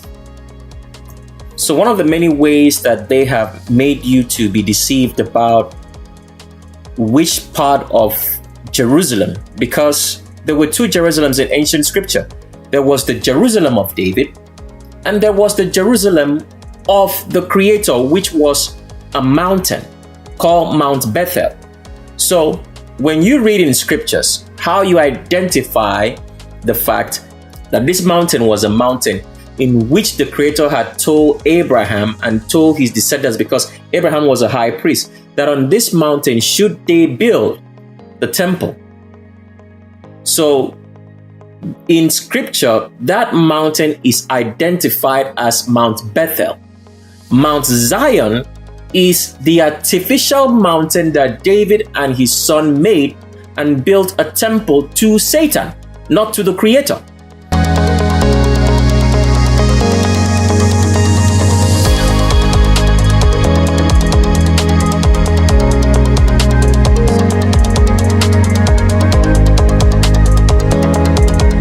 If you read in any translation of the Bible besides the Greek Septuagint Bible, in 2 Samuel chapter number 5, which says how David took off a fort. The fort here that he took of the Jebusites was called the City of David. Okay? It was a fort originally owned by the Jebusites in scripture, and David took it and called it the City of David. The City of David is known as Bethlehem. So whenever you read Bethlehem in scriptures, it's talking about the City of David, which was not too far away from the false temple which he built, him and his son in King Solomon. So when you read 2 Samuel chapter number 5 in any other Bible translation besides the Greek Septuagint, it will tell you or make an account that David's men went up by gutters. What does gutters mean? Gutters means spaces in between mountains. Why would they try to translate the scripture that way? Because they want you to believe that David had a hand in taking the Mount Bethel, where the original temple was located, and the original Jerusalem of scriptures. So let's show you that side-by-side comparison. We're going to show you in the Greek Septuagint, and we're going to show you in any other translation of the Bible so you understand what we're saying here. So we're reading the account of how David took a fort and turned it into the City of David, which is also known as Bethlehem of Mount Zion. And you've come to understand right now that Mount Zion is an artificial mountain. It was not a mountain until David and Solomon man-made or built it into a mountain by carrying sand, gravel, and rocks and building a mountain, and from then building a temple unto Satan. So whenever you read Mount Zion, because they sometimes want to make you confused, because they'll tell you that the high priests, or per se the prophets who wrote all the books of scripture, which you have in, like, let's say the book of Samuel, Habakkuk, Zechariah, Isaiah, they will tell you that in those scriptures that those high priests were referring to Mount Zion, but it was changed because in the original, Mount Zion was not the reference for those high priests, because they never made mention of Mount Zion, because Mount Zion was a temple built to Satan, to the worship of Satan. But they imputed this into scripture to make you believe that Mount Zion is the original temple, or Mount Zion is the original location of Jerusalem where the temple stood, the original temple, without making you understand that there were two temples in Jerusalem and two mountains in Jerusalem. One was man-made and artificially constructed, and the other was a natural mountain, which the real Jerusalem stood, and the real temple of the Creator. So to the right of your screen, for you to see this distinction and how they changed it, because they wanted you to believe that David took Mount Bethel, the real mountain, an original mountain, where the original temple stood and the original location of Jerusalem. They wanted you to believe this. So that's why they rewrote the scriptures to fit into this profile, because when someone reads it, he's going to think, because he sees gutters, which are spaces in between mountains, that it's referring to the original location of Jerusalem and the original temple, as well as that natural mountain, which was not man-made, as the mountain which David and his son built the false Jerusalem and the false temple to Satan. So we're reading from 2 Samuel chapter number 5, and I want you to pay very special attention to verse number 8. So we are reading here from the right side of a screen that the mouse is waving over here. This is the Greek Septuagint Bible. It says in verse 8, 2 Samuel chapter number 5. You can call it 2 Kings chapter number 5 in the Greek Septuagint, because that is how the Greek Septuagint was labeled. 1st and 2nd Samuel were labeled as 1st and 2nd Kings. So we're reading from 2 Samuel chapter number 5 in verse 8. In the Greek Septuagint is going to be 2 Kings chapter number 5 in verse 8. But the story is about how David was falsely made for us to think that David took the original mountain and the original location of Jerusalem for the remnant, instead of the fact that he took a fort, which was not a mountain, and later on, a couple of miles away from that fort that he took, he built a temple to Satan by constructing a man-made mountain from a flat floor. So that's what we're trying to read here to show you the differences. So in verse number 8 here in the Greek Septuagint, in 2 Samuel chapter number 5, in verse 8, it says, "And David said on that day, everyone that smites the Jebusite, let him attack with the dagger both the lame and the blind, and those that hate the soul of David. Therefore they say, the lame and the blind shall not enter into the house of the Lord." If you read through this whole entire scriptures there, you do not see any reference that says that those who should kill the Jebusites should go up. Go up there is trying to make a reference that this was the original location of Jerusalem, which stood on a natural mountain. You don't see that in this scripture right here. But when we read here, in another scripture, we're reading specifically now from the Geneva Bible, in 2 Samuel chapter number 5, verse 8, the same portion of scripture, you will see that it changes by making the reader to believe that this fort which David took and built his palace and then built a temple to Satan some miles away from that palace, that it was an original or natural mountain, which was not the case. So I want you to see the differences now as we read. So reading from verse 8 now in 2 Samuel chapter number 5, it says, "Now David had said the same day, whosoever killeth the Jebusites and getteth up the gutters." So by putting in this reference, "and getteth up the gutters," it's making the reader to think in his mind that the gutters, which refers to spaces in between mountains, that is how they went up and took the original location of Jerusalem on Mount Bethel and built the temple, because they do not want you to know that David built a false temple, him and his son, built a false city, okay, which was called the city of David. And this had no connection or relation to Mount Bethel, a natural mountain where the original temple stood and was known as the original location for Jerusalem throughout history. This is what we're trying to show you in the differences, that if you read in the Greek Septuagint, okay, you will not find any reference of David telling his men to go up the gutters, which would reference a mountain, because David's city was on a flat level plain, and the temple that he built was on a flat level plain, but they made it into a mountain. Why? Because they were trying to mimic the original location of Jerusalem, which had natural mountains. All right, let's continue now. So we are now reading from 2 Samuel still, chapter number 5, and we're reading from verse 7, and we're reading from the Greek Septuagint Bible because we want to show you that Mount Zion, which was an artificial man-made mountain by David and his son, used to construct the false temple of Jerusalem, which was built onto Satan, was a very beautiful temple, the most beautiful temple ever built in the history of mankind to Satan. It was mostly covered in gold. The second reconstruction of the temple after Nebuchadnezzar had destroyed it and taken away all the golden artifacts back to Babylon was not in any way compared to how this temple stood onto Satan.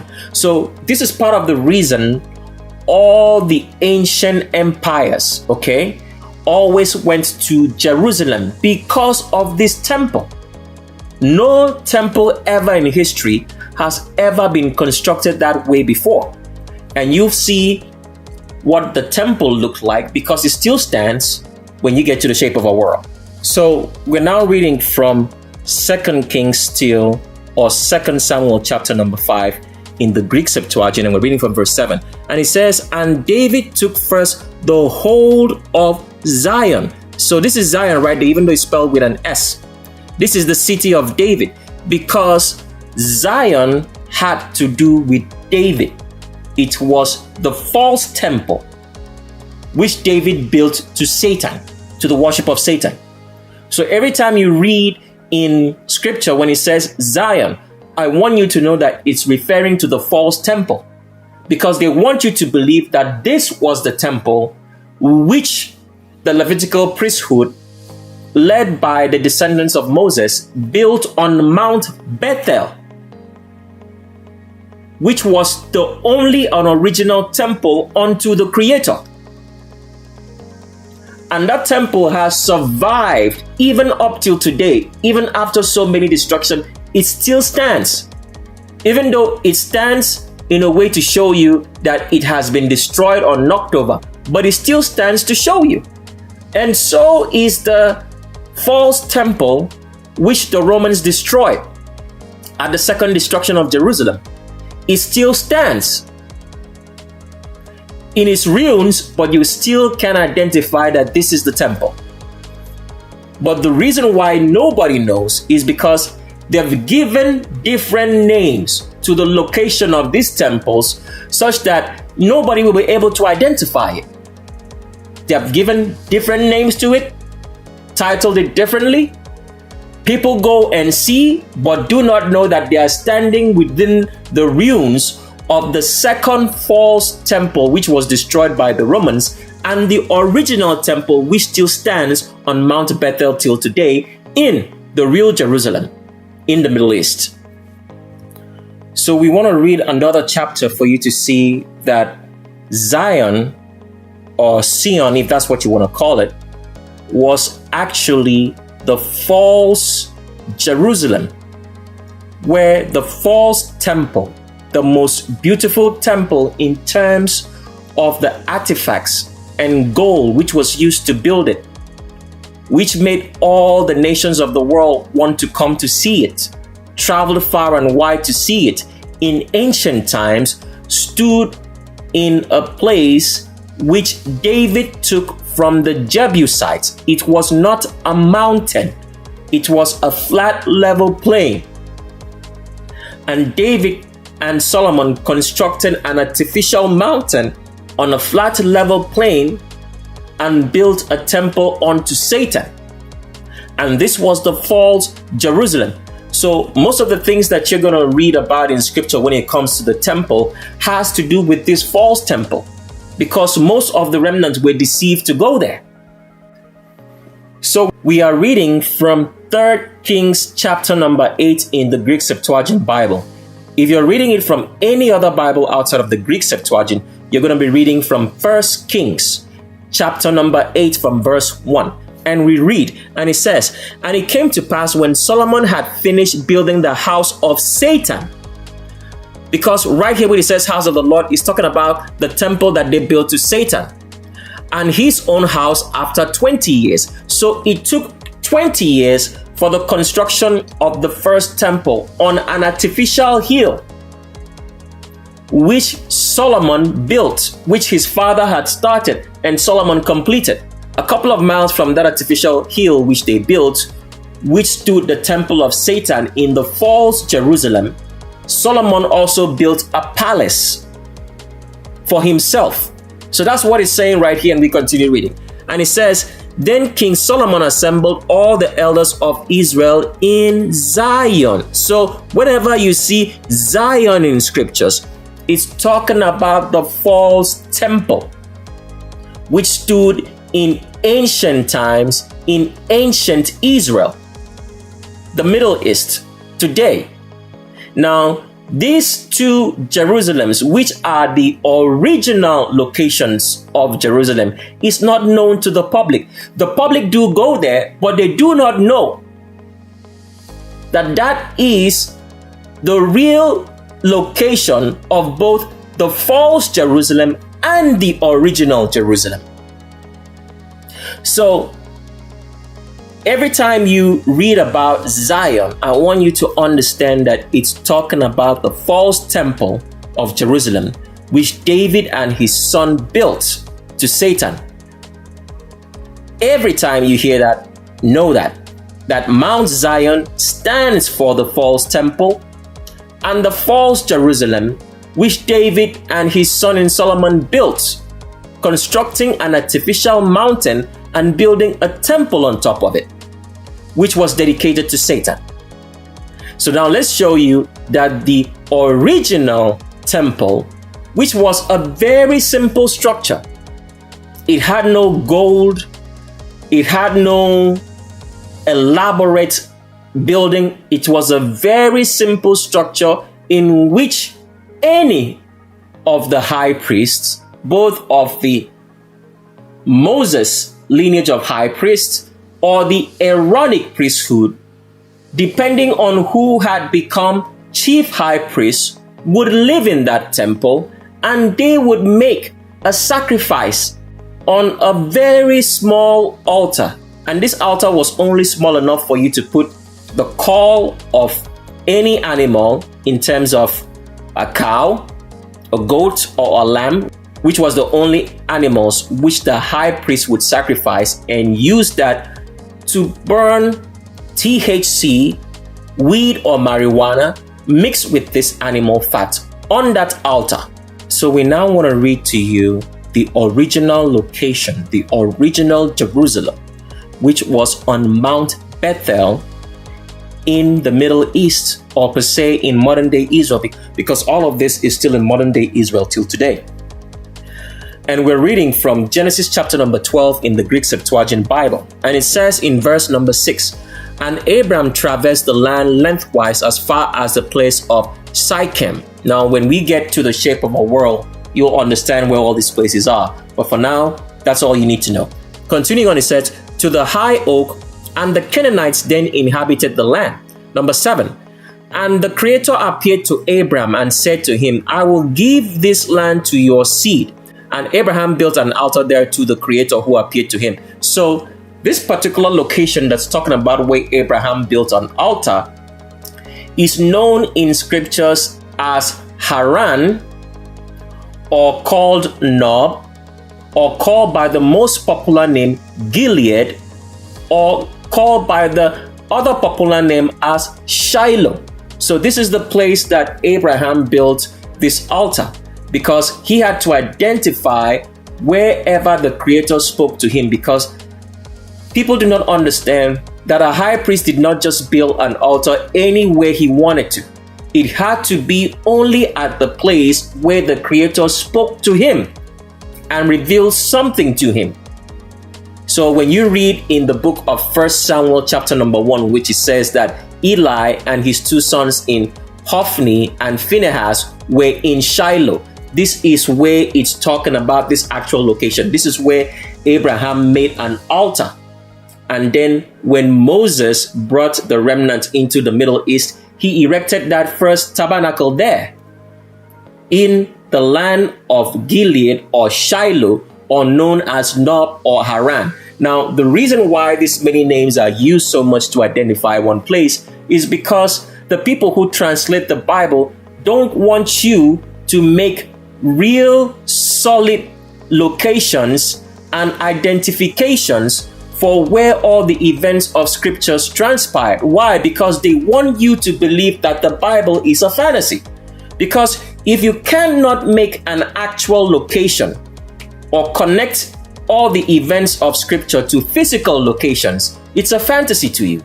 So they just want you to understand the stories, then they can translate the stories anyhow they want using all their evil and wicked pastors and clergy who all work for the government to translate these scriptures for you, and then you accept it so that they can make the scriptures whatever they want it to be besides the truth. So that's why they gave one place so many different names in scripture which people could not identify, because Haran in scripture, Shiloh, Gilead, Gideon, and Nob, N-O-B, is exactly one and the same place. And when you get to our scriptures, you understand all these physical locations, because our scriptures is a graphical scriptures. It's not just the scriptures that you read today, which you read and there are no picture or images. It takes you down there. It's visual. It's graphic. So continue reading here from verse number 8. It says, and he departed. That means Abraham departed from Shiloh or Nob or Haran or Gilead or Gideon to the mountain eastward of Bethel.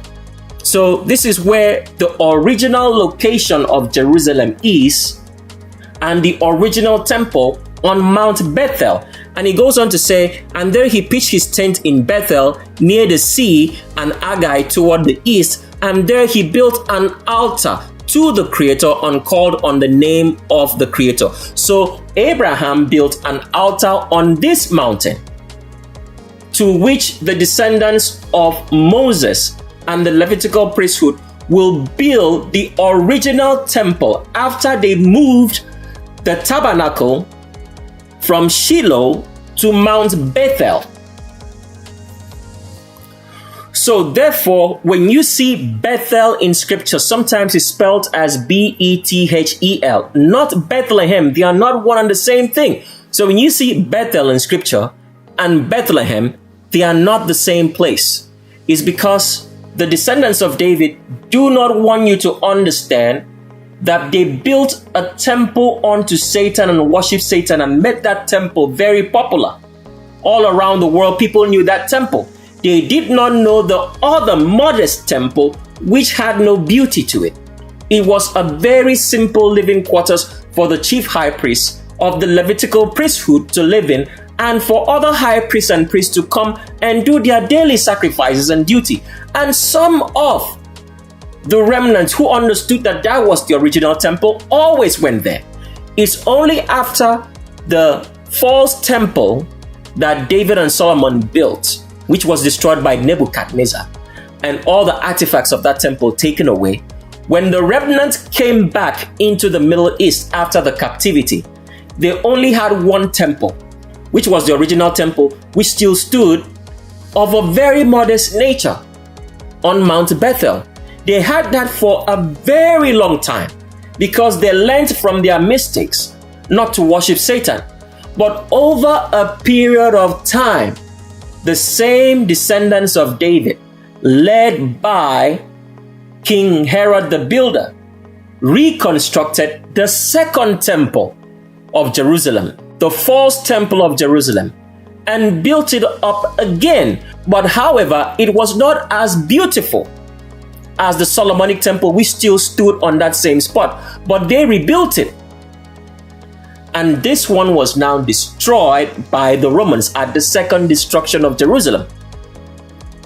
But the Romans did not destroy everything, because at the end of the day, the temple stands in ruins, but it still stands. And let's pull up a picture which was taken from this temple for you to see that it's still there.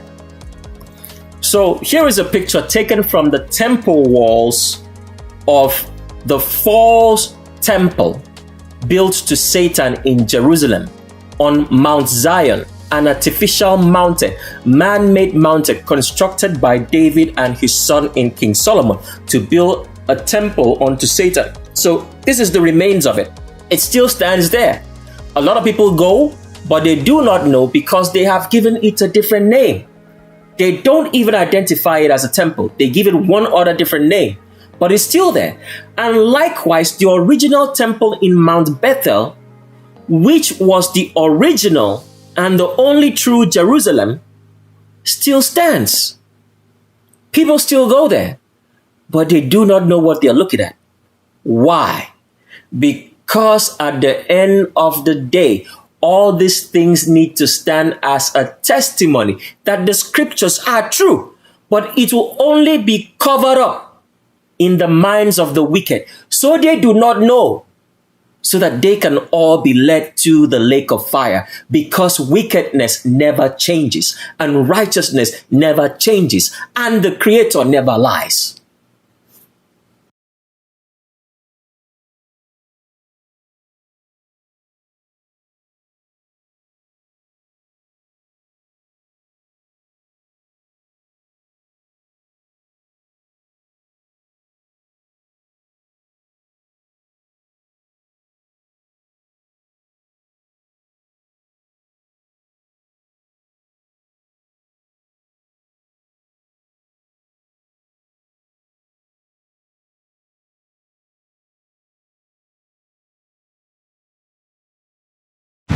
Be strong.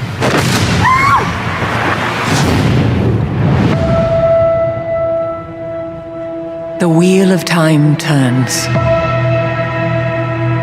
and ages come and pass,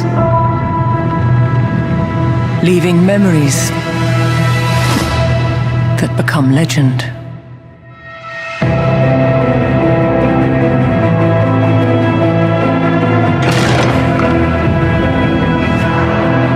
Power inside you. All over the world there are different names for it. But it's one thing. One power. And women who can touch it. We protect the world.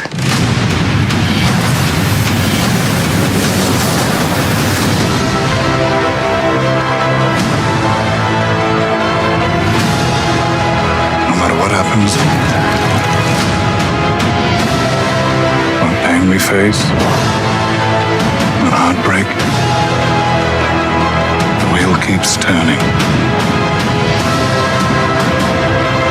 The Dark One is coming for your friends.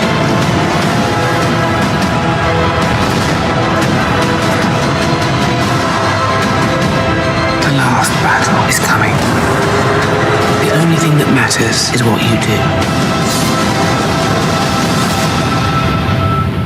Whatever happens now, there's no turning back.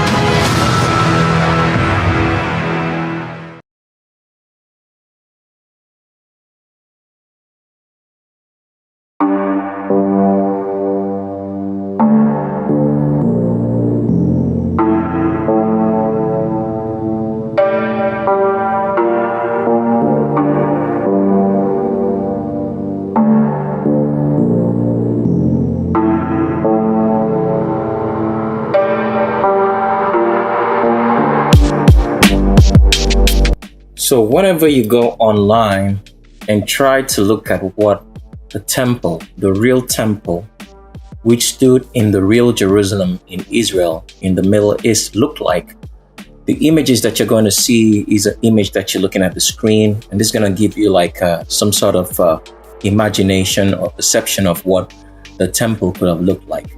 Everything that you're looking at this temple right here is false in what the original temple looked like.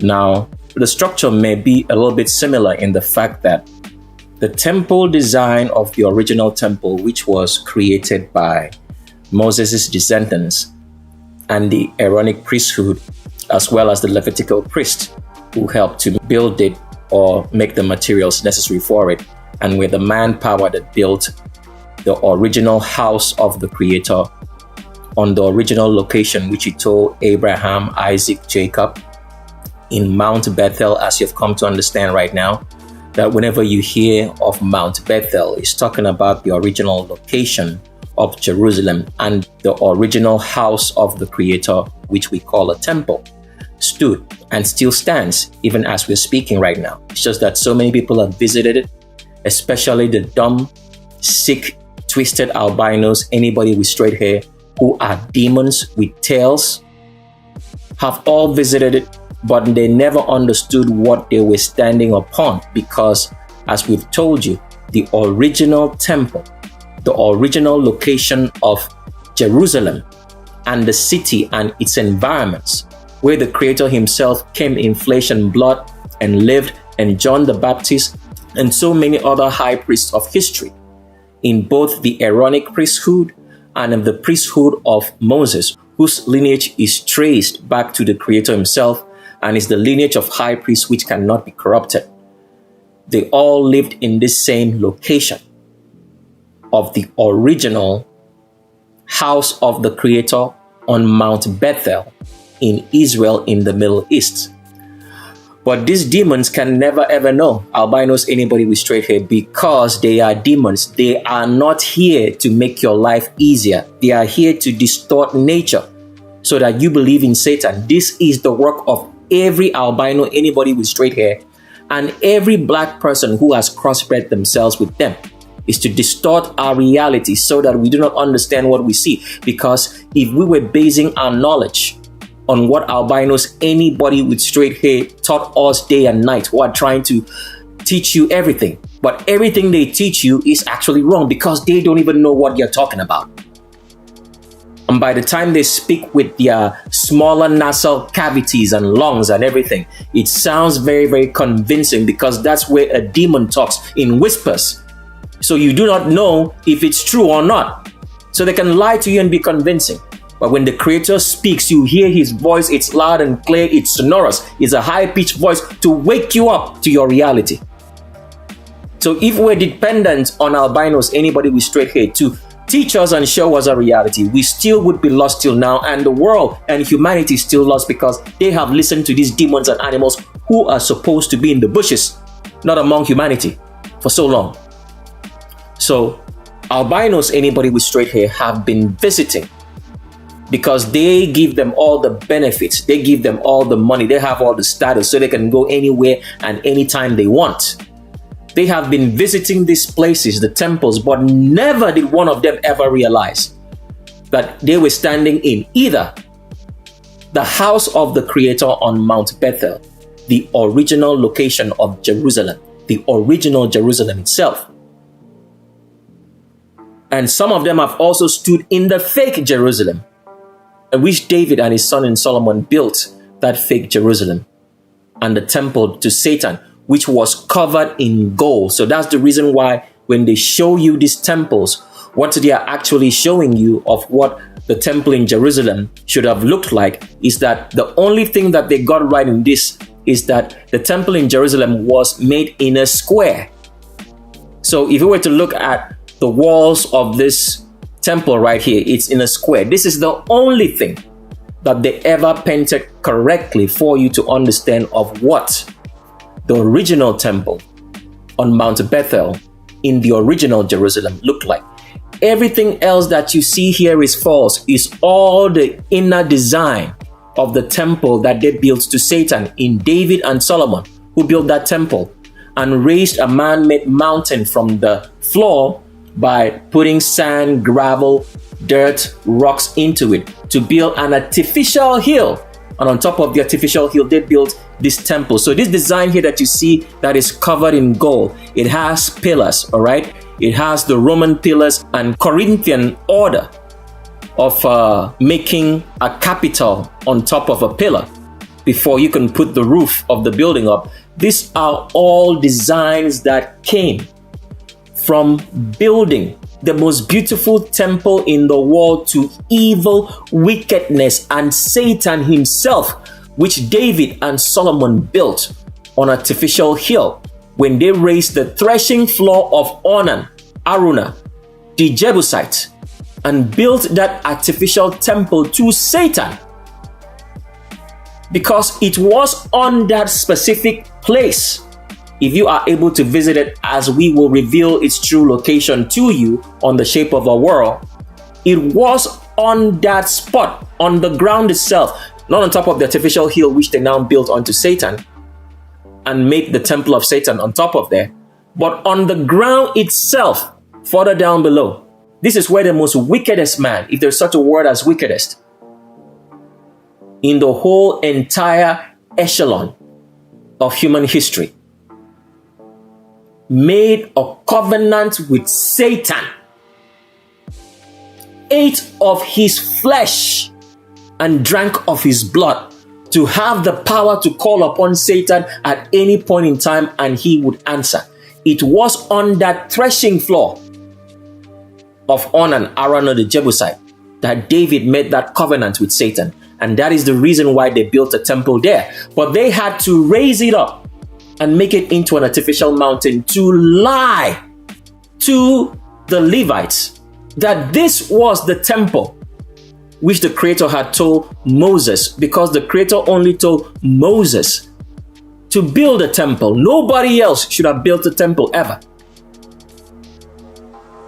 But Moses died, but Moses fashioned what the temple should look like in the land called Shiloh, Gilead, Nob, Haran, that you find in scripture, which you're going to find its true location, because it still stands till today in the Middle East. That original location where Moses first built the house of the Creator, it still stands, the location itself. And then the true location which the Creator wanted his house to be in, because it was on this mountain that he made a covenant with Abraham that was later built by the descendants of the lineage of Moses, who were the high priest above high priest, and it still stands.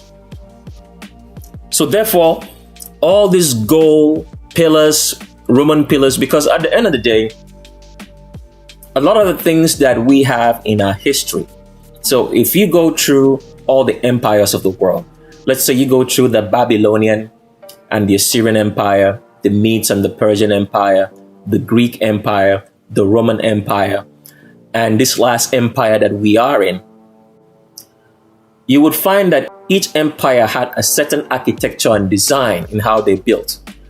But the truth is, all the designs of those empires, beside the Egyptian Empire, all came from the building of the temple of Satan by David and Solomon in the Middle East, which has been the standard, because it is from that temple that we have all the religions that we have in this world, especially that which is called Christianity.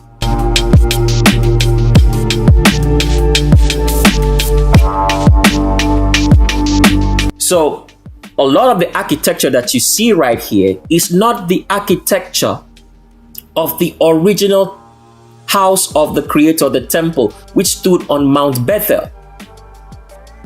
It had no gold to it. It had no beauty at all. It was just a house for the chief high priest to live with his family, as long as he was chief high priest till the day he died.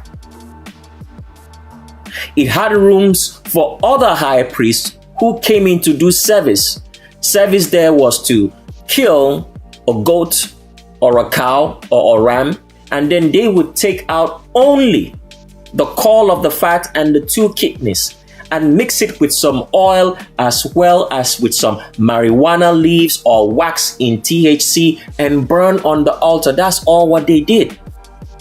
So the temple was just enough room for all of those people to be able to be there at any point in time, and then for other Levites, regular priests, to come in and be able to do service, whether it's cleaning or taking care of anything else that they needed to do, or whether they would gather, right, and help to keep the upkeep of that small area. It wasn't huge. So whenever you read in scripture that it says the tabernacle of meeting, they did not meet the remnant inside that temple because it was too small. So what would happen is that the high priest would come out to the door of the temple because it was on a hill, and the remnant would all sit around that hill and all the way down. So whatever he said by standing on top of that hill, they would hear. So this is how most of the messages of the chief high priest and the Creator himself, when he came in flesh and blood, occurred, because once every year, the remnant would gather around that hill and he would talk, and his voice would be so sonorous because it was on top of a hill. Everybody else around the hill would hear and listen. So this design here that they show you, which they have made you to believe that this is what the original temple standing on Mount Bethel looked like, is actually false. None of it looked the way that you're seeing here. The only thing that they got right in this image is that it was a square-sided temple. It was only a square. Why is it a square? We'll talk about that later when we get into the part of the video that's called 4. The geometry and design of the Creator. You get to understand that sooner as we get into that particular part or section of the video. But all what you need to understand from this image, which they have presented to us all through history, is that the house of the Creator, which we call a temple, which stood on Mount Bethel, the original location of Jerusalem, never looked this way. Never. The only thing that they have right here is that this looks like a square. But everything else that you see here in terms of the pillars, the designs, okay, the doors, the gold, was all on the temple of Satan, which David and King Solomon built and deceived the whole world, as well as some of the remnants, to come to that temple and do worship. Because it is at that temple that the idea of singing, clapping, and worshiping Satan started. When they say that Christianity started 2,000 years ago, that history is actually false. If we say it, we're just saying it because we don't have time to explain it. It's just to get the conversation to explaining where we are going to. The reality and the truth is that Christianity started at the time of David, because it was at this false temple in which the remnants, the deceived remnants, and some of the Levitical priesthood, because they did not do all what the Creator told them to do, would go there, sing, dance, clap, and make merriment, and think that they are worshiping the Creator. And this is where Christianity started. So Christianity did not start 2,000 years ago, as they tell you, at the time of the death or the fabricated Jesus Christ. It started way much earlier. Because when you go to the house of the Creator, which stood on Mount Bethel, where the chief high priests were, and some of the lineage of Moses, the high priest above high priests, there was no singing, there was no dancing. They all came to the high priest, the chief high priest, once a year, and sat around that natural mountain, which was not artificially created. And the high priest or chief high priest would come to them and read to them the commandments of the Creator, the 13 commandments. There was no singing, no dancing. But in the temple of Satan, built by David and Solomon, there was singing and praising, and that is how Christianity was invented. And that is how Christianity came to be. So Christianity is not a Roman invention, as you've been told. It's not an invention by Constantine. Everything that the Romans got, all the knowledge that they got from former civilizations before them. And as you've come to know that all former civilizations have been remnant, have been of the David Solomonic line, lineage of kings till to this day. So the Romans or the Greeks in Constantine did not invent Christianity. They only copied what they saw in the temple of Satan, which David and Solomon built on an artificial hill which they made, which was the threshing floor of Onan, where David made a covenant with Satan, ate of his flesh and drink his blood. All the civilizations went there, and that is how they copied how Satan was being worshipped, because most of them thought that that was how the Creator was being worshipped. And that is how they got all the singing, dancing, celebration, and festivals, which all the civilizations always went to Israel to visit, because this temple, which David and Solomon built, was, let's say, it feels like if you were going to, let's say, maybe if it was possible, the most beautiful country, the best country, the best of the best of the best, and nothing else could surpass it. So they all went there, and that is how that false Jerusalem became the most popular visiting hotspot in the world. Before the modern day that we live in, which everybody went, and then everybody got their ideas of how to do things from Jerusalem, from that temple, which David and Solomon built onto Satan. So it's the same way that we could explain, for example, that everybody wants to go to the United States of America because it's been made for you to believe that the United States of America is the best country. They have the best infrastructure, the best government, the best of everything. So the world has been made to believe that if you are not in America, if you haven't visited or lived in America, you have not been anywhere yet, and you don't know anything.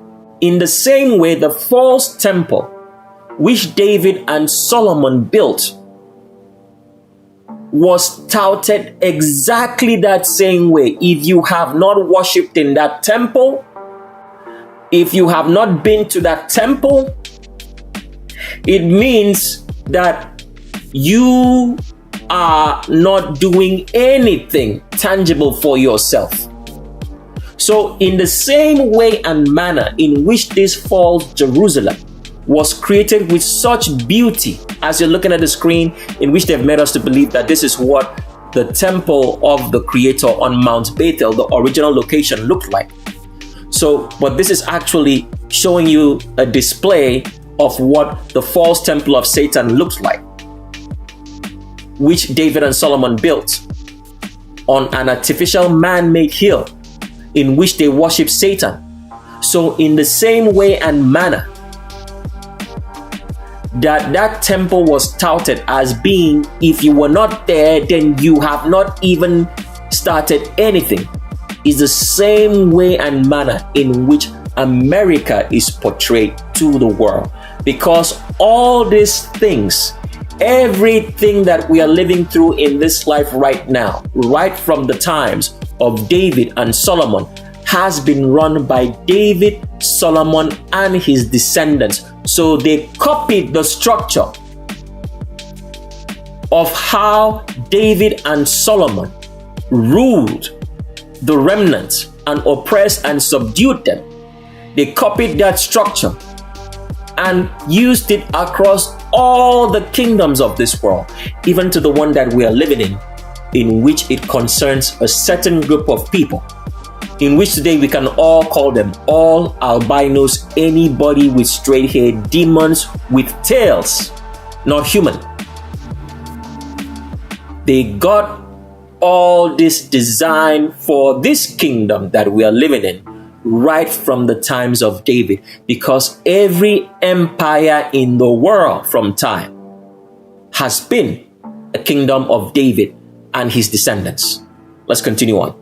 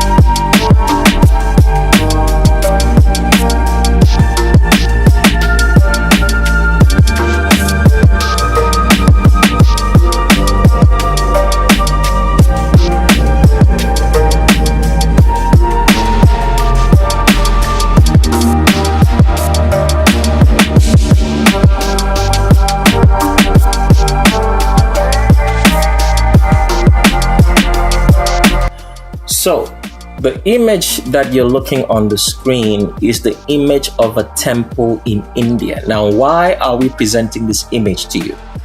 So you always have to understand that whatsoever the Creator does, okay, Satan and his children do the opposite. Because the way it works is this: you attract what you are. If you are a child of the Creator, his seed, you can only do the commandments and uphold the commandments because that is you. That is who you are. You attract who you are. So, the commandments of the Creator are all known by his seed, even though they have been corrupted. But the common sense which they have, because the common sense comes from the Creator, on his children, who are all priests of the Levitical priesthood. The common sense in them tells you what is supposed to be righteous and what is not. So anybody who says that they are a children of the Creator, in their minds, in their bodies, they have this common sense to know what is right and what is evil. Because it's not right and wrong, it's right and evil. Because they do not want you to understand what evil is. That evil is anything that opposes natural order, opposes the metaphysical commandments of the Creator, which provided the natural order that we have. So they want you to believe that there is such a thing as right and wrong, but there is no evil or wickedness.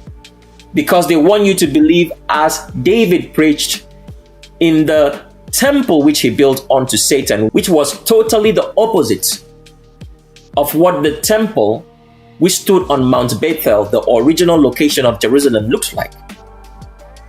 So they always want you not to understand, because what Satan preached and what David preached in the temple which they built to Satan is that the Creator forgives you when you do wrong. You understand how they made up the words now?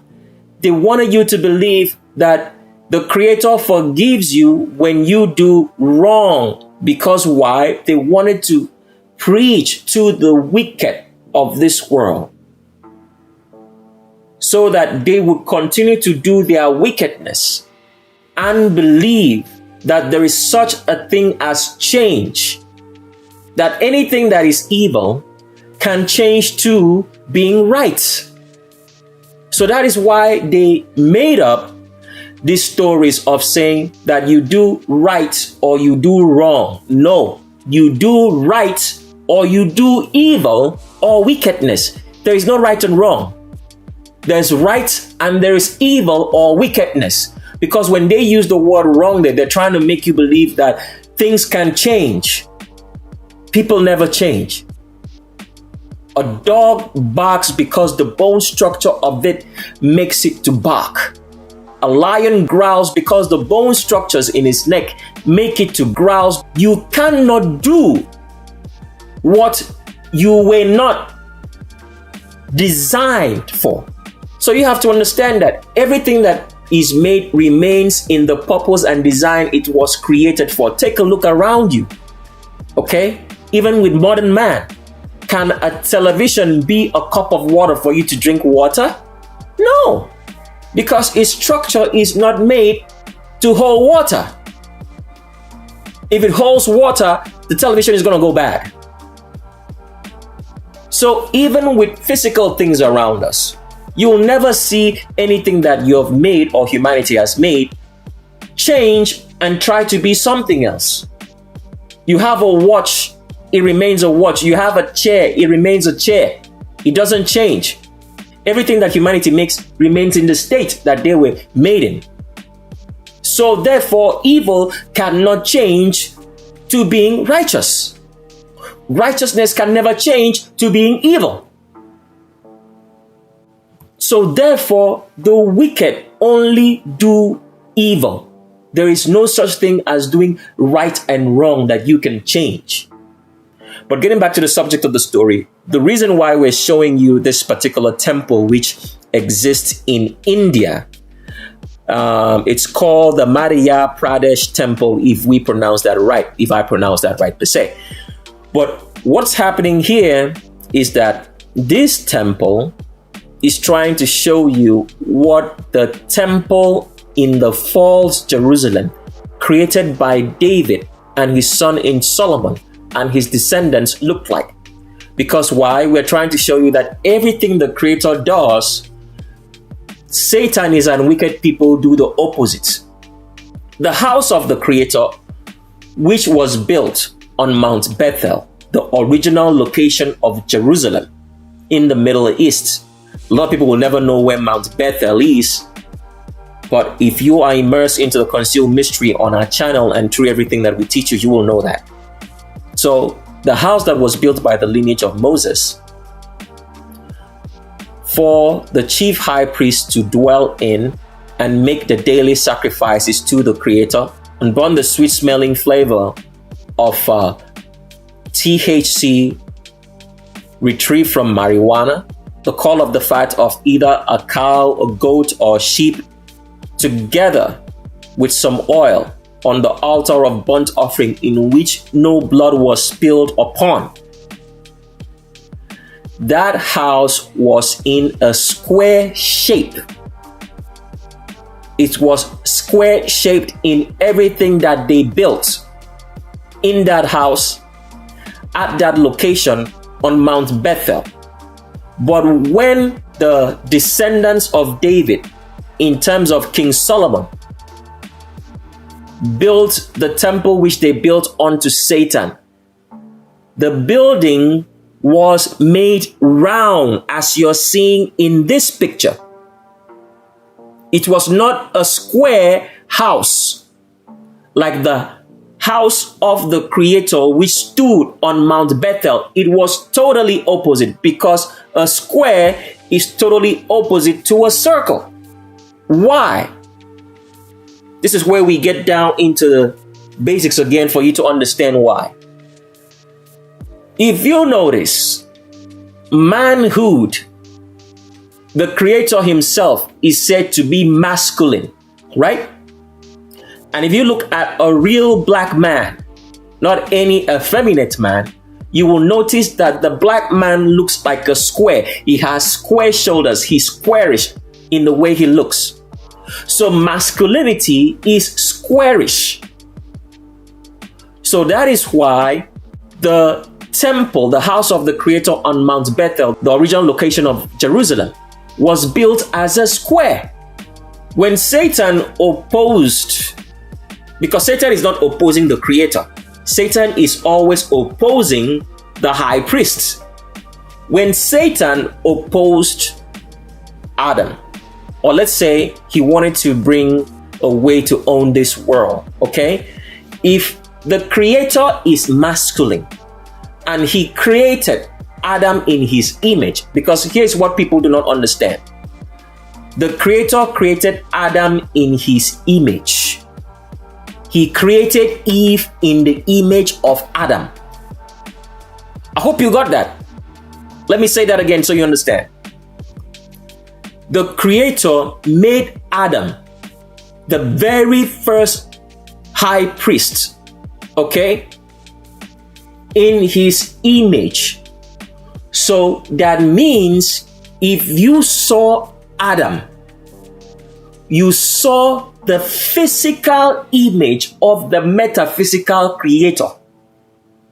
I hope you understand that.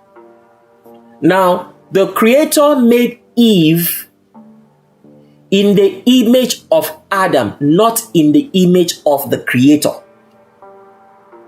Do you understand that? So Eve is made in the image of Adam. So if you look at that order right now, okay, it means that the high priest is subservient to the Creator.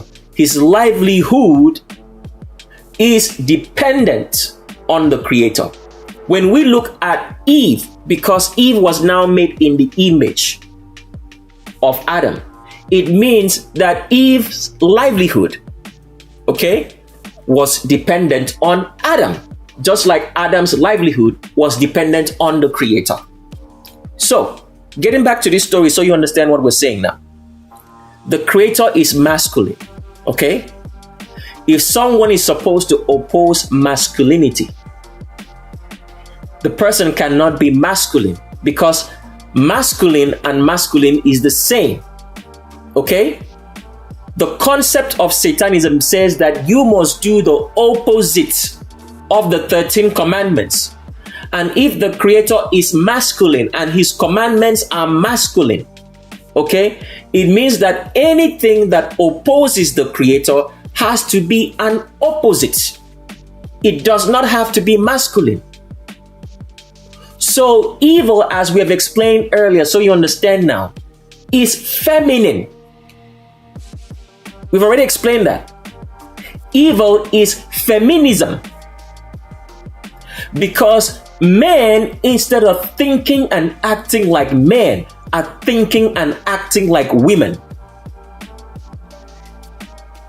So humanity has been taught to be feminine in everything. So you have a lot of emotional issues in humanity. Where do you think that's coming from? It's coming from the fact that evil is feminism.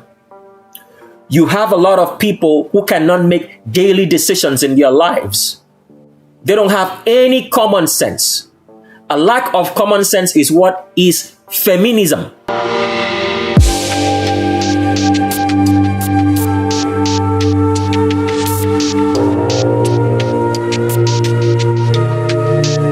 There's so much weakness in society and humanity today.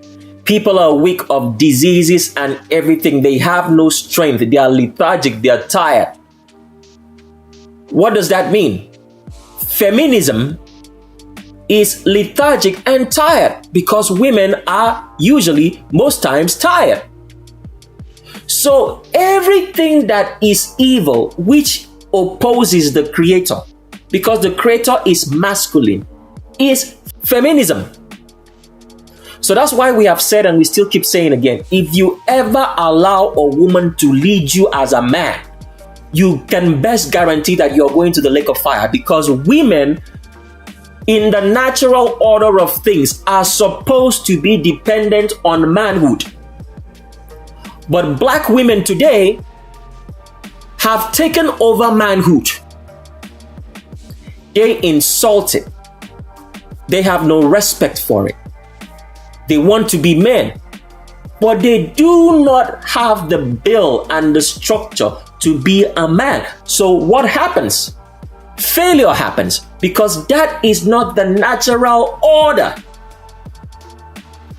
It is not the metaphysical order which the Creator made. So therefore, feminism is evil and wickedness. Because why? Feminism makes men. We're still trying to show you how evil is, displaying what's going on so you understand it in very simple terms. Feminism makes men homosexuals. Who are homosexuals?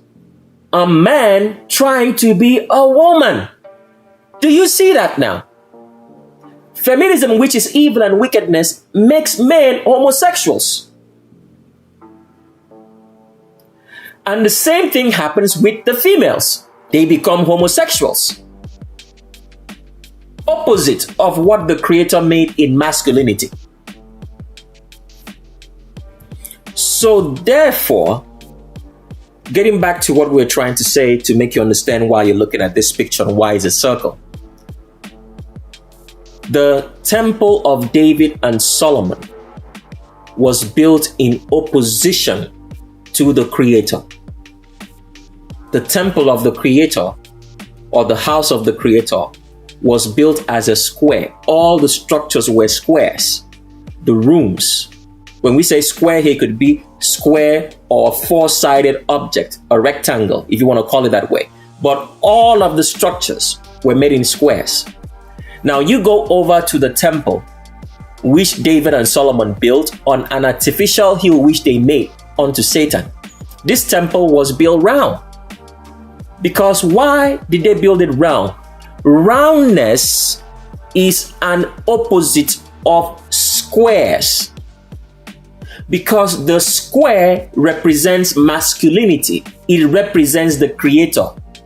A circle, which is the opposition of a square, is feminine.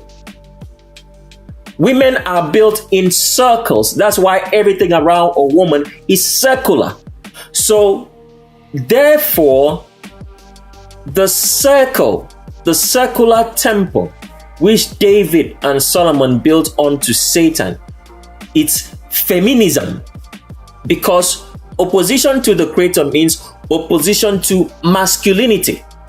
So this is why we have all this play out in males and females. Because everything was fashioned after the metaphysical order which provided the natural order that we see. So if you notice, women are more emotional than men. Why is that the case? Because all these characters, okay, which females portray and which is expected of a male to portray if he's really a male, masculine, is supposed to show us and explain to us whom the creator is and whom the natural order, the metaphysical order was modeled after. So the creator created a masculine world, okay, with a woman who is supposed to function in that masculinity. What does it mean to function in that masculinity? It means to think correctly, to have sound reason and logic. Once you lack sound reason and logic, you are evil and wicked. Getting on to explaining the reason why, let's just pull up a picture and show you the differences, because people do not understand what evil and wickedness means. Evil and wickedness means to be out of natural order, to be out of the order of masculinity, which the creator made the world. When we're talking about masculinity here, we're talking about the fact that as human beings, you have to be logical. You have to use your mind. You cannot use your emotions to judge things, because emotionality is evil. Remember, we told you this already. The reason why we have emotions is because we have pain. Why do we have pain? Because we live in a fleshy, corrupt body. That's why we experience pain. The body that the Creator made Adam and Eve was not fleshy. So, experiencing emotions means that you are saying that you are okay with the corruption in the body which was brought about by Satan. That means you are thinking like a Satanist with emotions, using your emotions to do things. So the Creator created us to have the masculine character, which means that you must be able to think about things reasonably and logically and do them instead of fooling your emotions, instead of being led away by how you feel, instead of being led away by the motions of the moment that you're going through.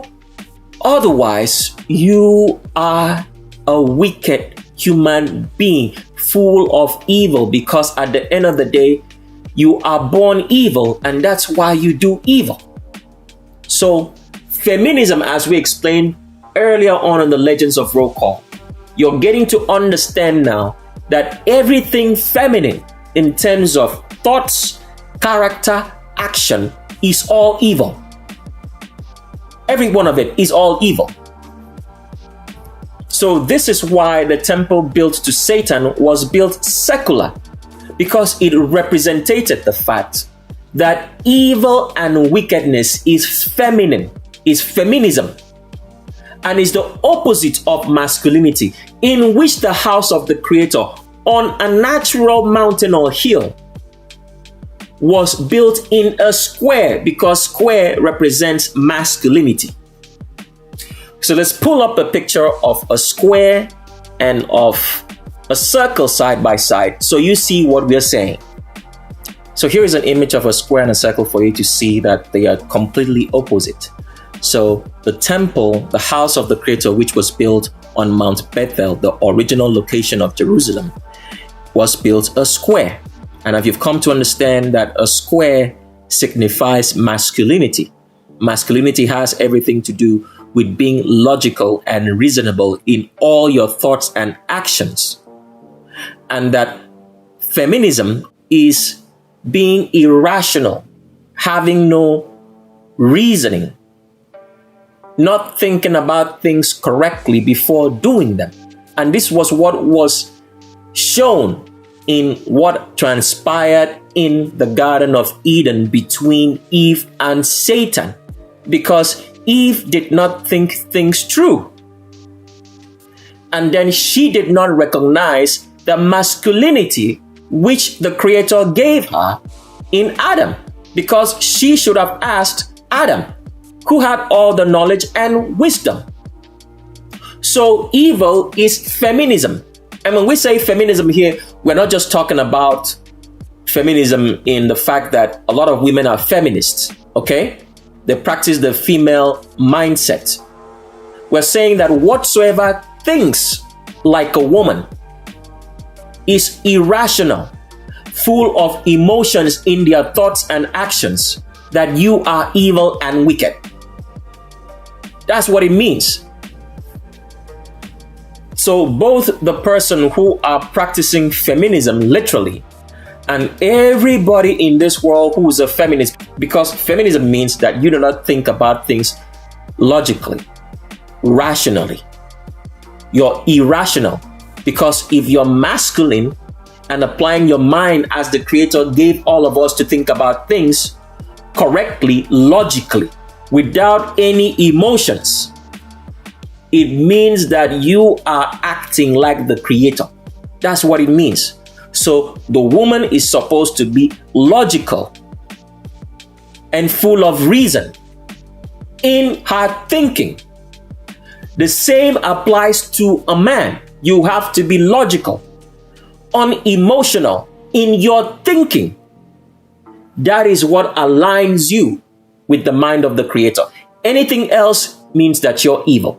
So feminism is not just what we are taught it is. It has a much more deeper meaning to it, because you've come to understand now at this particular point in history that evil is feminism, because everything feminist or feminism opposes masculinity.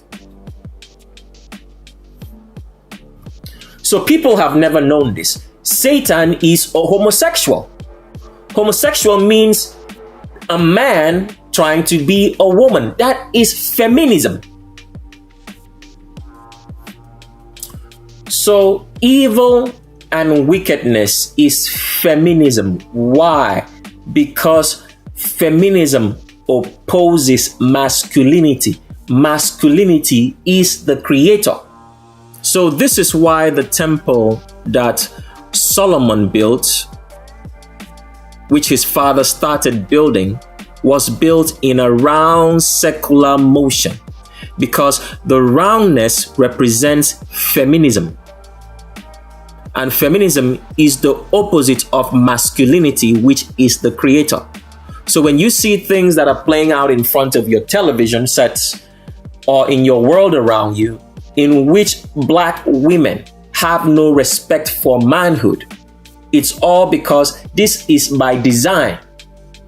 Because when manhood is eradicated away, which is masculinity, which is the Creator, all what you have is evil. Because evil and wickedness is feminism, is feminist. Because all what it does is oppose the Creator, oppose the commandments, which was made by a masculine Creator.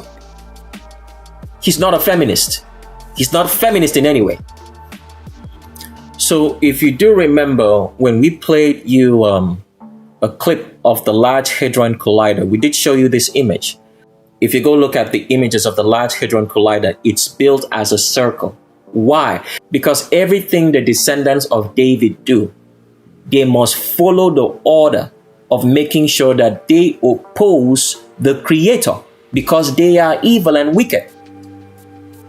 So they believe that studying the Creator in the Large Hadron Collider, which is round, because they are trying to fit the Creator into their own mindset of evil and wickedness, which is represented by circles and roundness. So they built the Large Hadron Collider even when they are studying the sciences. They are not studying it correctly according to the order in which they're supposed to study the sciences and make us to understand the way things work. They are studying the sciences with the mindset of evil, with the mindset of feminism. That is why the Large Hadron Collider, as you're seeing right here, when it gets fired, looks like a circle all around, because they think that they can contain the blackness, the Creator, inside a circle, because they think that the circle, feminism, which is the opposite of masculinity, opposite of the 13 commandments, is the way the world is supposed to work. So when we say here that feminism is the evil, wickedness of this world, I know a lot of people didn't understand that. They thought that we're just talking about the feminist actions, but we are telling you in a very literal sense that everything that has to do with feminism, which is not just the actions of women, okay, but the mentality, the thinking in their mindset in which they are not logical or reasonable in how they come to the conclusions of the things they do, is what is evil and wicked. Because if you are righteous, you are going to be logical and reasonable. But a feminist, which is evil and wickedness, which is not just talking about feminists in terms of the physical attributes of a woman, but we are talking about here the feminist, people who are unable to think logically about things and reasonable to arrive at a conclusion. They are filled with emotions and bias of certain natures for anything and are not able to judge and think about things correctly and logically. It means that you are evil and wicked, because the wicked do not think reasonably and logically about anything. They are basing everything off of a bias. And this is the true meaning of evil and wickedness. It is feminism in every literal sense.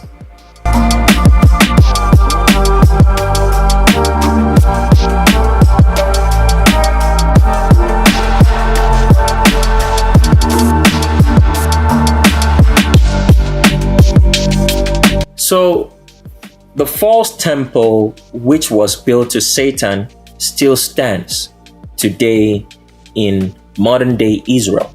Even though it has been ruined, but you can still make out what the temple looked like, and it still has some of its original coating and color on marble on there. And we already showed you a picture of that early on. So the temple still stands in its ruins. And also the house of the Creator still stands in its ruins in the Middle East, in the modern day of Israel. We are not going to tell you where they stand or how you should get there, because at the end of the day, this thing is all over television and all over the internet if you look for it. But they just have given different names to it so people do not understand, because at the end of the day, the wicked have to be deceived into the lake of fire who are feminists. So I want you to understand at the end of the day, because when people hear us speak, they're going to say, okay, I remember you saying that women think like men. So if we think like a man, that means a man is always going to oppose another man. What are we to do then? So for you to understand this very, very clearly, because sometimes the terms and the usage of the words can sound confusing, we want to explain this in very simple terms so that you have full understanding and you are not with any doubt in your mind. Okay? Feminism, for women in today's world means that a woman acts and does like a man does. So in today's world, women think that they can do whatsoever a man can do. That is feminism. That is the physical feminism which women act or do. Now, what you have to understand is this. When a woman acts and does like a man does, she is opposing masculinity. Why is she opposing masculinity? Because you are a woman. You cannot act and do like a man. Because when a woman does or acts like a man, you are doing evil. Why are you doing evil? Because you have refused to apply logic and reasoning to what a woman should be. Therefore, you are a feminist and you are evil. So, for you to understand the meaning of feminism, you have to understand that feminism means that you are thinking about things illogically, unreasonably, with emotions and biasness about whatsoever you're doing. That is the meaning of evil.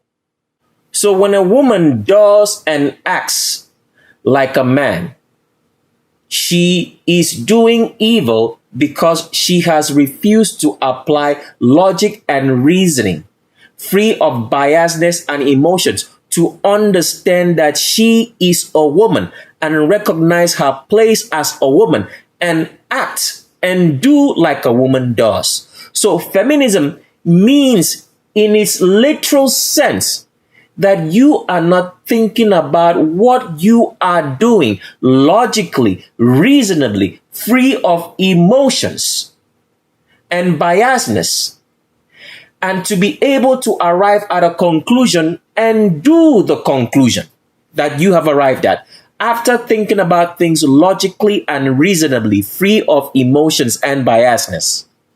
Because whenever a woman does, and acts like a man is going to be in opposition to that woman. Why? Because the woman is not thinking reasonably and logically about what she's doing by trying to act and be a man. So that is where the opposition of man opposing another man, because if a man opposes another man, it means that this man, is not thinking about things logically and reasonably, but is full of emotions and biasness. Therefore, that is what makes men oppose another man. The position here is that one person is evil because they are not thinking logically and reasonably about things. Therefore, there is opposition. So whenever a man opposes another man, it's because one person is evil and is not thinking about things logically and reasonably and is a feminist, and therefore there is opposition. So that's the understanding that you have to get here, because we want you to have clarity in mind about what we're saying.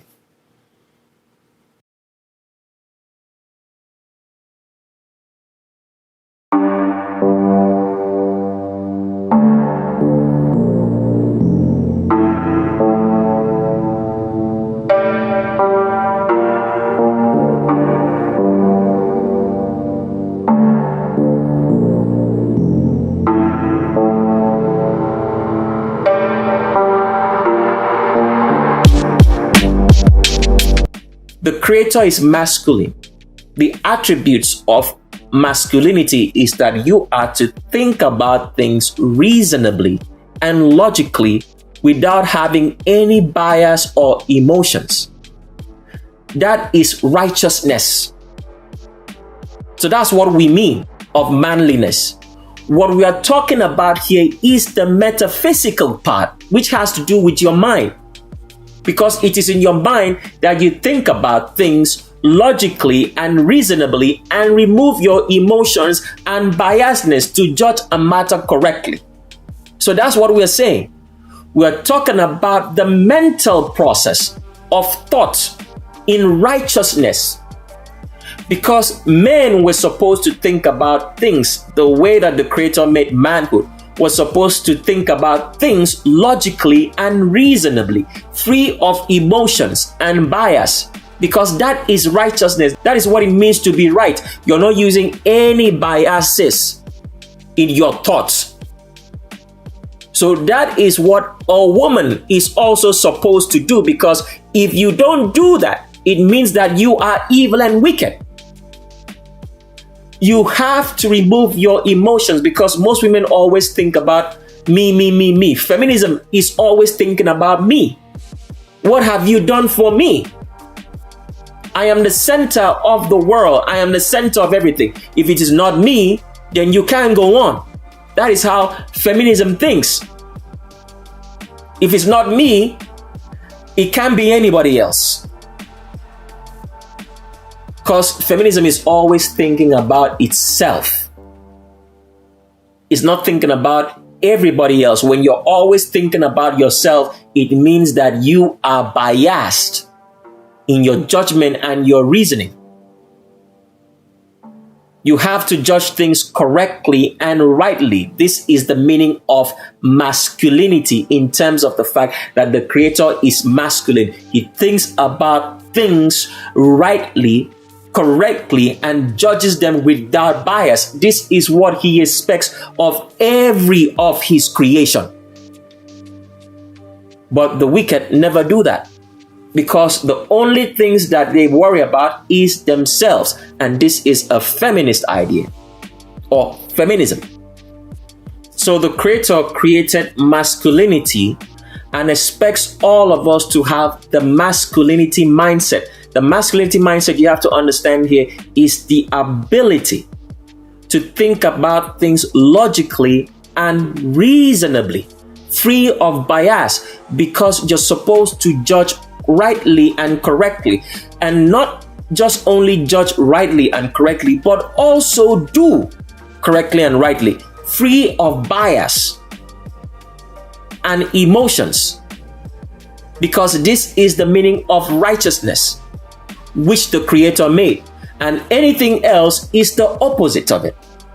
So continuing on, we wanted to show you from scripture that the temple that Solomon built, which was built onto Satan, is not anything that they show you in your so-called images that you have come to believe is what the temple built onto Satan, because it's not the temple built onto the Creator. The temple built onto Satan looked like, because at the end of the day, you have to understand this. The whole world knew about the temple of Satan, which David and Solomon built. They had no idea. They did not come to visit the modest four-sided house of the Creator, which stood on Mount Bethel in modern day Israel and still stands still today. They did not come to visit that. Everybody came for the flashy looking, beautiful piece of city that David and Solomon built on where this temple stood. So it's more like saying today, right now, let's say you live in a small town, let's say in what's the smallest town that we can think of? Think about the smallest town that you could ever imagine in the United States. It doesn't matter. Very small town. It has very few inhabitants. Maybe like, let's say at the most, it has maybe 2,000 people living in it. 2,000 people. That's roughly, okay, the amount that we have in a very small town. Only 2,000 people living in it. Then imagine this. That small town, nobody comes down there to visit. They don't really know what it is, except the main inhabitants who know about this small town and that all their benefits, okay, and all the fortunate stuff that they have in their life comes from the fact that they go to this small town every once in a year and the chief high priest reads to them. So I want you to imagine that for a second. The smallest town in the United States, less than 2,000 inhabitants. That was the location of the original house of the Creator, the temple that stood in Mount Bethel, in the original Jerusalem in Scripture. Okay? Now, everybody else around the world, based on what I just told you in that explanation, they know about Las Vegas. Las Vegas is a big, shiny city, flashy lights and everything. I mean, it's well made, especially if you go down the strip. And that is what everybody knows. And they never come to that small town, which we told you was where the original location of Jerusalem and the original location of the temple stood. So the whole world always journeyed to the false temple of Satan. So whatever you read in scriptures, in most cases, the events are centered around this false Jerusalem that David and Solomon built, which the whole world came to. So what we're then saying is that the building of that particular house, which was built onto Satan, the temple of Satan, is nothing that they show you in the images of what the temple was supposed to look like. This is how confusing these people have twisted a reality such that there's a difficulty in explaining it. So continuing on, what we want to show you now is that this false temple, which was built onto Satan, which the whole world came to worship in, and made the false Jerusalem of David to be a very great city.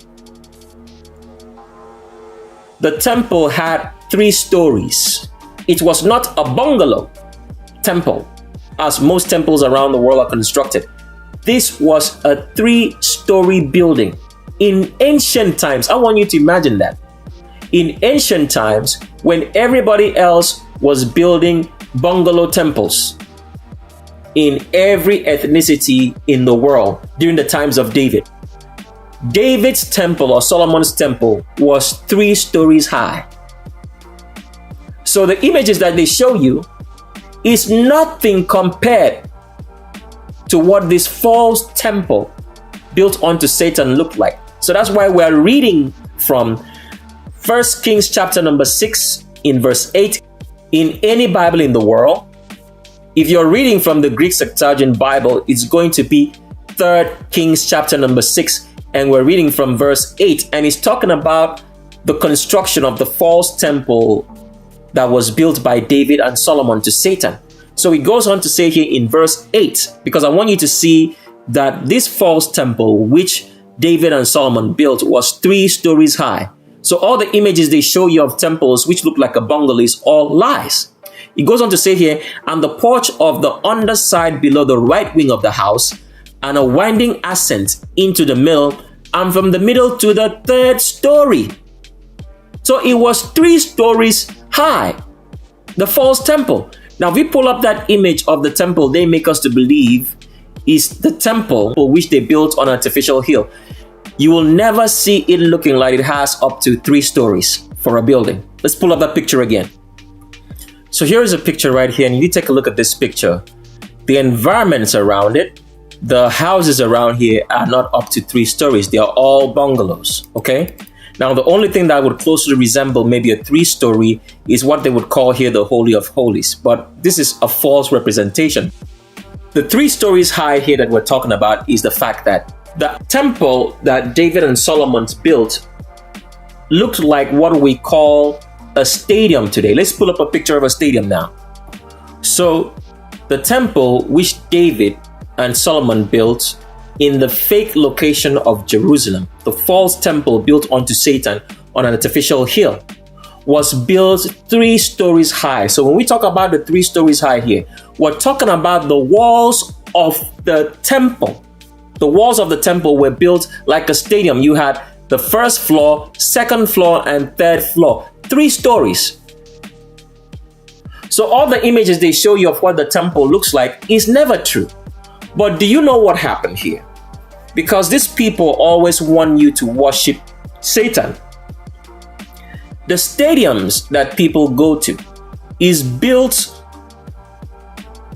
on the architecture of the false temple, which stood in the false city of David, known as Bethlehem in scripture. Okay? That temple which stood there was built like a stadium. So that is why stadiums today are actually temples. You hear that all the time. Especially for those who follow soccer, they call it a temple. Because the architecture of the stadium is based on the architecture of David and Solomon's temple, which was 3 stories high in the walls that are around it, which people could stand and observe whatsoever the false high priests and the kings of the remnant did below. So in history, all the construction of stadiums is based upon the false temple of Jerusalem, built by David and Solomon. And also, there is a particular church in Jerusalem called the Church of the Holy Sepulchre. It is believed that the fabricated Jesus tomb was in this particular spot in the Church of the Holy Sepulchre. But what people do not understand is that the Church of the Holy Sepulchre, its design is based on the fact that the temple that David and Solomon built unto Satan, which stood on an artificial hill which they erected, the Church of the Holy Sepulchre was modeled after this. This is what people do not know. Let's pull up a picture of the Church of the Holy Sepulchre, and if we can play a video, but you can go look it up on yourself, go on the internet or anywhere and type Church of the Holy Sepulchre and take a look inside, because the inside construction was modeled after the false temple which David and Solomon built onto Satan, which was a circle 3 stories high. All right, let's show you that now.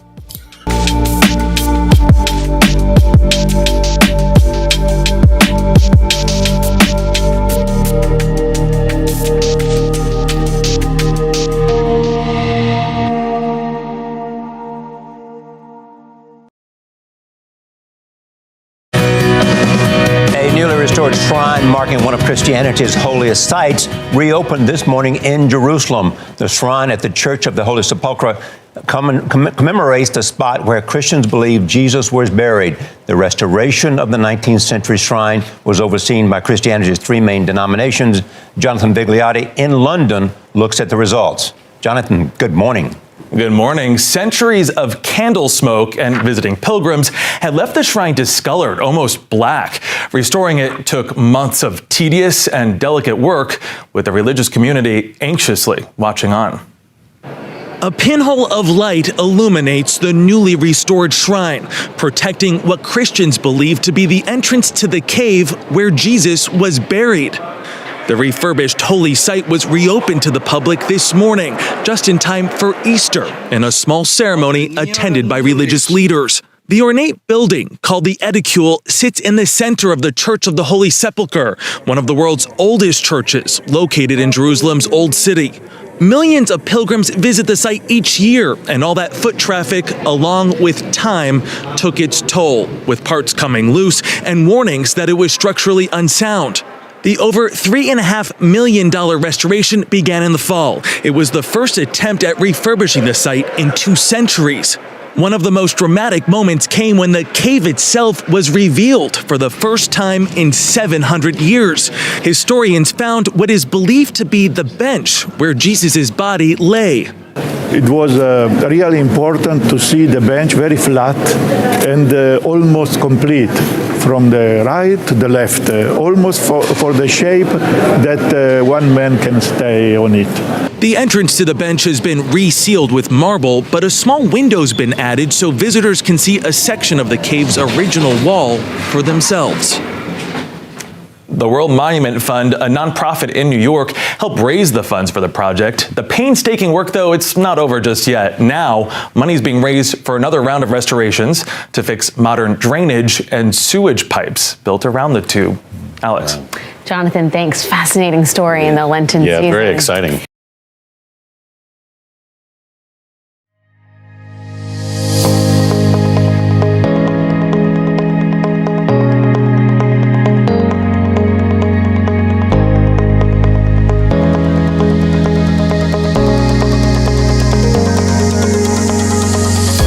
So here is an image of the Church of the Holy Sepulchre on the interior, because the outside doesn't look like a circle, but the inside is the almost exact same structure of the temple which David and Solomon built onto Satan. A circle representing feminism, which is the opposite of masculinity. And masculinity here means to be able to think about things reasonably, without any bias, and make the right judgments and do it. That is what makes you human. If you're irrational about things, as most women are, and can't think about things correctly because they are always putting themselves into the logic for reasoning, making themselves the importance and the center about anything that they are judging, they will always come out thinking and doing evil, because they are judging things based on emotions and bias. That is feminism, the mindset. Besides the literal actions, because the actions comes from the mindset. A woman becomes evil from the mindset. If you're not able to judge things correctly, rationally, without emotions, without bias, it means you are evil. So this is what the secular temple, which was built to Satan, stood for. The opposite of correct reasoning and logic, which the wicked of this world and the kings of this world, in the David Solomonic lines, which have spread themselves thin across every ethnicity in this world, are unable to think logically and reasonably about things without bias or emotions. So therefore, the Church of the Holy Sepulchre was modeled after the false temple of Jerusalem, which David and Solomon built onto Satan. So if you're looking at the Church of the Holy Sepulchre inside right here, not the exterior portion of it, this is what the temple of the false Jerusalem built by David and Solomon on an artificial hill built onto Satan looked like on the exterior. Then the Holy of Holies was a circle like this too. A circular Holy of Holies, which stood the fabricated ark which David made onto Satan. That was the only thing that was in the round circular Holy of Holies in that false temple which David and Solomon built onto Satan. Now, the candle stand, the showbread, and the altar of incense, because they had an altar in which they burnt incense onto Satan, was on the exterior portion. So when you're looking at this picture right here, the Holy of Holies, as I'm waving my mouse right here, contained only the fabricated Ark of the Covenant, which David made, which I already talked about. We're not going to repeat it right here. Now, outside this secular area, you will now have the table of showbread, okay, the lamp or the candle stand or the menorah, if that's what you want to call it, and the altar of incense. So this Church of the Holy Sepulchre here is built in replica to the model of how the false temple that David and Solomon looked like, which they built on an artificial hill in the false Jerusalem, which is known as Bethlehem, the city of David in scripture. That is where that stood. So the Church of the Holy Sepulchre was built of that replica. The only difference is that the Church of the Holy Sepulchre may have maybe only 2 stories, okay? But the building that was built onto Satan by David and Solomon on the artificial hill which they made was 3 stories high. And up till now in history, nobody has ever told you this correctly for you to understand.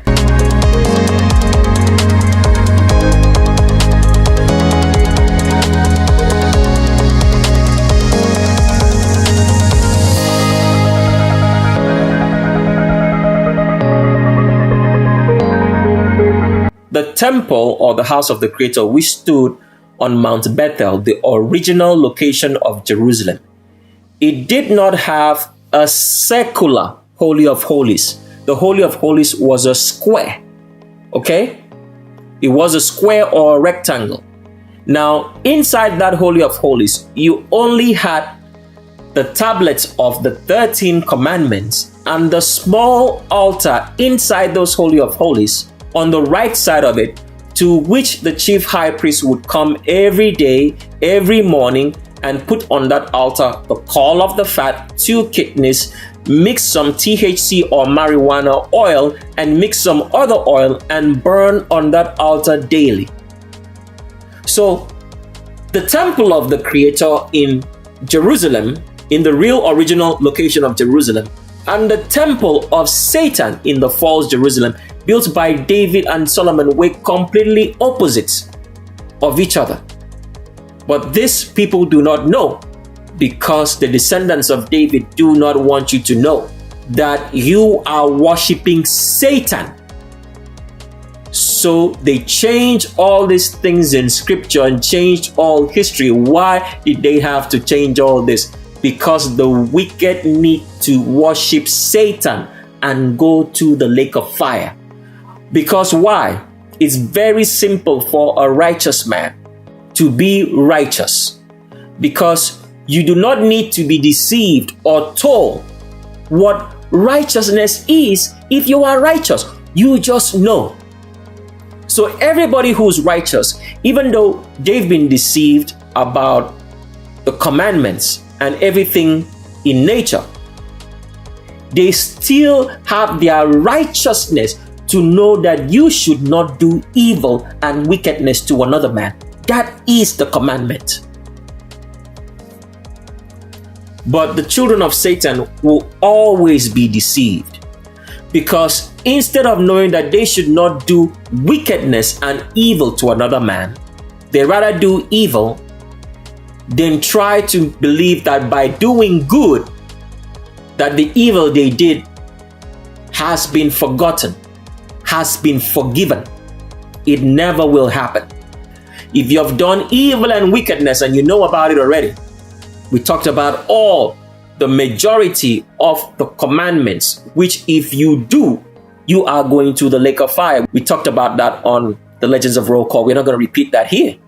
So go listen if you've forgotten.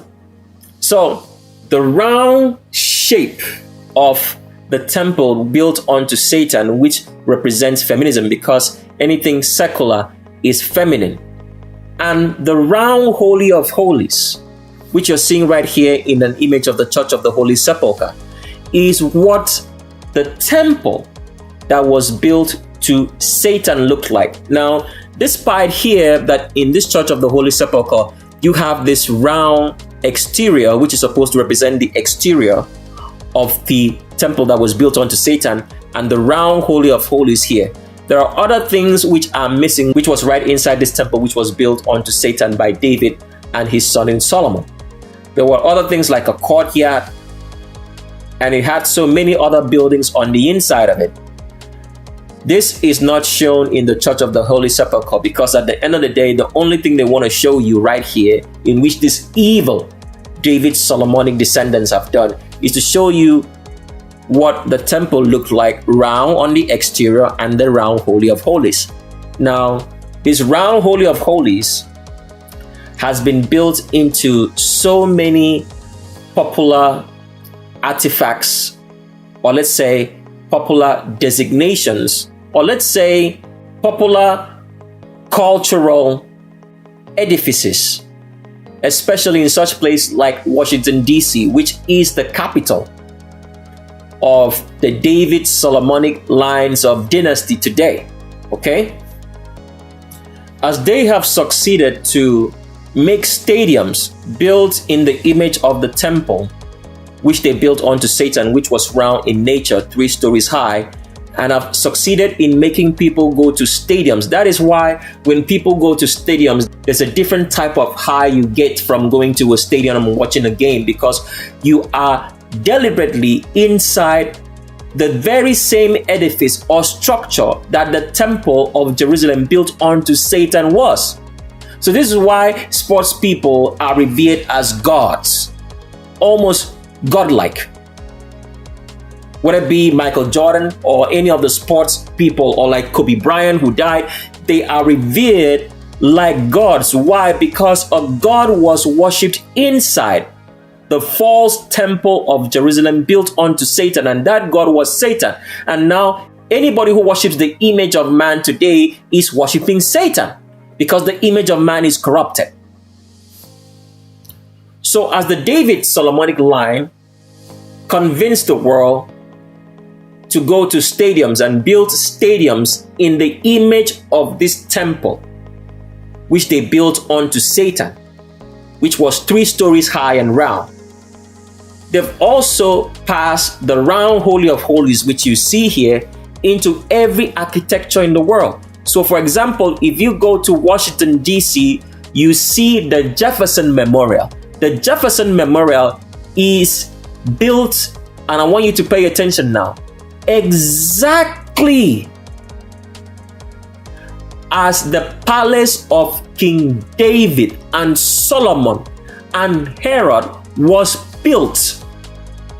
The Jefferson Memorial with the round Holy of Holies, because they needed to represent the round Holy of Holies wherever they went, which was to the worship of Satan. So the palace that David and Solomon had, as well as Herod,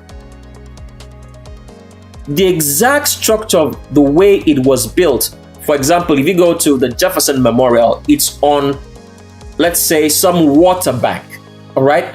This is exactly the same way that the palace of David, Solomon, and all the kings of Israel, including Herod, was built.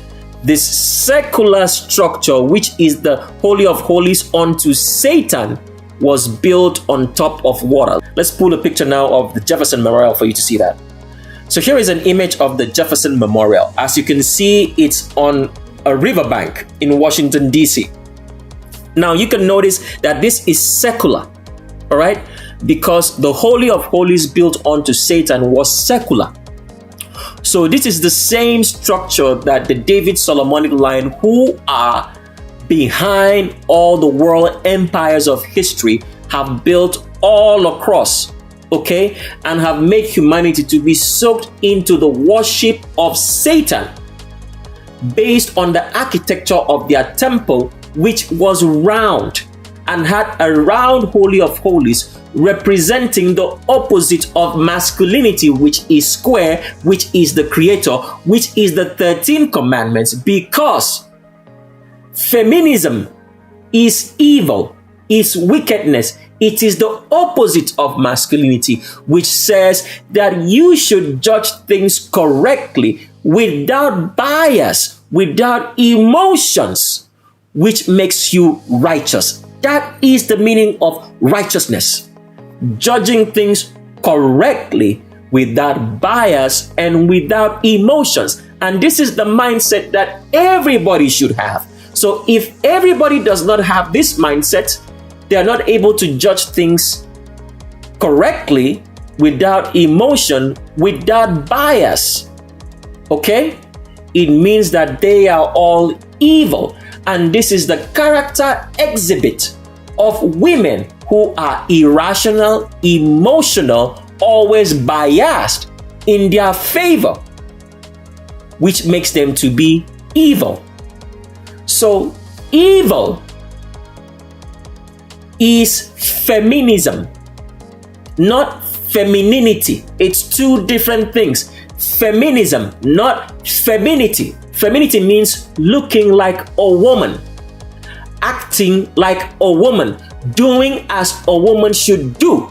But feminism is saying that you are emotional, you are irrational, you are biased, you hate everything that has to do with righteousness.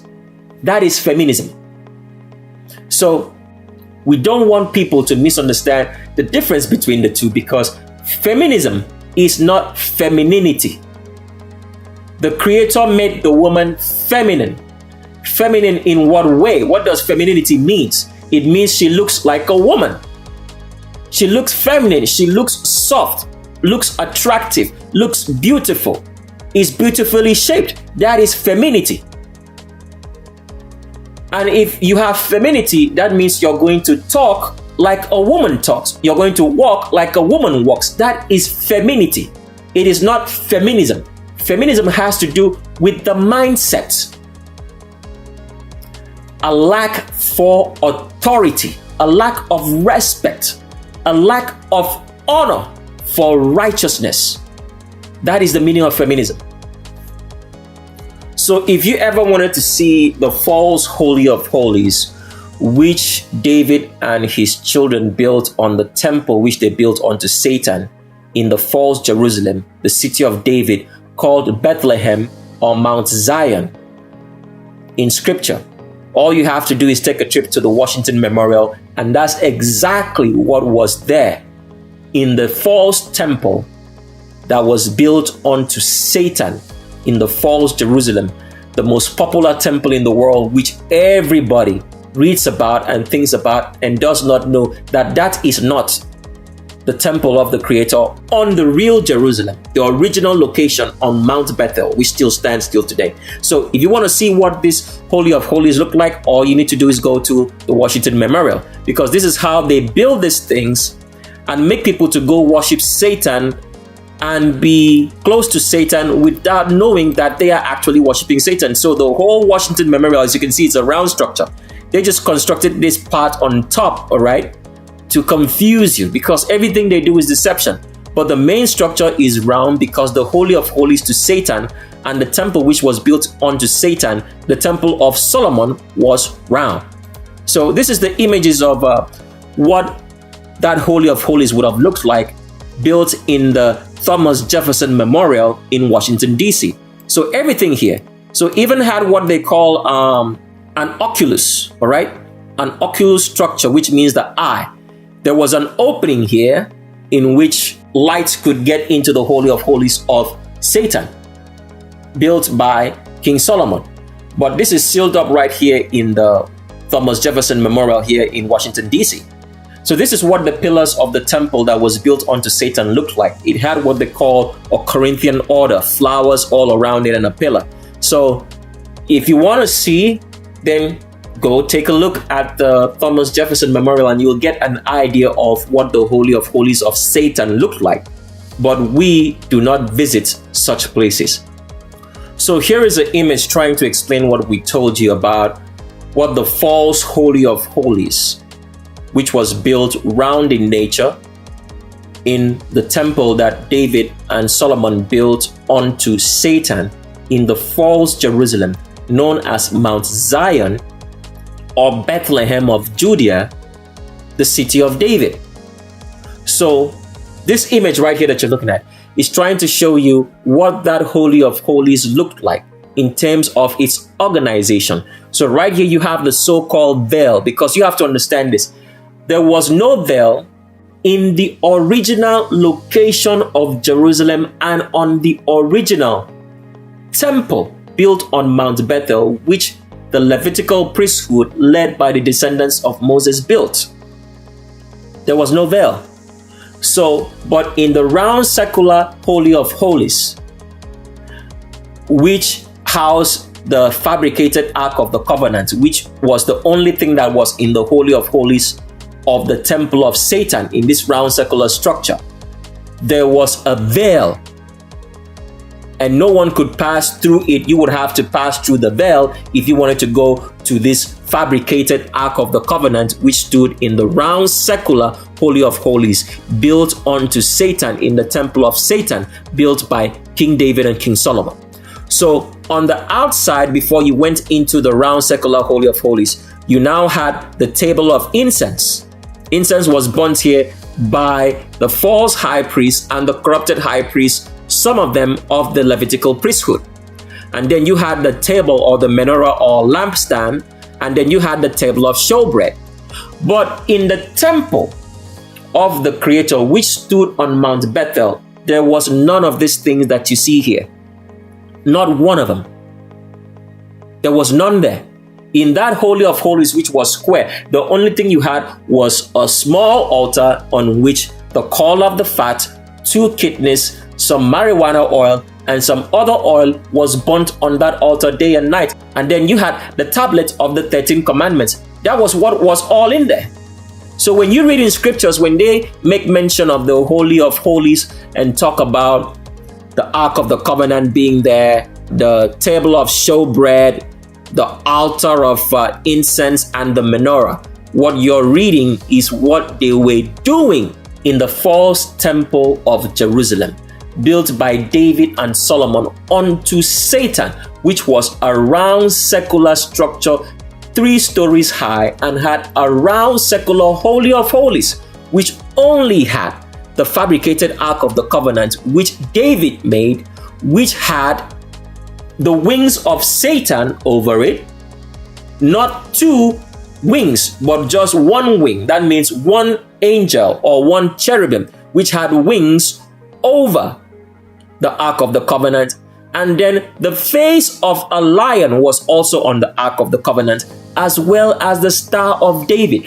The face of the lion was in the Star of David, and all this was on the golden made Ark of the Covenant, which Satan's wings spread over it. So remember, as we told you, there were not 2 angels on the Ark of the Covenant as you read in Scripture, even though that was imputed by David and his descendants.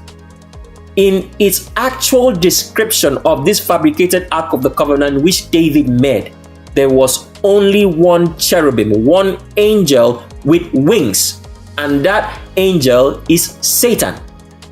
So with your understanding right now that the false temple built unto Satan was circular in structure, had a circular Holy of Holies, and that the original temple which the Levitical priesthood led by the descendants of Moses built, who were the high priest of both high priests, was square in nature and had a square Holy of Holies.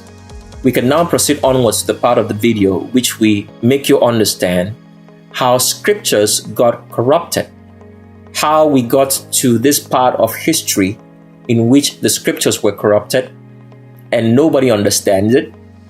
And for the very first time, you have understanding of the scriptures at this particular point in time in your history, bearing in mind that nobody was supposed to understand the scriptures except they were a high priest. Because why? The scriptures was not written to everybody. This is what people do not know. The scriptures that you read today were not written to everybody. It was only written by the descendants of Moses to the descendants of Moses. That means this was their private conversations. It was not something that they had to make public. These were private conversations in which a descendant of Moses would write down what the Creator told them, so that the next descendant of Moses, or whomsoever from the lineage of Moses, because there were so many of them, the children and descendants of Moses, whichever one that the Creator would call to be chief high priest or high priest above the high priest, then he would pass this information to him. So when you read such stories as Elijah and Elisha, or any of the high priests which people call prophets, or any of those people which people identify as prophets, what happens is that the previous high priest would write something of what the Creator had told him. And the next high priest would have possession of those writings. So the Bibles that we read today, the whole entire scripture that we read today, is personal writing between the descendants of Moses. It was never meant to be public. The only thing that was meant to be public to the remnant was the 13 commandments. But the personal writings was not for them.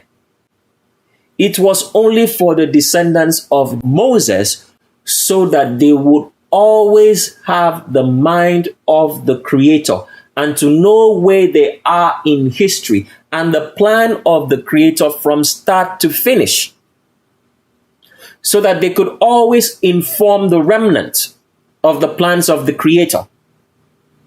So the scriptures were not public property. It was made public property by the descendants of David. Why did they have to make it public property? Because the 13 commandments in its original form did not make or include kings as part of anything that the Creator does. So they needed to change the 13 commandments to make themselves to be legal, so that the people, the remnant, could be deceived that kings can rule over them instead of that the Creator rules over them.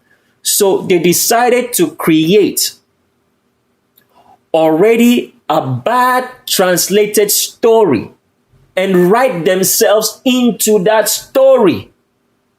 Do you understand that? They wrote themselves into the story to make their kingship legal among the people and to spread these stories so people would have the idea and believe in kings and rulership, instead of that all rulership and kingship of this world is of Satan and will always lead the world to destruction. So this is the reason why the scriptures were made public.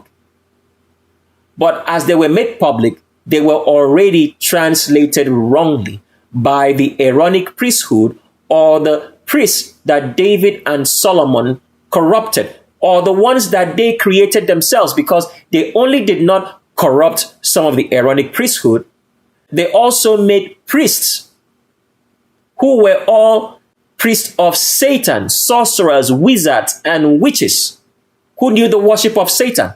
So they created some of them to be priests, and they tried to translate personal scriptures. Why was the David Solomonic descendants so interested in the scriptures? Because the scriptures laid out a plan of how the Creator was going to deal with this world. And so they needed to know so that they could circumvent or change the plans of the Creator, or have an idea of how to stop it, because they understood that we live in a physical world and things can be physically changed if you try it. So that is why they had to have an idea about the scriptures to know what was the plan, so they could stop it, and then also to write themselves into history and to make the human mind to believe that the Creator loves kings. Because when you read through scriptures today, it tells you about King David, King Solomon, and all the other kings whom you thought were all whom the Creator spoke with and made them to have rulership over the remnant. But this was never true. All the kings of the remnant in scripture were evil and wicked. Anything that you read about them that says they were good was imputed. None of them were good, because kingship has nothing to do with goodness. A good man can never be king. This is said so many times frequently, but you never heard it. But hear it now once again and refresh your memory.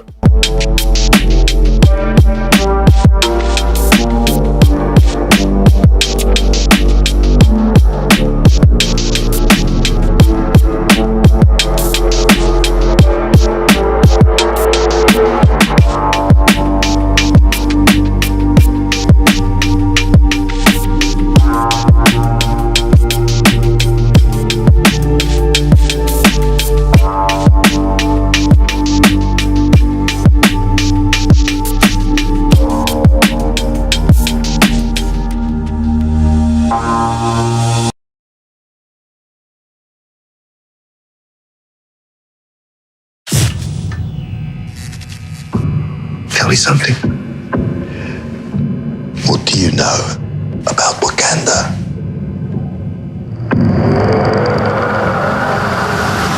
It's a third world country. Textiles, shepherds, cool outfits. All front. Explorers have searched for it. Called it El Dorado. They looked for it in South America. But it was in Africa the whole time. I'm the only one who's seen it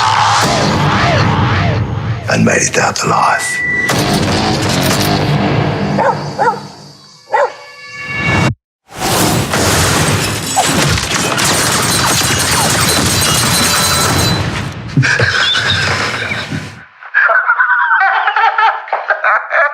I can see you.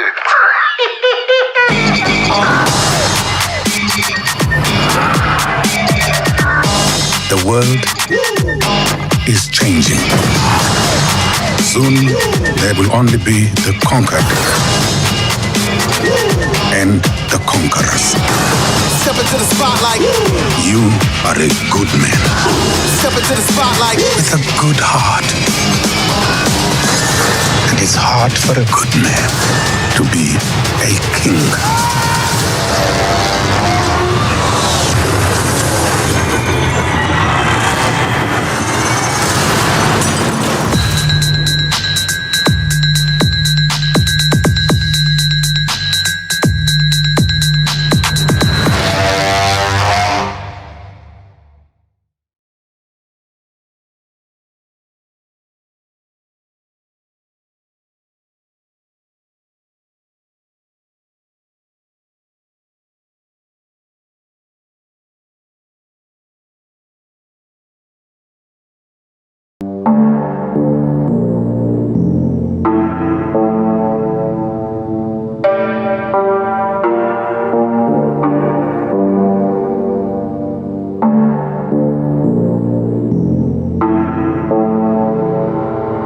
So we've arrived at the section of the video in which we explain perfectly and clearly, so you do remember, how we got to get the corrupt Bibles that we read today, and how a lot of other things have changed in scriptures from the already corrupt translation. When we say corrupt translation here, we're talking about that the private notes of the high priest above high priest.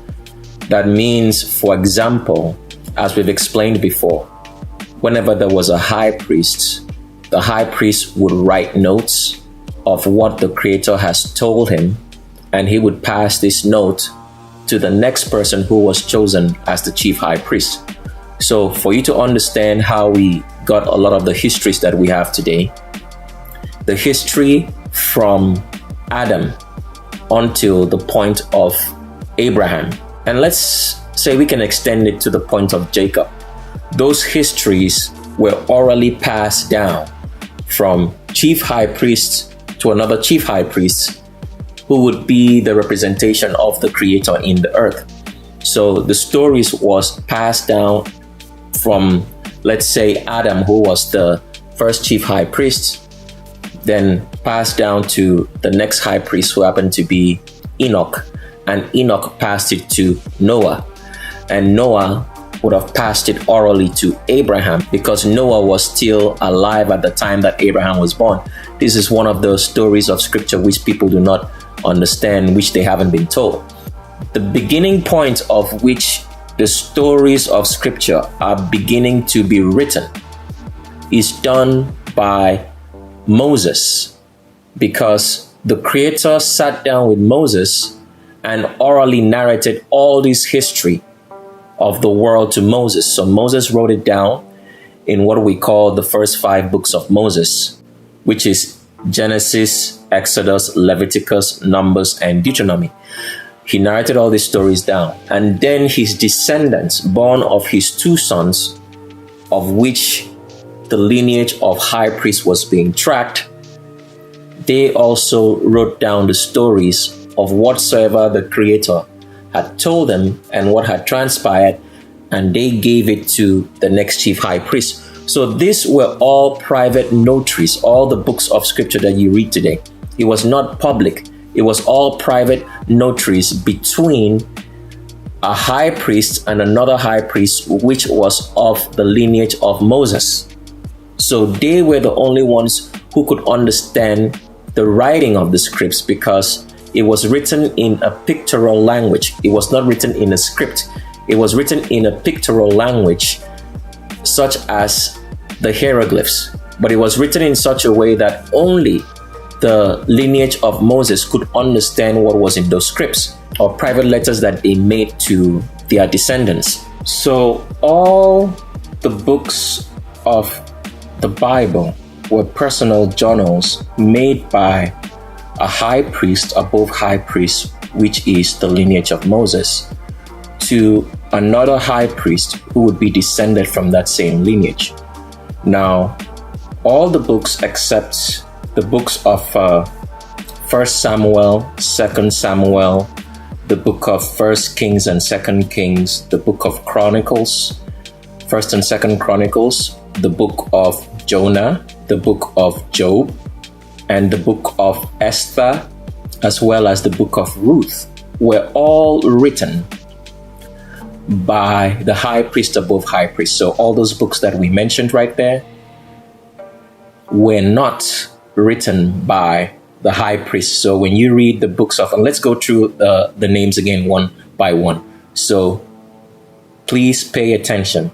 These books that we're about to mention right now were not written by the high priest above high priest in the terms of them being the only people who could read and write scriptures, which was personal journals, which they made to other high priests so that they would know what the Creator had told them earlier. So these books were not written by high priest above high priest in terms of the descendants of Moses. These books are 1st and 2nd Samuel, 1st Kings and 2nd Kings, 1st Chronicles and 2nd Chronicles, the books of Psalms, the book of Esther, the book of Ruth, the book of Job, the book of Jonah, the book of Proverbs, and the book of Ecclesiastes. Now, for such books as the books of Samuel and such books as Proverbs and Psalms and Ecclesiastes, those books had some high priest influence in it, okay? Depending on the fact that the recordings there were public recordings in the sense that what transpired during the times, maybe the remnants would gather around and the high priest would talk to them once per year. And other people took recordings of it, such as, let's say, the scribes who worked for the kings in terms of David and Solomon's descendants. So those books have an influence, but they were not written by the high priest. So let's go through the books who have an influence, but were not written by the high priest. Would be the books of 1st and 2nd Samuel. It would also be the book of Proverbs, the book of Psalms, and the book of Ecclesiastes. Okay, they were not written by high priests, but they had an influence on it. So the books which the high priest wrote, which were of the lineage of Moses, were personal journals of the plan, of the mind of the Creator, so that at any point in time, the descendants of Moses, who were high priests above high priests, would always have an idea of what the plan of the Creator is.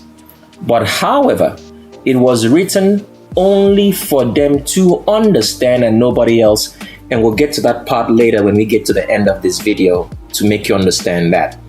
So what happened is this: when the remnant came out of Egypt in Exodus, and the tribe of Judah and the rest of the remnant who were not of the Levitical priesthood had all become corrupted.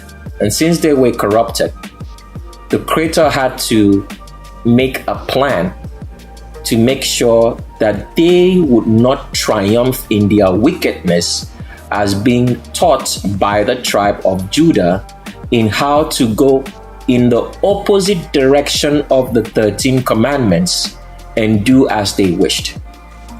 Now, the descendants of David, who had spread themselves thick and thin through all the clans of the remnant, wanted to be the rulership over the remnant. So that's why when you read in the book of Exodus down to the book of Deuteronomy, there's always this striving, okay, between the remnant and Moses. They were always at loggerheads. Why? Because the remnant who had been corrupted, who carried the lineage and sperm of Satan, because most of them married outside of the remnant community, married women and bore children, even though looked remnant, spoke the language, knew the tradition and culture, they were actually children of Satan.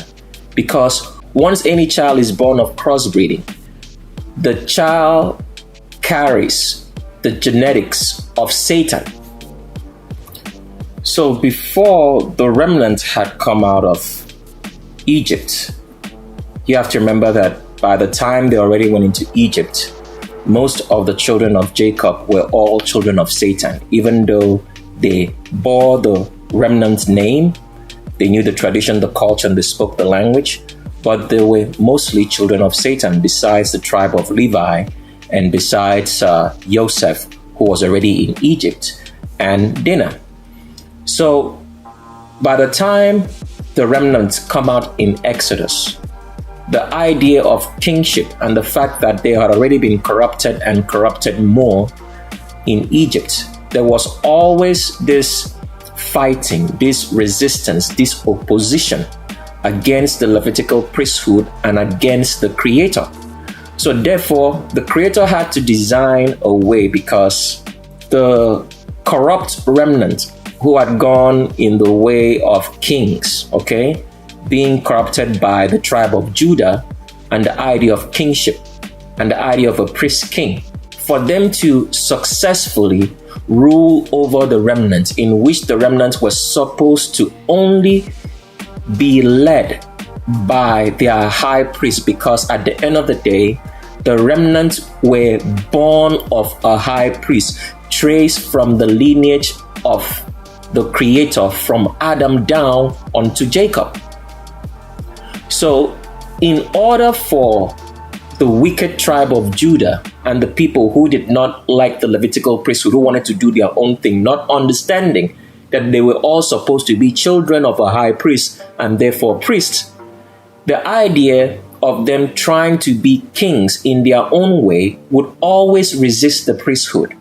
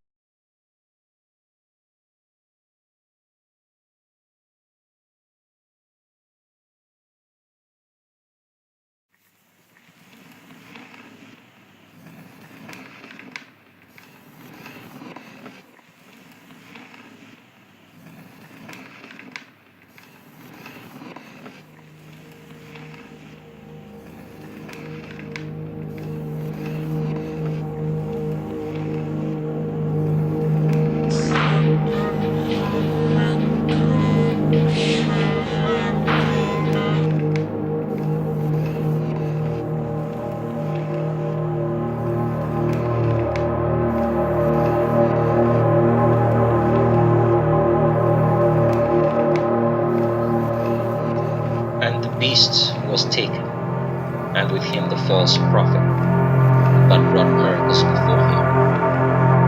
which he deceived them that had received the mark of the beasts, and them that worshipped his image. These both were cast alive into a lake of fire, burning with brimstone.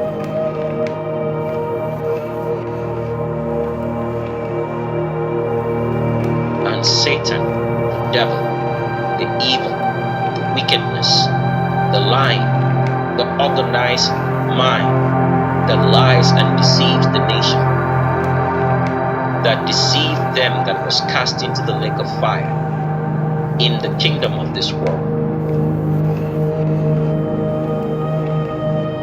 The lake of fire, which burneth with brimstone, which is the lava and volcanic explosions that you see everywhere, where the beasts and the false prophet, the world president, worshipped and endeared by the public today, even though not knowing that this is their false prophet and world president, and shall be tormented day and night forever and ever in the lake of fire that burns, and they will not be consumed, but will burn for all eternity. And this every lineage of the false prophets of the world president believe.